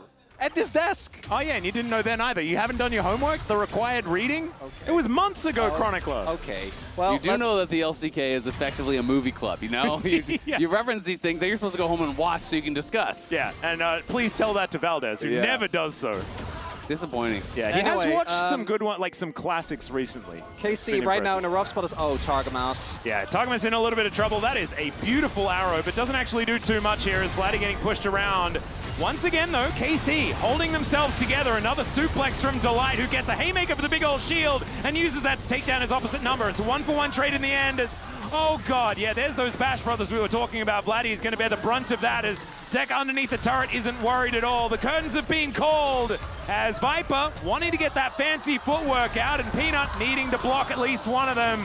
Viper now looking for even more, and there it is, Yike finally taking him down. Peanut grabbing yet another kill, though. 6-0-6 for him. And, yeah, this is what happens. It's just Peanut and Zeka are still there as the rest of their team are kind of sort of just dying. Yeah, perhaps the worst part of all of this, Peanut's still here, the worst part of all of this is that even with the counter pick, while all of this has been going on, Zeus has built a 1.3k gold lead. Yeah. He might die here, but he does get the turret. Well, let's see where the Canna can live as well, as Grandmaster's Light has been brought. There is Delight! The flash over the wall from Kana as the captive audience not going to get too much, and Zeus able to just walk his way out. This is not what I was promised when it came to the Gangplank Jax matchup. He is 42 CS up right now, took the tower in his face from the isolated 1v1. Zeus got gapped in game 1, but oh my god, has he been on a mission in game 2 and 3, and now Vladdy in trouble again. Oh no, it's the Bash Brothers at it again. As Peanut down here towards the bottom side, and oh god, that does not look even a little bit fair. You know things are bad when your support is in that brush. He's like, I'm sorry, man, I can't help you here. And that's the right call, because if Targamas tries to help him there, he just also ends up dying. Yeah, and the MasterCard lane economy snapshot, there is at least Kalist with a slight advantage over Viper, who has really tried to do things this game and hasn't really been allowed to. It's actually just Zeka and Peanut against KC, and that seems to be way too much in this game right now. I mean, Kalist is the one with the gold lead, but he still doesn't even have his first item yet. Zeka's going to have 2 soon. And so it's like, yeah, you know, you might be ahead of your counterpart, but you are still so far behind the pace of the game because Zeka and Peanut are just ramping it up. And we talked last game about how, you know, they said, you know what, we're not going to skirmish anymore. This game is the opposite. TP's coming in, they're battling again. Let's see whether Zeus can survive this one. Another arrow is going to sail by majestically, and down goes the Jax. But now Zeka has turned up, and so has the rest of the gang. Facebreaker comes through. Yike gives him the thumbs up. I think he knows that he's well and truly dead. Peanut wanting to take down Canner at the same time. He's going the wrong direction. Takes a while to get through Yike there, as well as the audacious charge. Wind Becomes Lightning actually missing onto Canner there, as we could see. And Targamas, I think you might just be more food for HLE if you stick around, buddy, as Delight is going to go over the wall. Does have the ignite there, and Viper with the volley will be able to lock that one down. Targamas, like we said before, it's going to be hard for him to be able to do anything, as the Deadly Flourish, not really that right now, as it's a double for Viper, and now he's strong. The way that this game is going is very different, but the flavor does feel the same. As I'm looking at the gold lead right now, Humble Life, they're just taking an inner. Uncontested, they're taking Dragon. You're not supposed to be able to win on all sides of the map. Yeah, that's not winning on all sides, that's winning on the map. Yeah. Like, the map is, they just win at that point. And this is not, like, it's a 3.4 thousand gold lead individually for just Zeka. Yeah, that is crazy. I mean, Delight as well now. He's got his dead man's done, so he's got so much move speed to set up these fights. I mean, the entire gold leads on the top side is just ridiculous. You're looking at, you know, nearly a 7,000 gold lead just on the top side. Yeah, and the 2v2 gold lead, we don't even really want to talk about. And as you mentioned, they're now 1 Mountain Drake away from a Mountain Soul. Uh-oh. Well, some chains are going to connect here, as Cannon Barrage is going to be used by Zeka, and he just obliterates Cannon. Oh my god, I mean, he's 2.5 items by the time the GP just got his And Triforce. it's Shadow Flame second as well. That insult to injury, like that as a snowball item is absurd. Yeah, it's hard to think how you could possibly stop Zeka from this point. You know, he's got his Seekers as well for the next fight. You know they're going to be going for Mountain Soul. I feel like for KC, you're already preparing for the next game. I have a foolproof plan. What's that? Elder Flip. The great equalizer. That's where we're at. Come on. They're down to 8K gold. You know, Humble Life is going to get, you know who doesn't get Mountain Soul? Elder Dragon. Hey, true. There you go. The problem with that is you have to live 9 more minutes in this game, which I think is going to be really hard. Have to get to the pit, but they have a Jhin, you know? Maybe they, Kalist, I know his Jhin is great. We saw him pull it out against Homa, and he ended 17-2. Nice little Jhin W steal. Well, I think you do have to go for ult. I don't know about the W. You're like, that's ridiculous. He has to steal with his ultimate. Yeah. I like my plans zany, but grounded. Yeah, okay. Fair. Well, we'll see if KC can find anything, but I mean, from this far behind, all you can really do is just kind of try to hope to attack Viper and Delight, maybe get some picks there, but I mean, they are just getting ran over on the map. It's just a full court press here from HLE after a very reserved, slow, controlled game where they just dominated the objectives, choked you out. KC are going to send everybody top, but we'll is it enough? That's the question. As the Winter's Wrath goes wide, they do manage to land that Glacial Prison, and Zeka going to buy some time by breaking this arm guard of his. And it should be enough here, as he's got a Glacial Prison of his own, and now he's bought enough time for the rest of his team to turn up. Delight comes in with the ultimate. Targamas with the Magnustorm going to try and get something done. Delight already dead in this fight. And now Zeus with the counter-strike, going to be able to take down Targamas first, and Yike, no damage back here, as Zeka should be able to hold him in place and take him down. It's another one, godlike now for this Silas, as Vladdy does get his shield back, and Peanut, he might be able to get in there, but he decides not to. Not going to be diving in an inhibitor turret just yet, as it is Atakan going down And this teleport is going to get Zeka over here. And Kana, we saw what happened last time. Just one turret, man! Just one turret! I don't know whether that's going to be allowed. He eats some oranges, but I just don't know whether he's going to be K, guys. I don't think he's going to be K. Legendary now for Zeka, as this is getting difficult to watch here in Game 3. It's starting to feel a bit like bullying. I mean, they don't even want to let them get a tower in back-to-back games. He's TPing in to deny it while they take the Otacon, while they invade the jungle, while they do everything everywhere all at once. HLE. Phenomenal movie, but it really does. It's difficult to watch here in League of Legends form. It is. I mean, Zeka's just, that's a masterclass. He's level 15. Oh, and he decides not to go in? I would have thought, like, if this was any other day, he's pressed that chain button again. But not this time. Not in the finals. Nope. At least not this time, but they are setting up a minute 20 until the clock strikes 10, and you gotta go fight. It is gonna be the Mountain Soul on the table. We'll see if they just want to give that up and pray that they can maybe find that angle towards Elder, like you're saying. I mean, it is unironically your best chance to win, It's literally, but unless Humble Life just started giving out shutdowns like it's free ice cream, they're too far ahead. Yeah. It's just you can't contest anything. Well, Zeka did steal a curtain call, ladies and gentlemen. There it is. And he lands all the bullets. It doesn't do very much. On Yike. Gave Sejuani a little scratch on the butt there. Yeah, he certainly did. Now, another curtain call going to come through as there's a Magnus Storm as well. Zeka taking a lot of damage, but goes golden to get away from the Glacial Prison. Down goes the set once again, but that's kind of been Delight's job so far. This series is into the backline. Goes Zeus, he's finding everyone with his counter-strike. Now kind of being pushed away. Vladdy died at some point in that skirmish. And the rest of KC relegated to their inhibitor turret.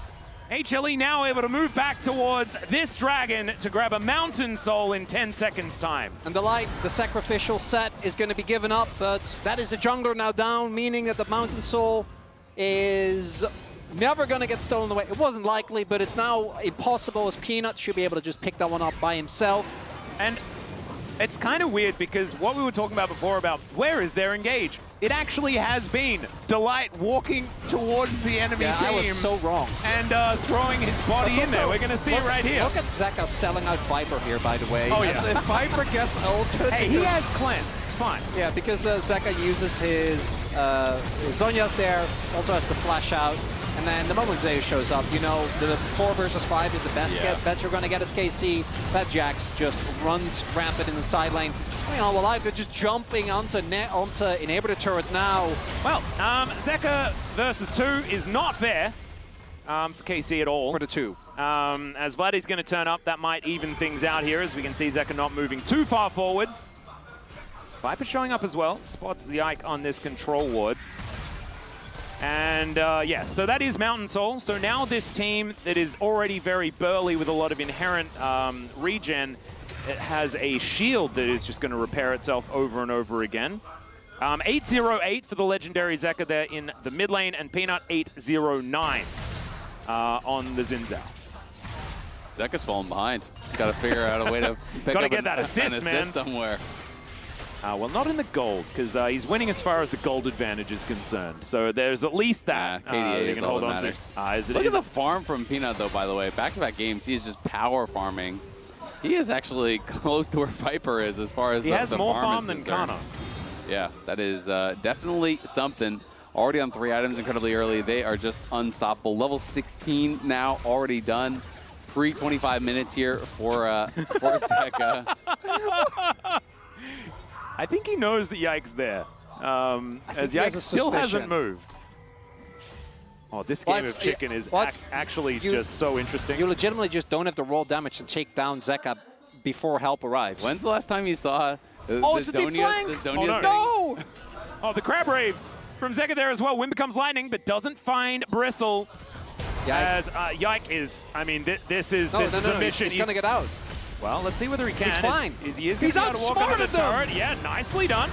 Targamas in this 1v... Okay, Zeus doesn't know how to take damage. Yike does manage to land an ulti here, as we can see. Zeka going to be able to turn into the Sejuani, picks up the ult. He's legendary again. And Zeus is continuing this onslaught. And if I was Kalista, I would just have no idea what to do. Like, what are you supposed to do?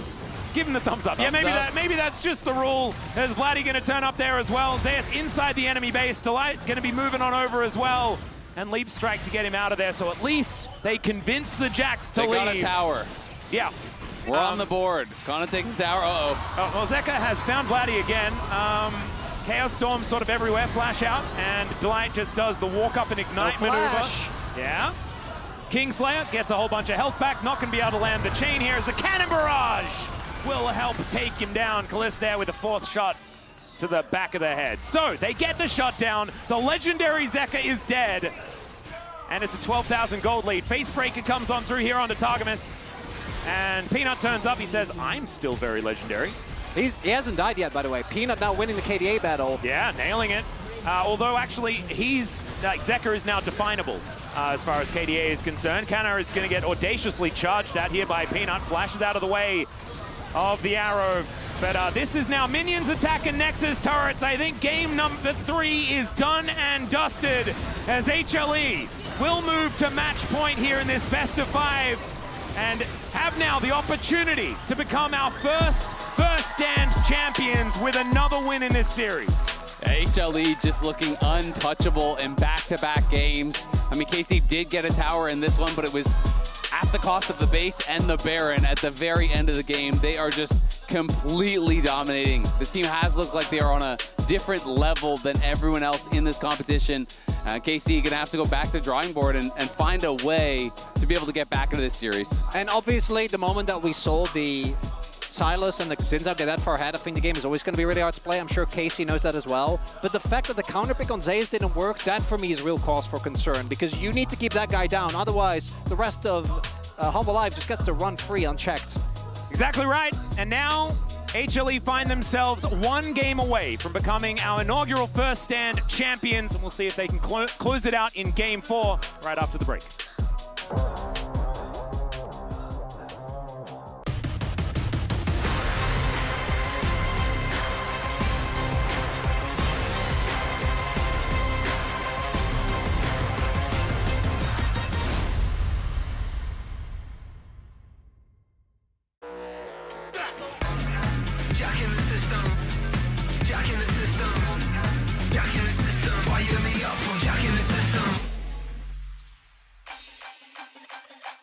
Dominate the Rift with Opera GX, the ultimate hub for all things LoL Esports. Get a browser built for League fans. With a custom UI, exclusive themes, and seamless LoL Esports tournament integration. Follow every play, see every result, get access to exclusive contests, rewards, and co-streaming options. Only on the browser for legends. Only on Opera GX. Hey, Poppy, why don't you take my keys and go for a ride? Welcome, Stella. So you talk. Stella? Almost. What's next? Bright blue. It's bold. Sorry, hon. I'm hungry, actually.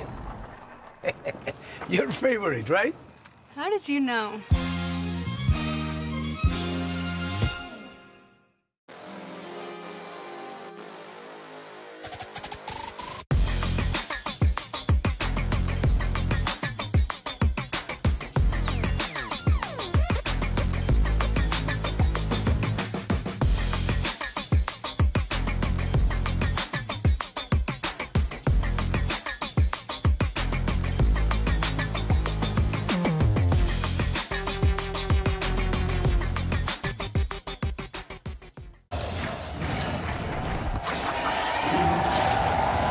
Red Bull gives you wings.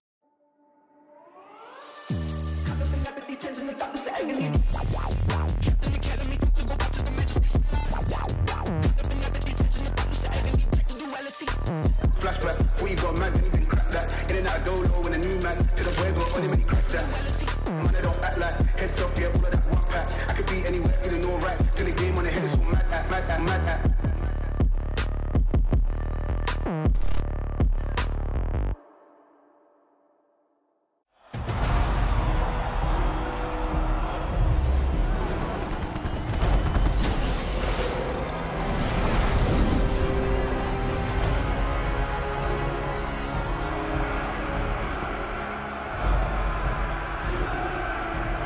Noxus, you honor me this day. But we are not here for celebration. Not for spectacle or sport. No. We stand over this blood-soaked sand because it is our legacy. It reminds us of the taste of triumph. The roar of defiance. The strain of sacrifice. The story of our people from the beginning. And the only truth that matters when you face your reckoning.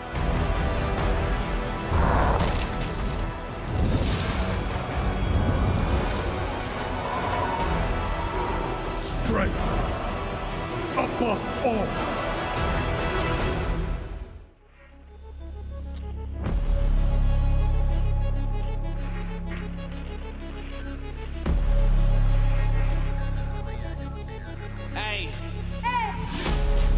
Better lay down and stay down. Where I come from, we don't play around. Yeah, I'm the one. Even at my worst, I'm the best. Give my all till it ain't none left. Don't sweat, I'm the one. Yeah, I'm the one. Won't stop till I'm done. Yeah, I'm the one. This a game you don't wanna play. Take chances, make it happen. Took all of my L's like practice. Bounce back to the top like magic. All you need is hard work plus passion. Everything I wanted, I imagined. Sky was the limit till we blew right past it. The only goal is trying to go faster. We can't go backwards. So if you upset, just say that. Record it for yourself for the playback. I use success as my payback, so take that. We don't fabricate cause it's fake, we just stay facts. Believe me when I say this. We up next to be the greatest. It ain't organic if you fake it till you make it. Knew this day would come, I could taste it. I was not born to be basic, was born to bleed greatness. Better lay down and stay down. Where I come from, we don't play round. Yeah, I'm the one. Even at my worst, I'm the best. Give my all till it ain't none left. Don't sweat, I'm the one. Yeah, I'm the one. Won't stop till I'm done. Yeah, I'm the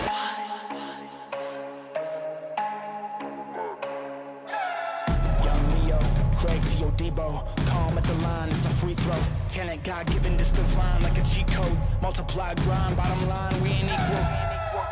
Better go to the tape and check the tactics. I've been on the mic where they've been laying on the mattress. Whole army out on the march and we bring the madness. Someone tell the analysts to add up all the factors. If they only knew what they were up against, they'd probably be better prepared for self-defense. They've been at home and I've been in the trench. I smell blood, yeah, I caught a scent. I'm in my zone, I ain't gonna miss. I've been to war, man, I took the hits. It don't matter if you're venomous. I've grown immune to the poison. My blood's still boiling. Always moving forward in conflict, I don't avoid it. I'm never stopping, I'm getting it till it's won. I get it done in my blood, got the code DNA, you the one. Better lay down and stay down. Where I come from, we don't play round. Yeah, I'm the one. Even at my worst, I'm the best. Give my all till it ain't none left. Don't sweat, I'm the one. Yeah, I'm the one. Won't stop till I'm done. Yeah, I'm the one. Yeah, I'm the one.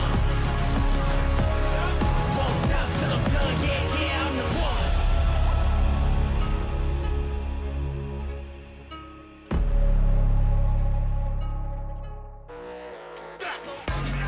Jack in the system. Jack in the system. Jack in the system. Fire me up from Jack in the system. Zeka, though. Oh dear, Glacial Prison that he just picked up as well. And now Vladdy is just dead. Peanut able to come on through with the audacious charge, and oh dear, if it wasn't bad before, it is now. Yike has been in the perfect positions, and Delight going to be going down as well. Yike finally falls. Bitseke is a raid boss. He's just too strong, and this duo cannot be beaten. Well, he has to flash at some point.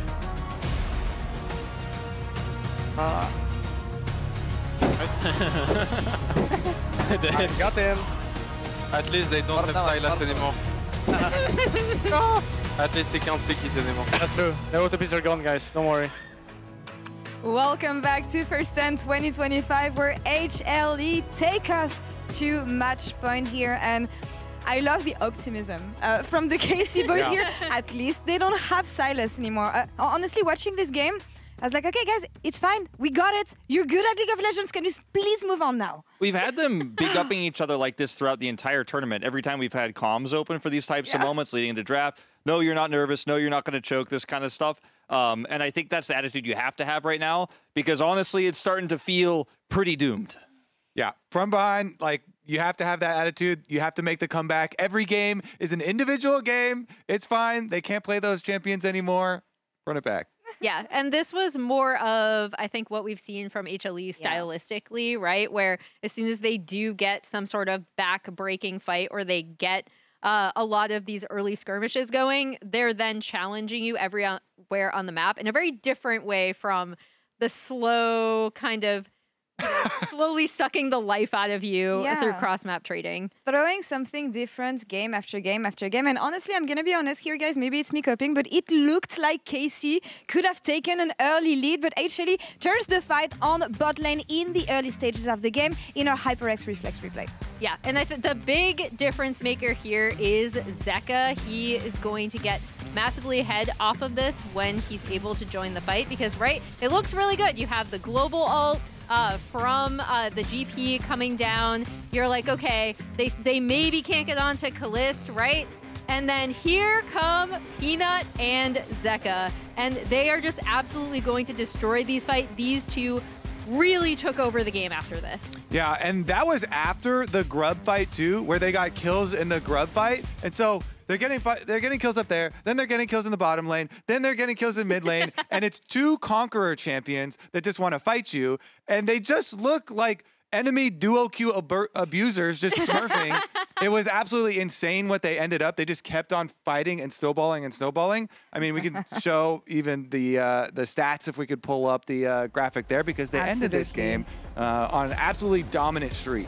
Yeah, I mean, it was that play too where he had the dash cannon, and every single play is on razor-thin margins here for KC, and I think the game is a lot closer than you might actually think if you just tuned in late. You see the kill scores, and you're like, oh man, they just got dunked on. They fought, though, into a composition that's incredibly strong at skirmishing early, and they weren't able to win. And if you come at the Kings, you know, the defending LCK Cup champions, you better not miss. You lose those fights, it's a fed Silas, and he's just going to play it well. I mean, you give Zeka a gold lead, and he will actually just take over the game. And you give him a Victor ultimate and a Sejuani ultimate, and he will use them better. Yeah, I really love this Silas pick and draft, not only because of the ultimates he can steal, but this is one of Zeka's best champions, right? Like, even at a time when people are like, oh, maybe he only has like 3 or so champions, he ends up, this was one of his picks. This and the Akali were the two that they were like, you know what? You really need to watch out for these. He's so comfortable, so confident.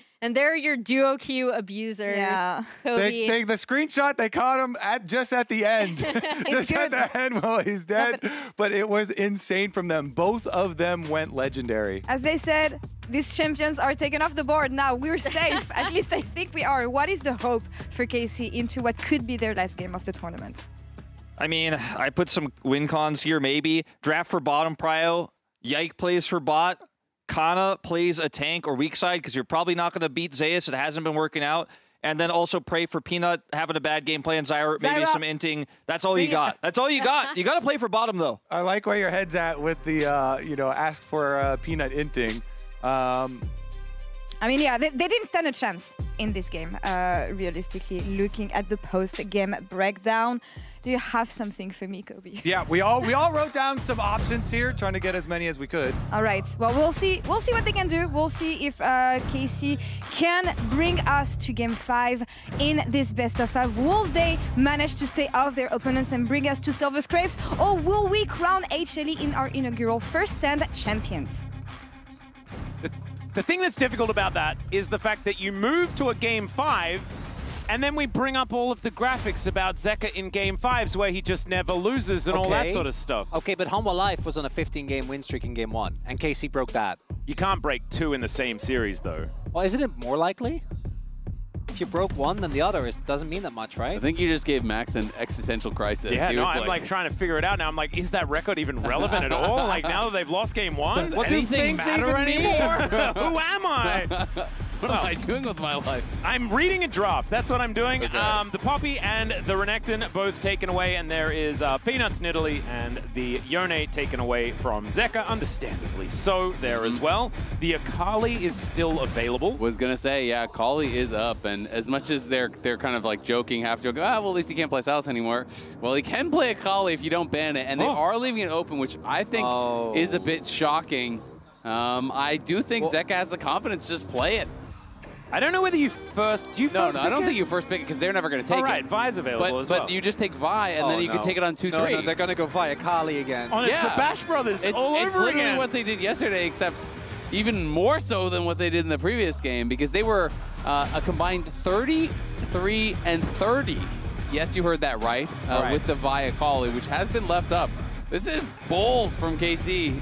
Yeah, I heard you say it yesterday, and it felt really. It sounds fake. Yeah, it was really like difficult to hear then, and now it's even more difficult to hear. So it doesn't get easier. Is the Pantheon going to be locked in here by Kana? Can be going a multitude of places, but likely towards Yike, and has actually worked out quite effectively so far. The Vi as well has been under some scrutiny, some criticism for a lot of people, but Peanut has had recently some pretty great games on it.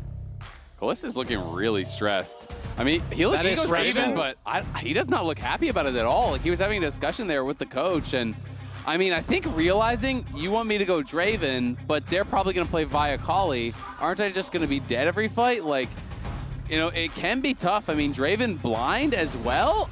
I don't really understand. I really do feel like, because if we can think of it, KC must have at least some sort of plan, right? Like, I'm talking out there, Renata to me is an obvious pick that I think you want to look towards now because it'll make it a lot easier to play out. Okay. As is this better? I'm not so sure. I don't think it is, as Atlas also looks very, very distraught next to me because this duo has run the LCK for a good amount of time. Whenever one is picked, the other always gets banned very consistently. But I am wondering what the answer from KC is going to be, because I think that already this game is going to be so hard to play out for Kalist. And we've seen the Draven, when he does get shut down, he just doesn't really get to play the game. That is a blind Camille to come through here. Now it's harder to play for Kalist. Because now you have triple dive champions. There's a lot of things that can sort of single out a Draven and make him dead. In this game. So that is looking a little bit worrisome. The other side of it is, yes, we talk about the Akali. It's the champion that Zeka has a skin on, but he debuted in the LCK on Ahri. Actually, it was the first person to play the reworked Ahri after she got slightly changed, as well as a cannon being a consideration here. Vladdy going to lock that one in for Kana most likely. Yeah, I was going to say, you know, Renata I also think could be kind of a giga pick. It's pretty good with the Draven and, you know, potentially hostile takeover, bailout, you know, that can turn around a fight. Kennen, I think, can do somewhat similar things in that if you're overcommitting onto Kalist, and then Kennen comes in with a big ulti across all these members that are trying to dive, Pantheon's there with the peel. So the idea that KC's going with is less peel, more counter engage, right? You know, punish the overcommitment to one member. That is what they're going to be counting on. And I do like it as a plan because it's also a good match up top here for Kana in the 1v1 against Zeus, at least in the early levels. We all know Camille hits a certain point where she kind of just doesn't care about the matchup anymore because she presses Q, you lose half your health. But banning out some of these good long-range matchups into the Draven as well, I think also very smart from KC. Caitlyn and Ziggs both gone. It's the non-interactive lanes, right? Ziggs just completely negates laning phase. Caitlyn is one of the few champions that just by virtue for range, especially if you slam a Karma alongside it as well, just gets to you really pressure in lane. What is going to be the counter pick here? Most likely for Vladdy, because support counter pick I think is actually a big deal here. Can really change the nature of a lot of these matchups, and also makes, I think, the Renata pick a lot more safer if you're picking in response, as that is the Galio to come through all here. Counter engage, it feels like. You know, it's just, okay, you're going to dive in on us, and then you're going to get Kennen ulted, Galio ulted, taunted up, and if it is Renata as the last pick, that could be incredibly, incredibly strong because that is still available. I'm trying to think through of the kind of AD options here. You know, there are things like, you know, like Jinx and like Corki and whatnot, but none of the options that I'm thinking of really feel good into Draven that are still available. You can go towards mages and play some of those types of things. Xayah is going to be tough in the laning phase, but it is, if they're trying to dive in onto you, obviously really good at absorbing that engage. You know, if it is instead the cannon flying in instead of trying to peel. But the options do become quite limited. You know, normally people play kind of like long-range things into Draven, like the Ashe, like the Caitlyn, like the Varus, but those are, of course, all gone. So options were limited. Gragas. And it's going to be Gragas support, I'm assuming, unless they're going to get really Camille cooking. support. Camille support would be crazy. We used to see that back in the day with Halo Blades and stuff, but like, I don't think into Draven. It's got a nerfed a little lot. bit. Yeah, it's got a nerfed a lot. I think we saw it played once or twice in LCK Cup, didn't look that convincing. But it does kind of keep unclear where things are going.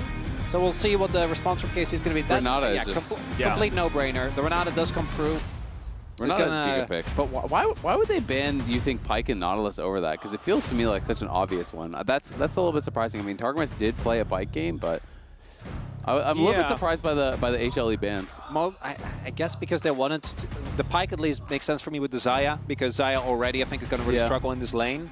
The Nautilus, yeah, especially because Renata was up. So I think if you ban Nautilus, like you save the Nautilus ban, and then if they go Nautilus, you go Renata, and otherwise I think you can play around it a little bit more. Not going to be the case. They're playing with it. It's going to be Delight on yet another pick. Going to be the Gragas here. And I got to imagine that they did know that Renata was coming. And the cost does have a lot of value into the Draven, who, of course, is stationary, so can get knocked back. And the cannon. Like, cannon obviously really wants to just go in with the slicing maelstrom, but if you get cast away, then you kind of just stand there with a lot of lightning around you, doing not very much at all. Likely that Delight is also going to be wielding the exhaust at the same time, so can really do a fair bit to stop that little Pikachu from doing anything.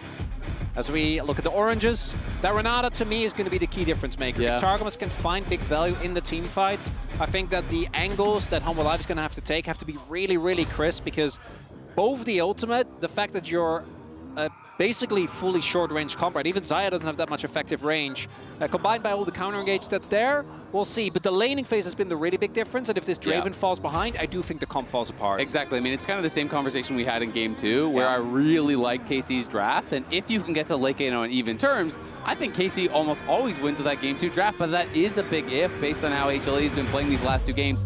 They've given up 1 tower over the last 2 games. That is pretty dominant. It's pretty ridiculous. Cannon ult, Galio ult, Renata ult, that's terrifying too. See what happens. We dive into Game 4.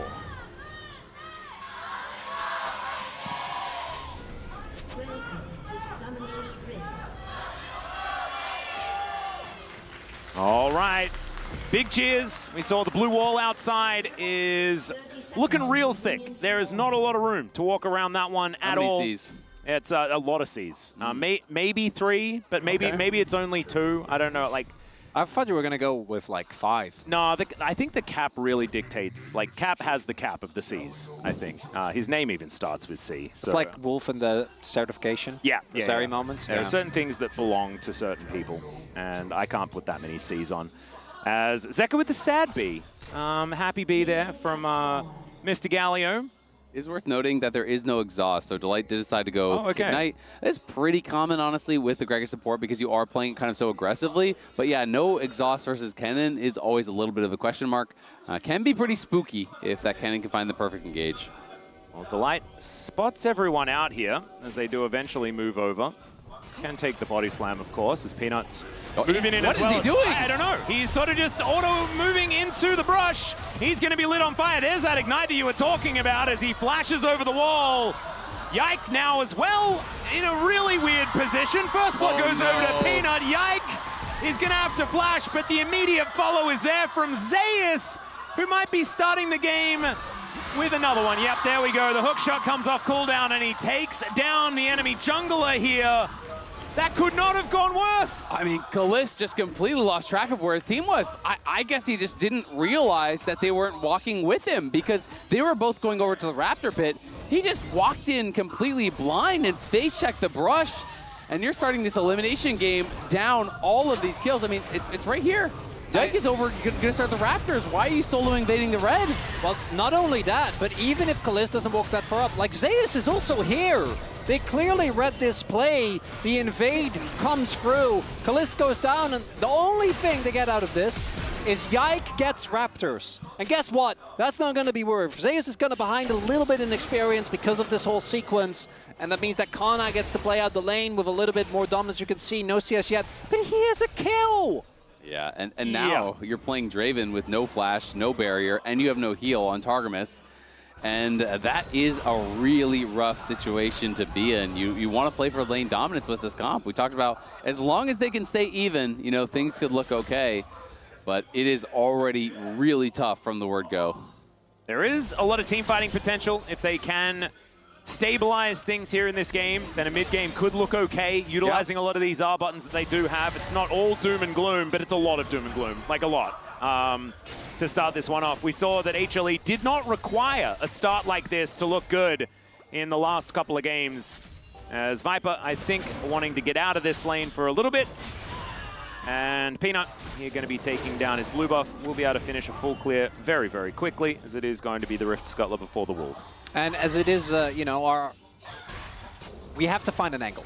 And the angle is that it's our job. At least Kalist, as long as they don't punish him for the flash, kills didn't go to his direct lane opponent, right? Because that, I think, if that's like Viper that picks up 2 kills, I actually think the game just becomes nigh unplayable.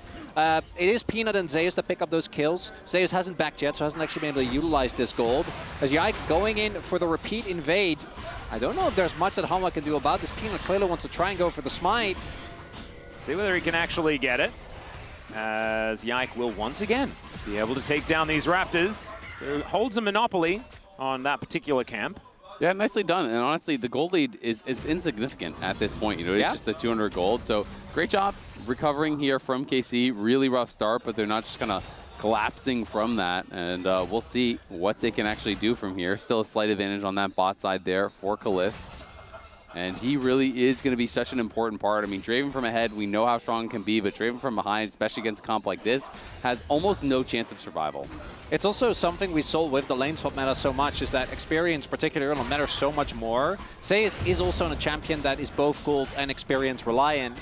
And Kana has actually been able to build a really significant lead here because of the fact that Zeus showed up to lane late, has been bullying away as Peanut gets the counter. Doesn't look like Yike is going to actually check the brush, so Peanut just makes his way out of their heist. Completely successful. Yep. Will be another Raptor camp to Yike, though. We know how much he likes those, so he's going to be pretty happy about how this one all worked out in the end.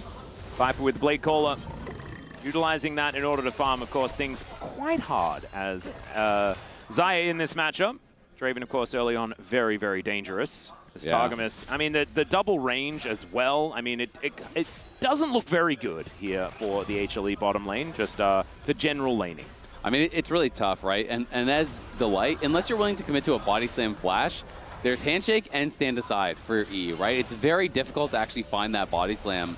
So you have to be super careful about when you're actually going for that engage. If you can't win the 100-0 play, you basically can't use your E. So his job is just kind of sustaining, just trying to zone Targamas away so he's not poking Viper. As long as you as the Gragas are taking that damage and Viper's getting farm, then you're kind of okay with how things are going. Oh, this is really rough though, because of Vladdy getting chunked out so much. You've already TP'd back to lane. Looks like the free grubs are just going to go to Hanwha Life again. Yike does have a level lead. They do also have the bot lane swapping.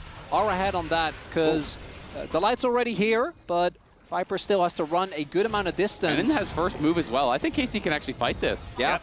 Charm going wide there as well, as you can see. Peanut over the wall, so it should be 2 grubs over to KC. Peanut denying, I guess, a portion of feats of strength here for KC.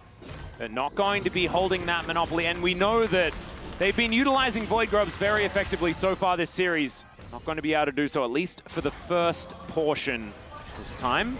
Yeah, that Vi-Ahri duo is really gated by both of them having level 6, so I think it's understandable. Cannon, also level 6, really has to be respected. Incredibly big impact in these early river fights, so KC not going to just let Hanwha Life get away with it.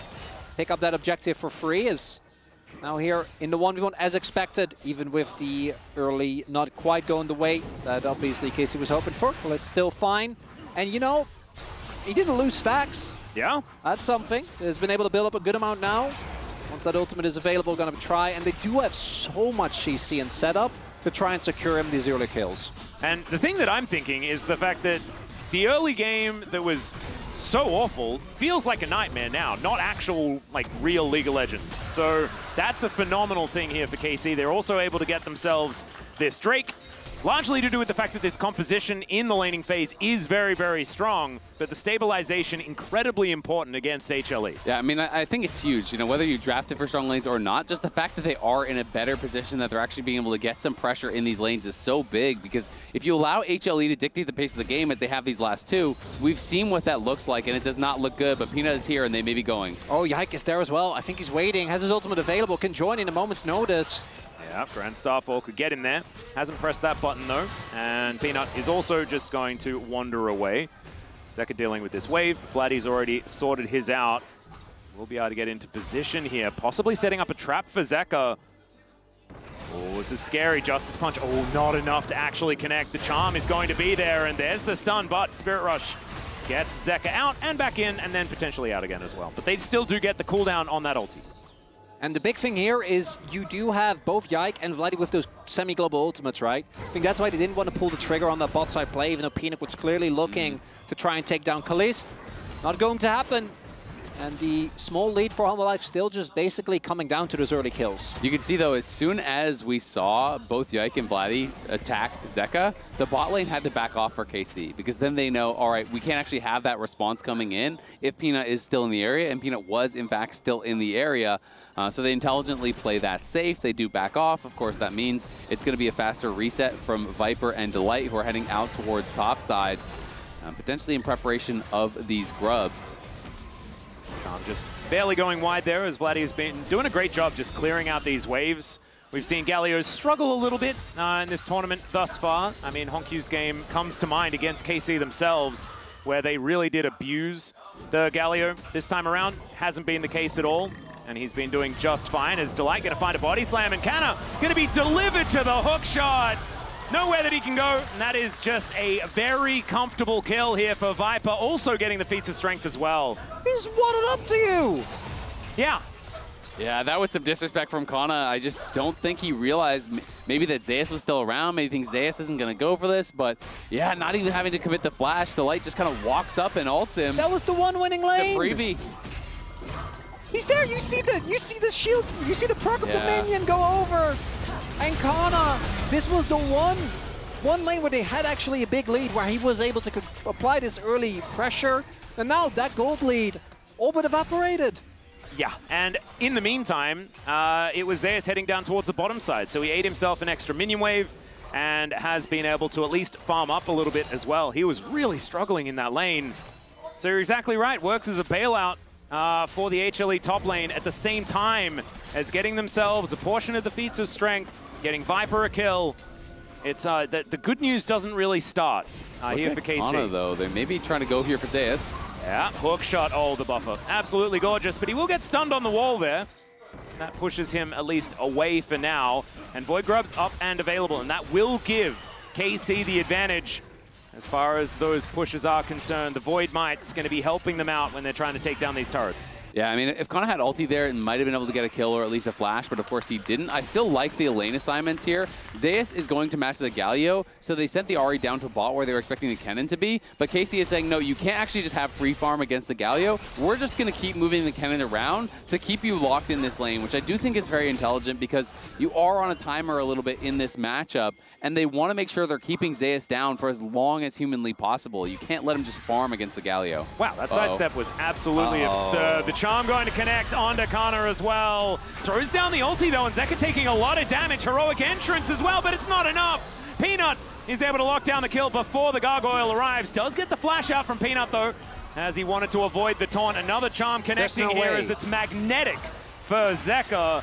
How does he get the crab out of that? Well, he started hitting the crab after he flashed over the wall, Chronicler. Oh. Yeah, it seemed like you must not have been watching. That seemed pretty straightforward. Yeah. You see, he killed them and then he flashed over the wall and took the crab. That's how it's going to be, huh? Okay. We're too powerful together. You've been here a while. As unfortunately there for Vladdy, his ultimate does not actually protect from the physical damage that Peanut does, so Peanut just kind of slams him down. You see as well, kind of looking for a catch onto Zeka there, but very clearly Humble Life were super aware that this was happening. And now the gold lead that it felt like it stabilized, we can see it climbing here on the goal difference graph powered by WS. And I really feel like now, as KC fan, you are praying for that big cash out for Khaleesi. He's been working on this. He's nearly up to 300 stacks. That first fight is even more important than it would normally be because you're already falling behind. And if you lose those stacks too, it is going to be so hard to battle back. You can see there on his portrait the adoration ticking over towards 300 pretty soon as well. So he is able to stack that one back up. The death was extraordinarily early in the game, so basically isn't relevant. Actually wouldn't have missed any, right? Yeah. Except the autos on champions. Oh, Viper? Yeah, Viper is taking a heck of a lot of damage. Whirling Death going to be avoided by the Feather Storm as Delight has his hand shook and isn't psyched about it. We'll be able to not get that minion as it turns up. So the aggression from Kalist certainly going to be netting them some positives here as the Blast Cone going to be ridden together here, Zeus and Yike. But I don't know whether Yike really wins out on this one against this Camille, who does have Trinity Force now completed. Yeah, the fact that Kana's around in the area, of course, is going to dissuade that. They don't know necessarily the Targamas is there, but still, if you overchase, then Kana gets you. Could be a big punish. And Zeus knows, just play it slow, play it steady. Eventually, we'll get to that point where Kana can't threaten the 100-0, and you really can. It does get very tough in the later stages as you just kind of get tankier and tankier, more and more HP. Your sustained damage is so much higher than that of the cannon. Yep, Cinder's on the map, and that does mean that we have an Infernal Soul this game as well, which is a fun one. A little bit spicy here. And remember what's on the line here. This is an extra seed for MSI.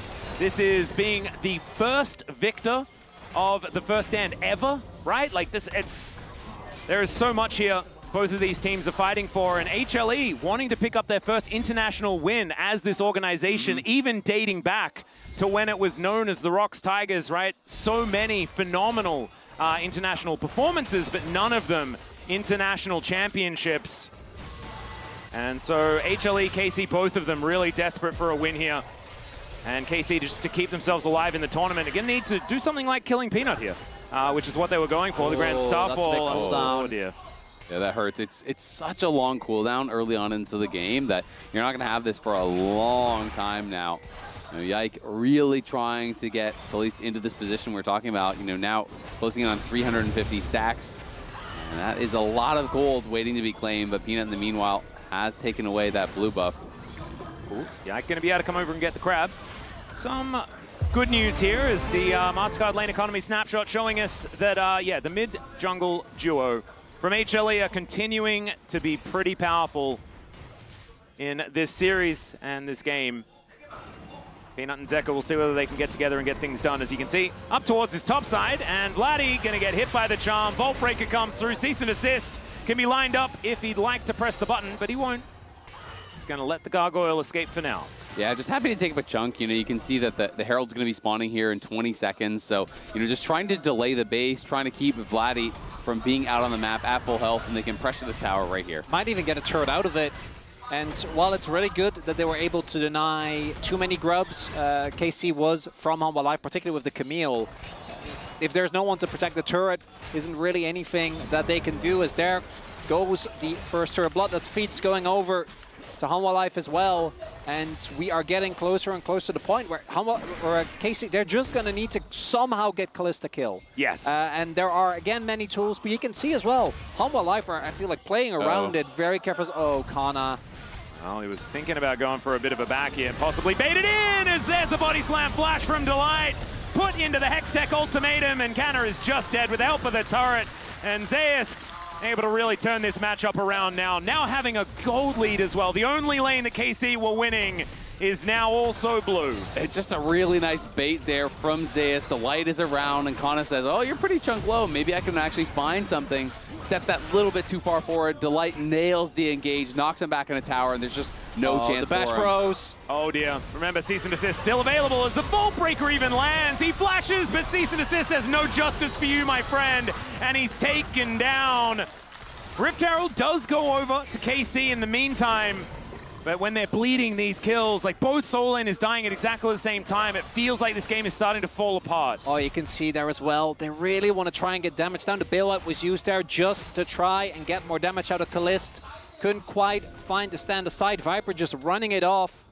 And we are slowly starting to see again that goalie, particularly in the mid-jungle, balloon to unmanageable proportions. And I mean, Viper just knows his job is not to carry this game. Your job is to clear waves and wait for the side lanes to win, because right now both your solo laners are ahead, your jungler is way ahead, and you're just going to get to this point where you just continually go for picks through side lanes, and eventually KC are going to be forced to try to find a fight from a disadvantageous position. So, you know, Viper just needs to play calm, cool, and collected, get his farm, and be that teamfight presence that he always is later on. It's really up to Zeus, Zeka, and Peanut to just be that three-man squad, crushing KC through side lanes as they happen. And it's certainly been working in the last couple of games. Viper here, walking up, a little bit dangerous, but the handshake is going to go wide. As the Rift Herald is here in this mid lane. Delight taking a few axes, as now Peanut might be getting out, also might be going in, but decides instead he will just exit the pit.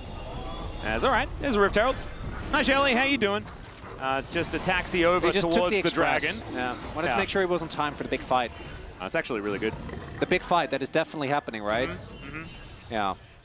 And unfortunately, it means it's not going to get a charge out of the Herald now mid, so even if it walks up, it won't be charging, and Viper's just going to be able to clear that out. Zeus heading back up towards top side, so they may just give up this dragon and play for the tier 2 top, which I think is absolutely reasonable.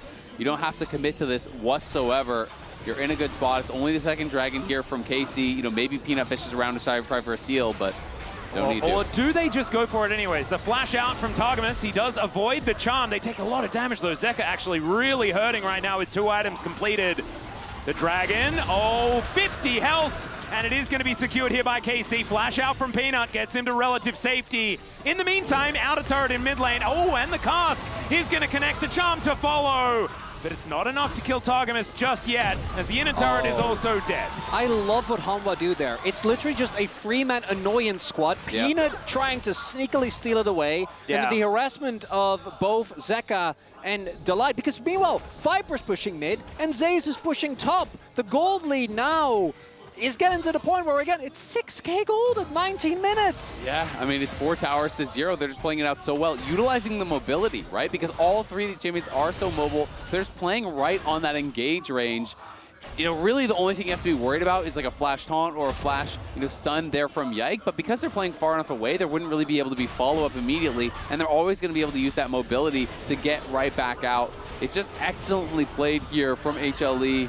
A masterclass on how to play the map. It's particularly because with this Renata, as good as it is, if Hanwha Life never commit, like Azure, the only pieces of engage they have are single target, unless it's a multi-man taunt, and very short range. So as long as you stay away from them, like how does KC actually start you away? Exactly. So how do you start a fight? You need enough map control to somehow find a flank with Kana and get into the enemy backline. But we're getting to the point where you're gonna have to just straight up like throw Yike in with an ult just so you can follow up, but I don't know if that's going to be enough with how the gold and the items have just completely slipped away from KC. Yeah.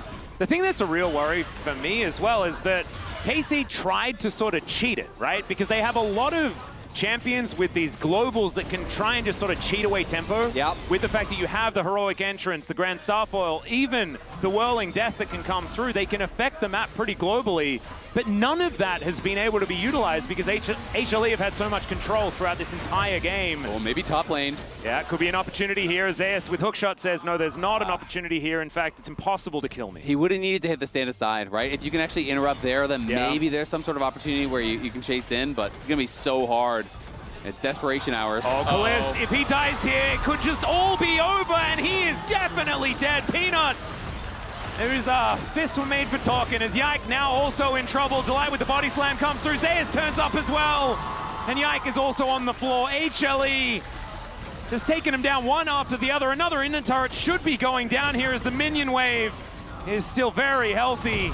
And is that 5 turrets to nothing? How many turrets? Like the last 3 games, it's just 1, right? Yeah, that was a lot. Like it was a long shot, but Kalist getting a big shutdown. I think that was the one angle outside of maybe some side lane picks with those double globals. But with him going down, I think that might be a Peanut just ahead of the rotation.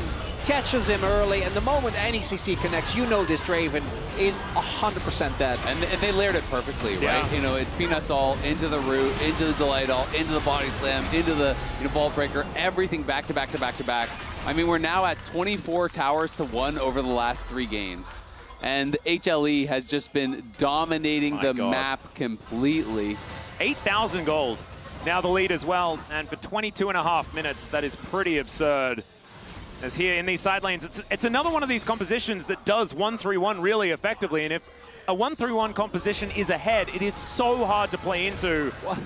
And the problem is, you have the globals to like try and collapse onto someone, but they're all at 2 items! Yeah. At 22 minutes! If you try to collapse onto Zeus, he just Q2s your face and you go down! And we saw there that he just walked up to 3 people, like not really afraid of being collapsed on. He does have Otacon right now, so I think he's going to play extra aggro. Well, they do have a ward over this wall. Will be discovered here as the control ward does go down. As Zeus not going to get Justice League punched and just walks back into the taunt. There are 4 people here. Remember, does of course have the Otacon, but instead just walks away from the Comet Spear, walks back towards Kalist as he throws out the hook shot. Zeus, you are, that's all, it's bordering on rude. Honestly, that was bordering on rude. Whirling Death is not really going to connect there, and the thumbs up, a little bit of a worry as the charm is going to bring Targamas through the base gate as another taunt is going to connect, but it's even Delight that seems too tanky. He's going to withdraw, and Viper is in the enemy base. As the Xayah, they're looking to break it open here at 24 minutes. And I think HLE are pretty ready to become our first stand champions here, as game number 4 is looking nigh impossible here for KC as Vladdy not going to get Vault Breaking. His Vault is still unbroken. It is intact. Although it has taken a beating previously. Okay, yeah, it really has. There's not a lot of money, unfortunately, for KC. Hanwha did kind of steal most of it. It's going to be the second Dragon going over to Hanwha. But I have a very hard time, and I think we all do, writings on the wall to see how you actually get back into this game, right? No kills have been found, no turrets have been found. Oh, Kana is dead. But there's another fight going on here, as we can see. Double body slam. There's a gorgeous cask as Delight lined him up, put him exactly where he wanted him, and no bailout is going to be enough. Yeah, you could post all the money you have, and it would not get you out of that prison. Zeus moves into this mid lane to take down yet another inhibitor turret. Inhibitor's going to be falling one after the other, as well as HLE take bottom, they take mid. They might even be able to take top lane if they get that minion wave in order, as well as the rest of them moving on over. It's very early in this game, so it's not likely to be just the end, as the Inhibitor does survive somehow. Justice Punch onto Zeka. The taunt is going to connect as well. Kalist moving over, lands the stand aside, but he's charmed as the flash finally is used, and the Whirling Death is just wide. But there's the Winds of War to come on through. The immediate heroic exit here for Vladdy at the same time. It's Kalist with the bailout. Is looking to take down Zeus. And cease and desist. I don't know about that one, Peanut. That was really a little bit of an overstep, you could say. And HLE probably stop going in now. It's KC. They find themselves here after losing most of their base. They're moving towards the Baron. Yeah, they were just looking for even more, though. They're just looking to scrap here in a 2v5. They're taking the fight. Okay, Delight and Viper, this is, there's limit testing and there's limit testing. They are moving them away from the Baron. Well, they just want to ensure that they don't actually get to walk to Nash, which they don't. Yeah, definitely started with Zeus. I think Peanut the most egregious by far there, as he still ends up going in. But we're all the way back here to this 1v1. Yep, you hit that point in the game where that's how it looks. That's the matchup. But, you know, Zeka didn't have ulti here. He does have flash to buy a little bit of space, but you have got to just fully commit to plays like this. Try to get something, and Vladdy at least gets them their first kill of the game, gets them on the board, and then Zeus tries to go into the back line. He was already low when he went in. Khalees gets the bailout, flashes forward, gets a shutdown. This was like 2K gold, immediate injection over into the KC side. So does give them that little bit of hope, but I do think we're going to see HLE just regroup and go back at it with full health bars. That's a lot of shutdowns. It's still an 8K gold deficit. It is, but it's not a 12k gold deficit, which is kind of what it was before. Is this how I sound when I try to be optimistic? Yes. yeah. You're that annoying, Chronicle. Actually, it's worse. No, I'm just kidding. As unfortunately, that alone is not going to be enough. We're going to need to see more of those heroics, and this is the real issue. KC did invest a lot of sums, like very heavily. There was multiple flashes there. Just to try and make this happen, and I still don't think that they can do anything about the Baron that seems imminent here for Hanwha. They're already 2-man on it, and Zeka and the rest of the team is just going to try to zone them away. Well, Viper and Peanut do take it down. They get the vision, given, so we'll see. I'm going to connect onto Targamas, but not going to be dead just yet. And what is the answer? How are you supposed to get in here outside of just Yike ulting in? He certainly could do that, as Zeus wanting to stop that one from happening. The cask going to be used just to remove them from the pit. And you're right, it's only Peanut that's kind of in there. Viper finally comes back and starts hitting it with some autos. In goes Zeus, and Yike unable to get the steal, but they're still able to get the kill onto Peanut. The answer is going to be there, and Kana, he now has that ulti on cooldown. Zeus taxis in, kills the cannon, and survives. Oh my god, it's just not fair. How does Zeus get away with that? He's in the backline 1v3, survives, comes back with 5% health over the wall, gets the kill. Yike tries to go for the heroic play here, and who can blame him from the position? Can't quite get the smite, down to 290 health before Peanut claims it. And just look at Zeus, frustration there for KC as they don't quite have the damage, and he survives to get out and help get that kill. That is so unfair. He solo zones 3 people and then even CC's counter on his way out. Oh, very rude, but beautifully played from the top laner of HLE. They will now have the Red Bull Baron for 2 minutes. Now, power play already up to 1.7. That is, of course, what you kind of get from killing it. But I think that that may expand. As you can see, bottom lane being pushed in, top lane as well. Inhibitor a minute away from respawning in the mid. KC desperately trying to hold on to their chances here at first stand. Teleport is optimistic from Zeus. Let's see whether this 1v2 is going to work out. He is level 17.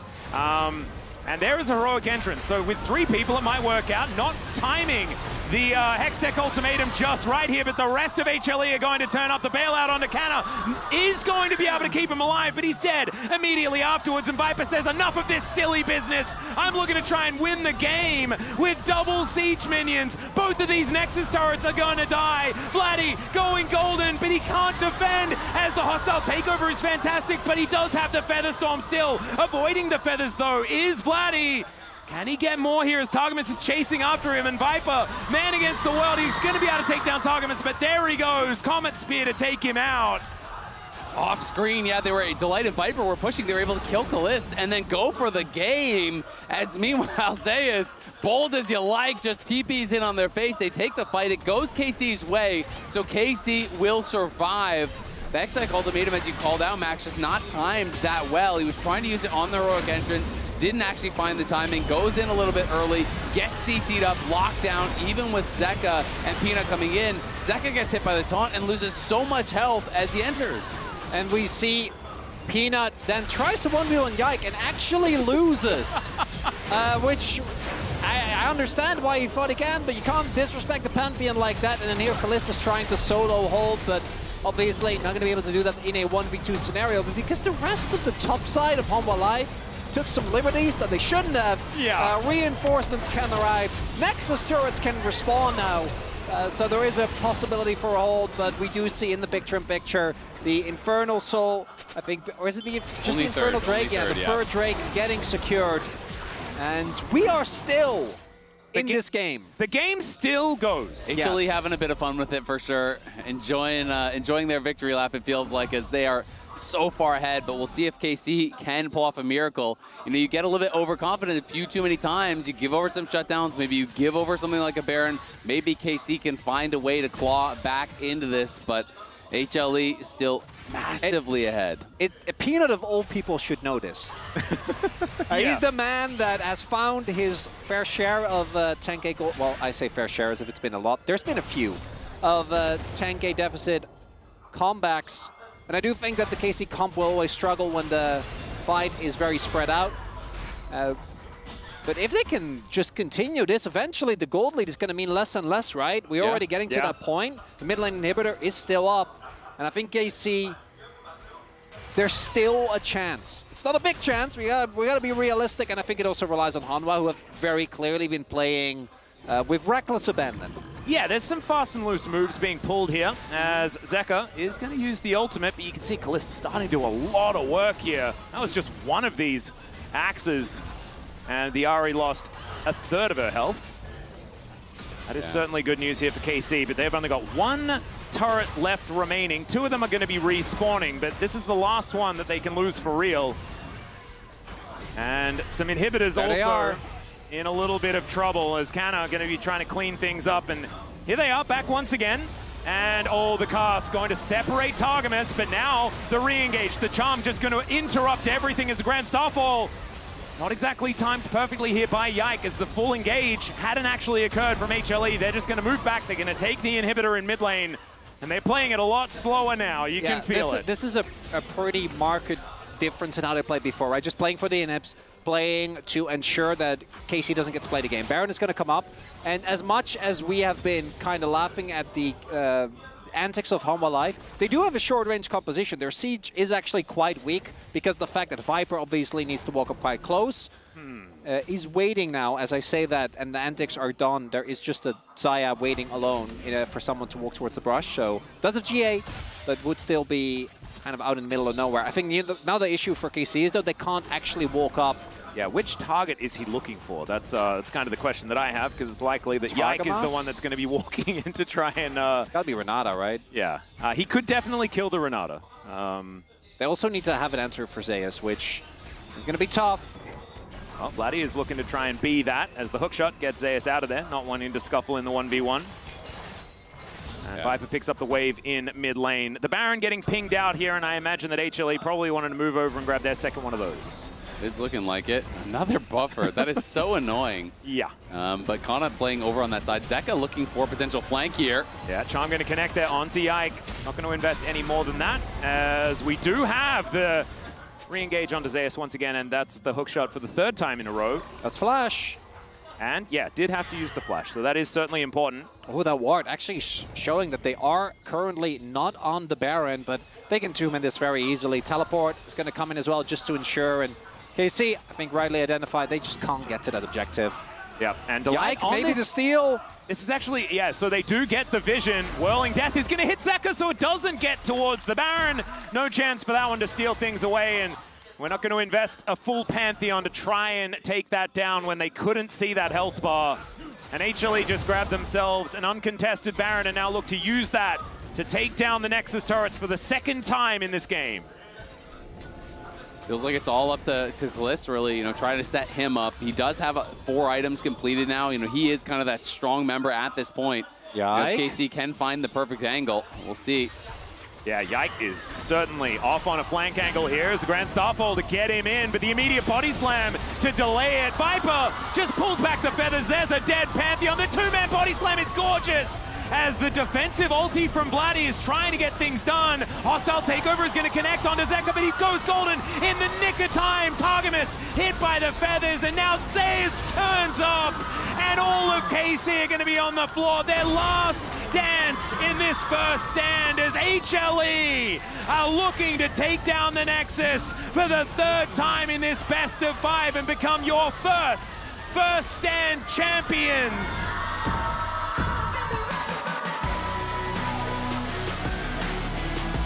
And the first game gave us hope.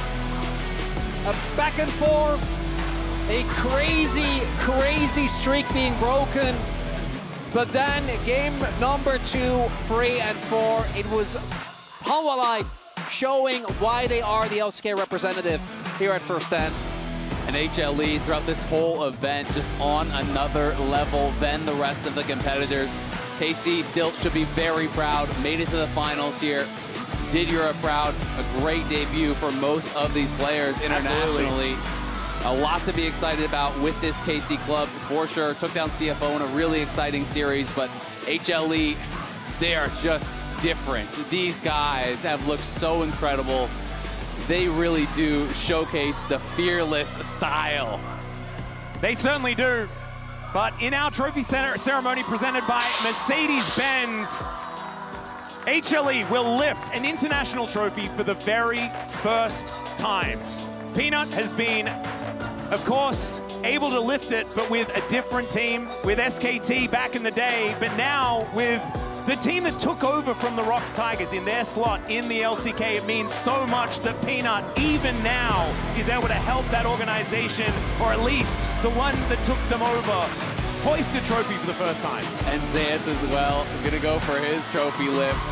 First time not with T1, forging his own path with HLE. Ensuring he doesn't bonk his head on the trophy again. Yeah, definitely a good idea. He did last time as Zeka. His development from what was known as a fluke, you know, that DRX road run, it was magical while it was happening. But the fact that now he is the mid laner that he is with a crazy champion full, Viper and the like, the bro talent, always looking giddy. Got to play some fun stuff today as well. He certainly did. I think his game one from Delight wasn't exactly the greatest, but every other game this tournament, Delight has been unbelievably good. I mean, it's just been such a pleasure watching HLE throughout this event, bringing out all kinds of different picks. We got to see Zed, we got to see Vladimir, we got to see Kale, we got to see Set Support, we got to see Quinn Top. We saw so many unique picks brought out and played to the highest level possible. It is just so much fun to watch these guys play. They truly are masters of their craft, seem to be able to play each and every single style that there is. And it's just something for everyone else to aspire to and for everyone else to be pretty scared of going into the rest of the year and these upcoming internationals. Well, the thing is, and now everything is Fearless. So I think you were watching before and you were like, oh yeah, but like we don't have to be this good in Fearless because it's going back to like regular League of Legends after this. Not anymore. We are Fearless forever. And taking on HLE in a format like this is something that only D+ Kia not too worried about as far as our league is concerned, because they also did pretty well in the format. But HLE certainly setting the bar pretty high for not only the LCK teams, but teams across the world. As some more fan signs we get to see here. A classic. On my life. The 4D signs. Oh yeah, yeah. Really stepping it up here.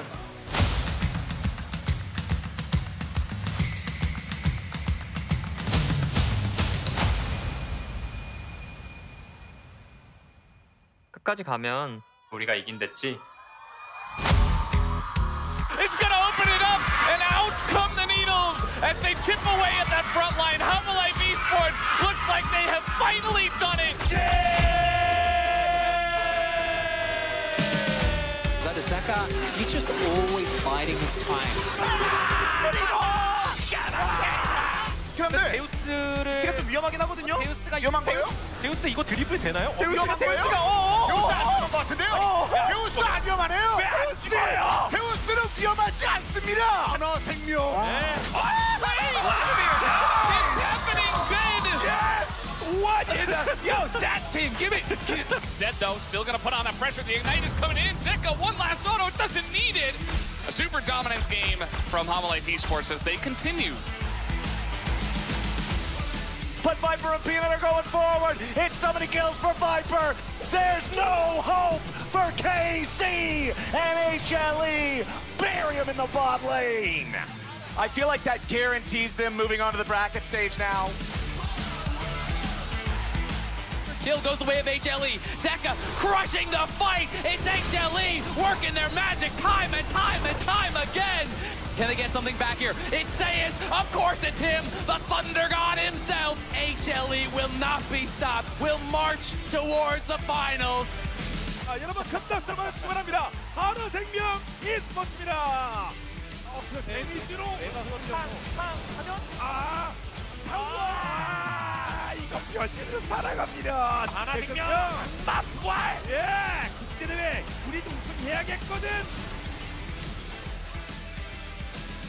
그럼 막으면서 1대1이 됐습니다.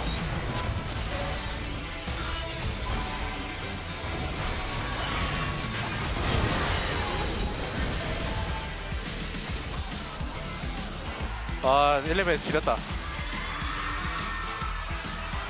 나이스.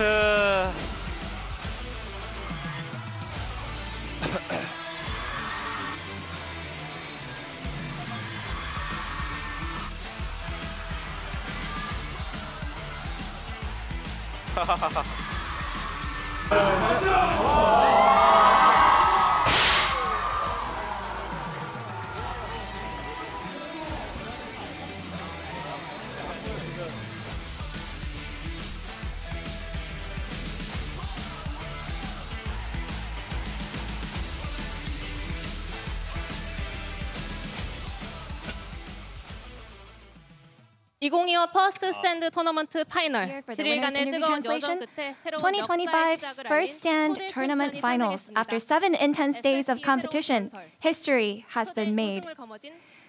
Today, we crown the very first champions of FST. The team that has secured the inaugural championship title is Hanwha Life Esports. Let's give them a big round of applause. Now, let's hear from the players and the head coach of Hanwha Life Esports. Congratulations, Zeus. You said you wanted to win it all with Peanut. How does it feel to achieve your goal and become the inaugural champion of the new international tournament? I think we're just getting a really good start of the season. And I'm so happy that we're able to secure another title, and I feel like I have a good feeling I would be able to keep it going. Did you have a good feeling on your way to the arena today?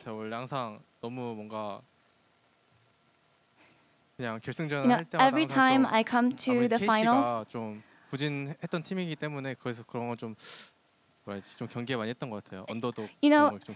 Carmen Corp was actually had underperformed before, but they were arising as the underdog, so I was very on guard today. And what kind of feedback did you have with your team after Game 1? I already expected that Game 1 wouldn't be easy. And I don't think we actually brooded or dwelled too much on that, and we just wanted to focus on the upcoming games. And what goals do you have moving forward? Honestly, my goal is to win as many titles as possible this year. And let's talk to Peanut.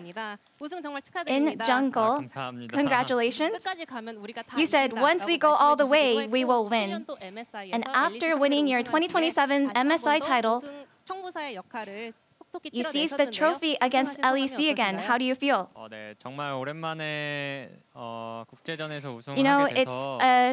It's been such a long time since I got my title in an international stage. And we lost our opportunity. I personally lost my opportunity before, but I'm really glad that I'm able to get another championship. And since last year, you were undefeated in Game 1 of every best 5. So after losing Game 1, what did you discuss as a team? The enemy played out really well, and I personally think that Game 1 had a very high difficulty in terms of the draft. So I think we discussed as a team that as long as we do a better job in draft, we would be able to win. So what is your goal for the rest of the year? It's been such a meaningful start of the year. So we'll try our best to make sure that we can secure as many titles as possible. Next up, we got Seka. You are the inaugural First Stand champion. How do you feel? Following the LCK Cup, the newest international tournament was being opened at Lowell Park, so I'm just really glad that we're able to secure that victory. And so this was the first international tournament with the newly implemented format. What gave you the biggest trouble? I think we had this opportunity to experiment as much as we can with the newest format, so I think we were able to prove that we are the best given the new format, and I think we did really well today. And you were the Oppo player of the series. How do you feel? aside from myself, I think it wouldn't be weird that any of the other teammates would get the player of the series. I'm just really thankful for them for playing out their hearts. And I'm just really happy that you're able to, I'm so honored that I'm able to get the player of the series. So what do you think got you the player of the series? Maybe my Silas game? No, I think I had a pretty clean game with my Silas, so maybe that's what it was. So Silas, as a champion, you needed a lot of confidence, and you have to go into the game with the mindset that you will win. So I think that's what really paid off. And what are your goals for the future? You know, this is such a good start of the year. I want to make sure that we keep it up. We'll keep practicing and working hard to make sure that we can keep making this happen. 네, 그리고 4년 만에 국제전 우승을 이루어낸 바이퍼 선수 And 한번 let's move on to Viper, who just secured his first international title after 4 years. The god of AD carry, Professor Viper, how do you feel as the very first FST champion? You know, just being able to play with such great teammates gave me such enjoyment. And being able to secure the victory and the title makes me even happier. Not one match was dropped for this first stand title. What kind of experience did this serve as? You know, I had no experience with this international tournament like this. But I think I learned how to stay focused in such a short tournament. So I think this will pay off very much in the future. And any message over to your fans?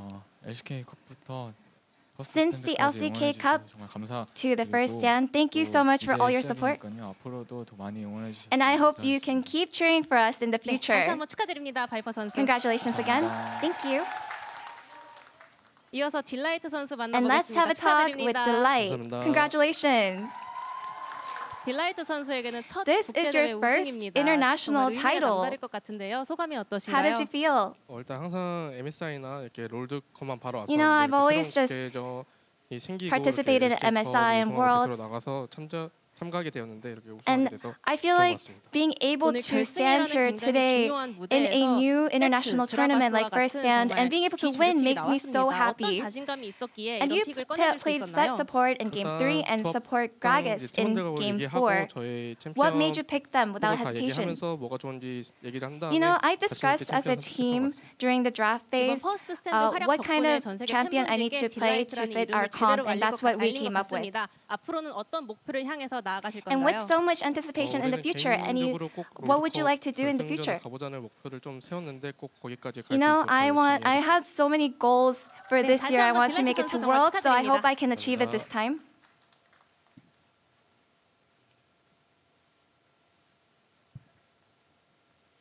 Next up, we have head coach Dandy. Congratulations! Following the LCK Cup title, you have led the team to become the inaugural champion of the newest international tournament. How do you feel? You know, this entire tournament was packed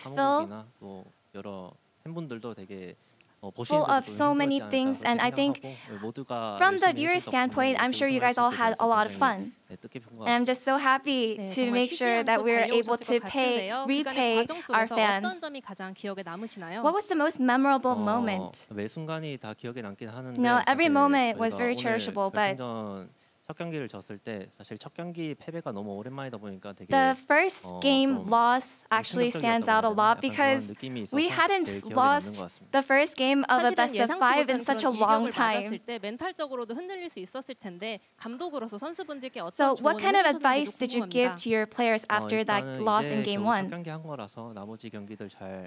You know, I just told them that as long as we get a good mental reset, that we got this, that we are able to to win. 열심히 우승까지 달려준 하나생명 팀원분들께 한마디 And anything you'd like 부탁드립니다. to say to your players? 일단 너무 고생 많았고 Good work with you guys. 지금까지 좀 빡빡한 일정 속에서 대회하느라 좀 힘들었을 Despite 텐데 such a rough schedule, it must have been so hard. 수 있는 만큼 최대한 좀 쉬고 I hope that you guys get a restful break and let's get ready for the 다시 한번 next 여러분 모두 season. 축하드립니다.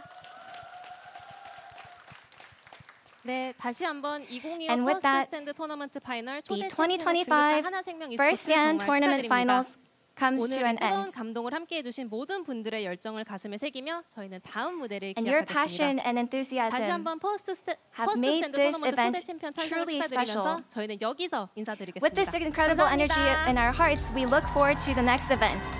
Let's give one last round of applause to the inaugural champions. This is where we say goodbye. Thank you, and see you next time.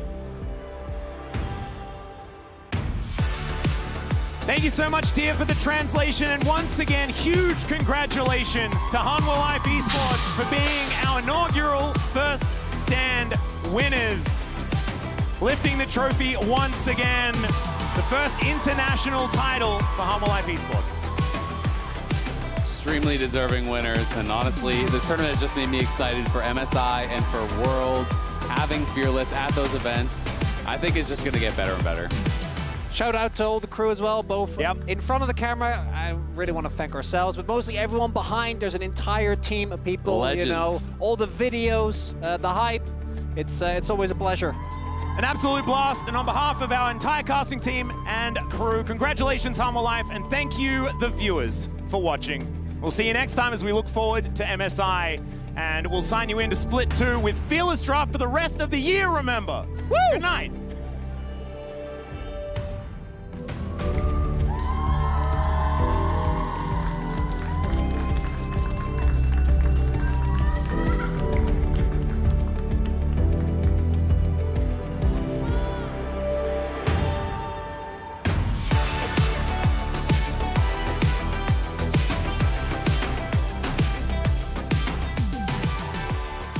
Wukong coming bot. No, Wukong is mid, Wukong is mid. I think. Yep. No flash, came back. Good job. Nice, good call, very good call. Probably a margin that I was expecting it to be when I looked down there. As here's a flash pulverize, Killer Instinct from Viper all the way behind the KC bottom lane, and Peanut throws out the Cyclone. Flash. First target. Win. Guys are dead. Azin, good job. No flash rumble. Go Nas after. Nas after. Nice. Keep this peak. Nice. Team game on. We reset, okay? This is we're playing Koi, okay, guys? We're playing Koi. Take the soul. They're getting Shepard. Exactly right. Zeka finding almost everyone with that one. As down goes Vladdy. Kana just realizing that someone will have to die. It may as well be him. Really, really good. And this is not his flavor of champion either. As Peanut looking aggressive finds the Impale. They're happy to just grab any target as Daisy and Targamas both going down. Zeka, though. Oh dear. Glacial Prison that he just picked up as well. And now Vladdy is just dead. Peanut able to come on through with the audacious charge, and oh dear, if it wasn't bad before, it is now. Good. Yike has been in the perfect positions, and Delight going to be going down as well. Yike finally falls, but Zeka is a raid boss. He's just too strong, and this duo cannot be beaten. So he has to flash at some point.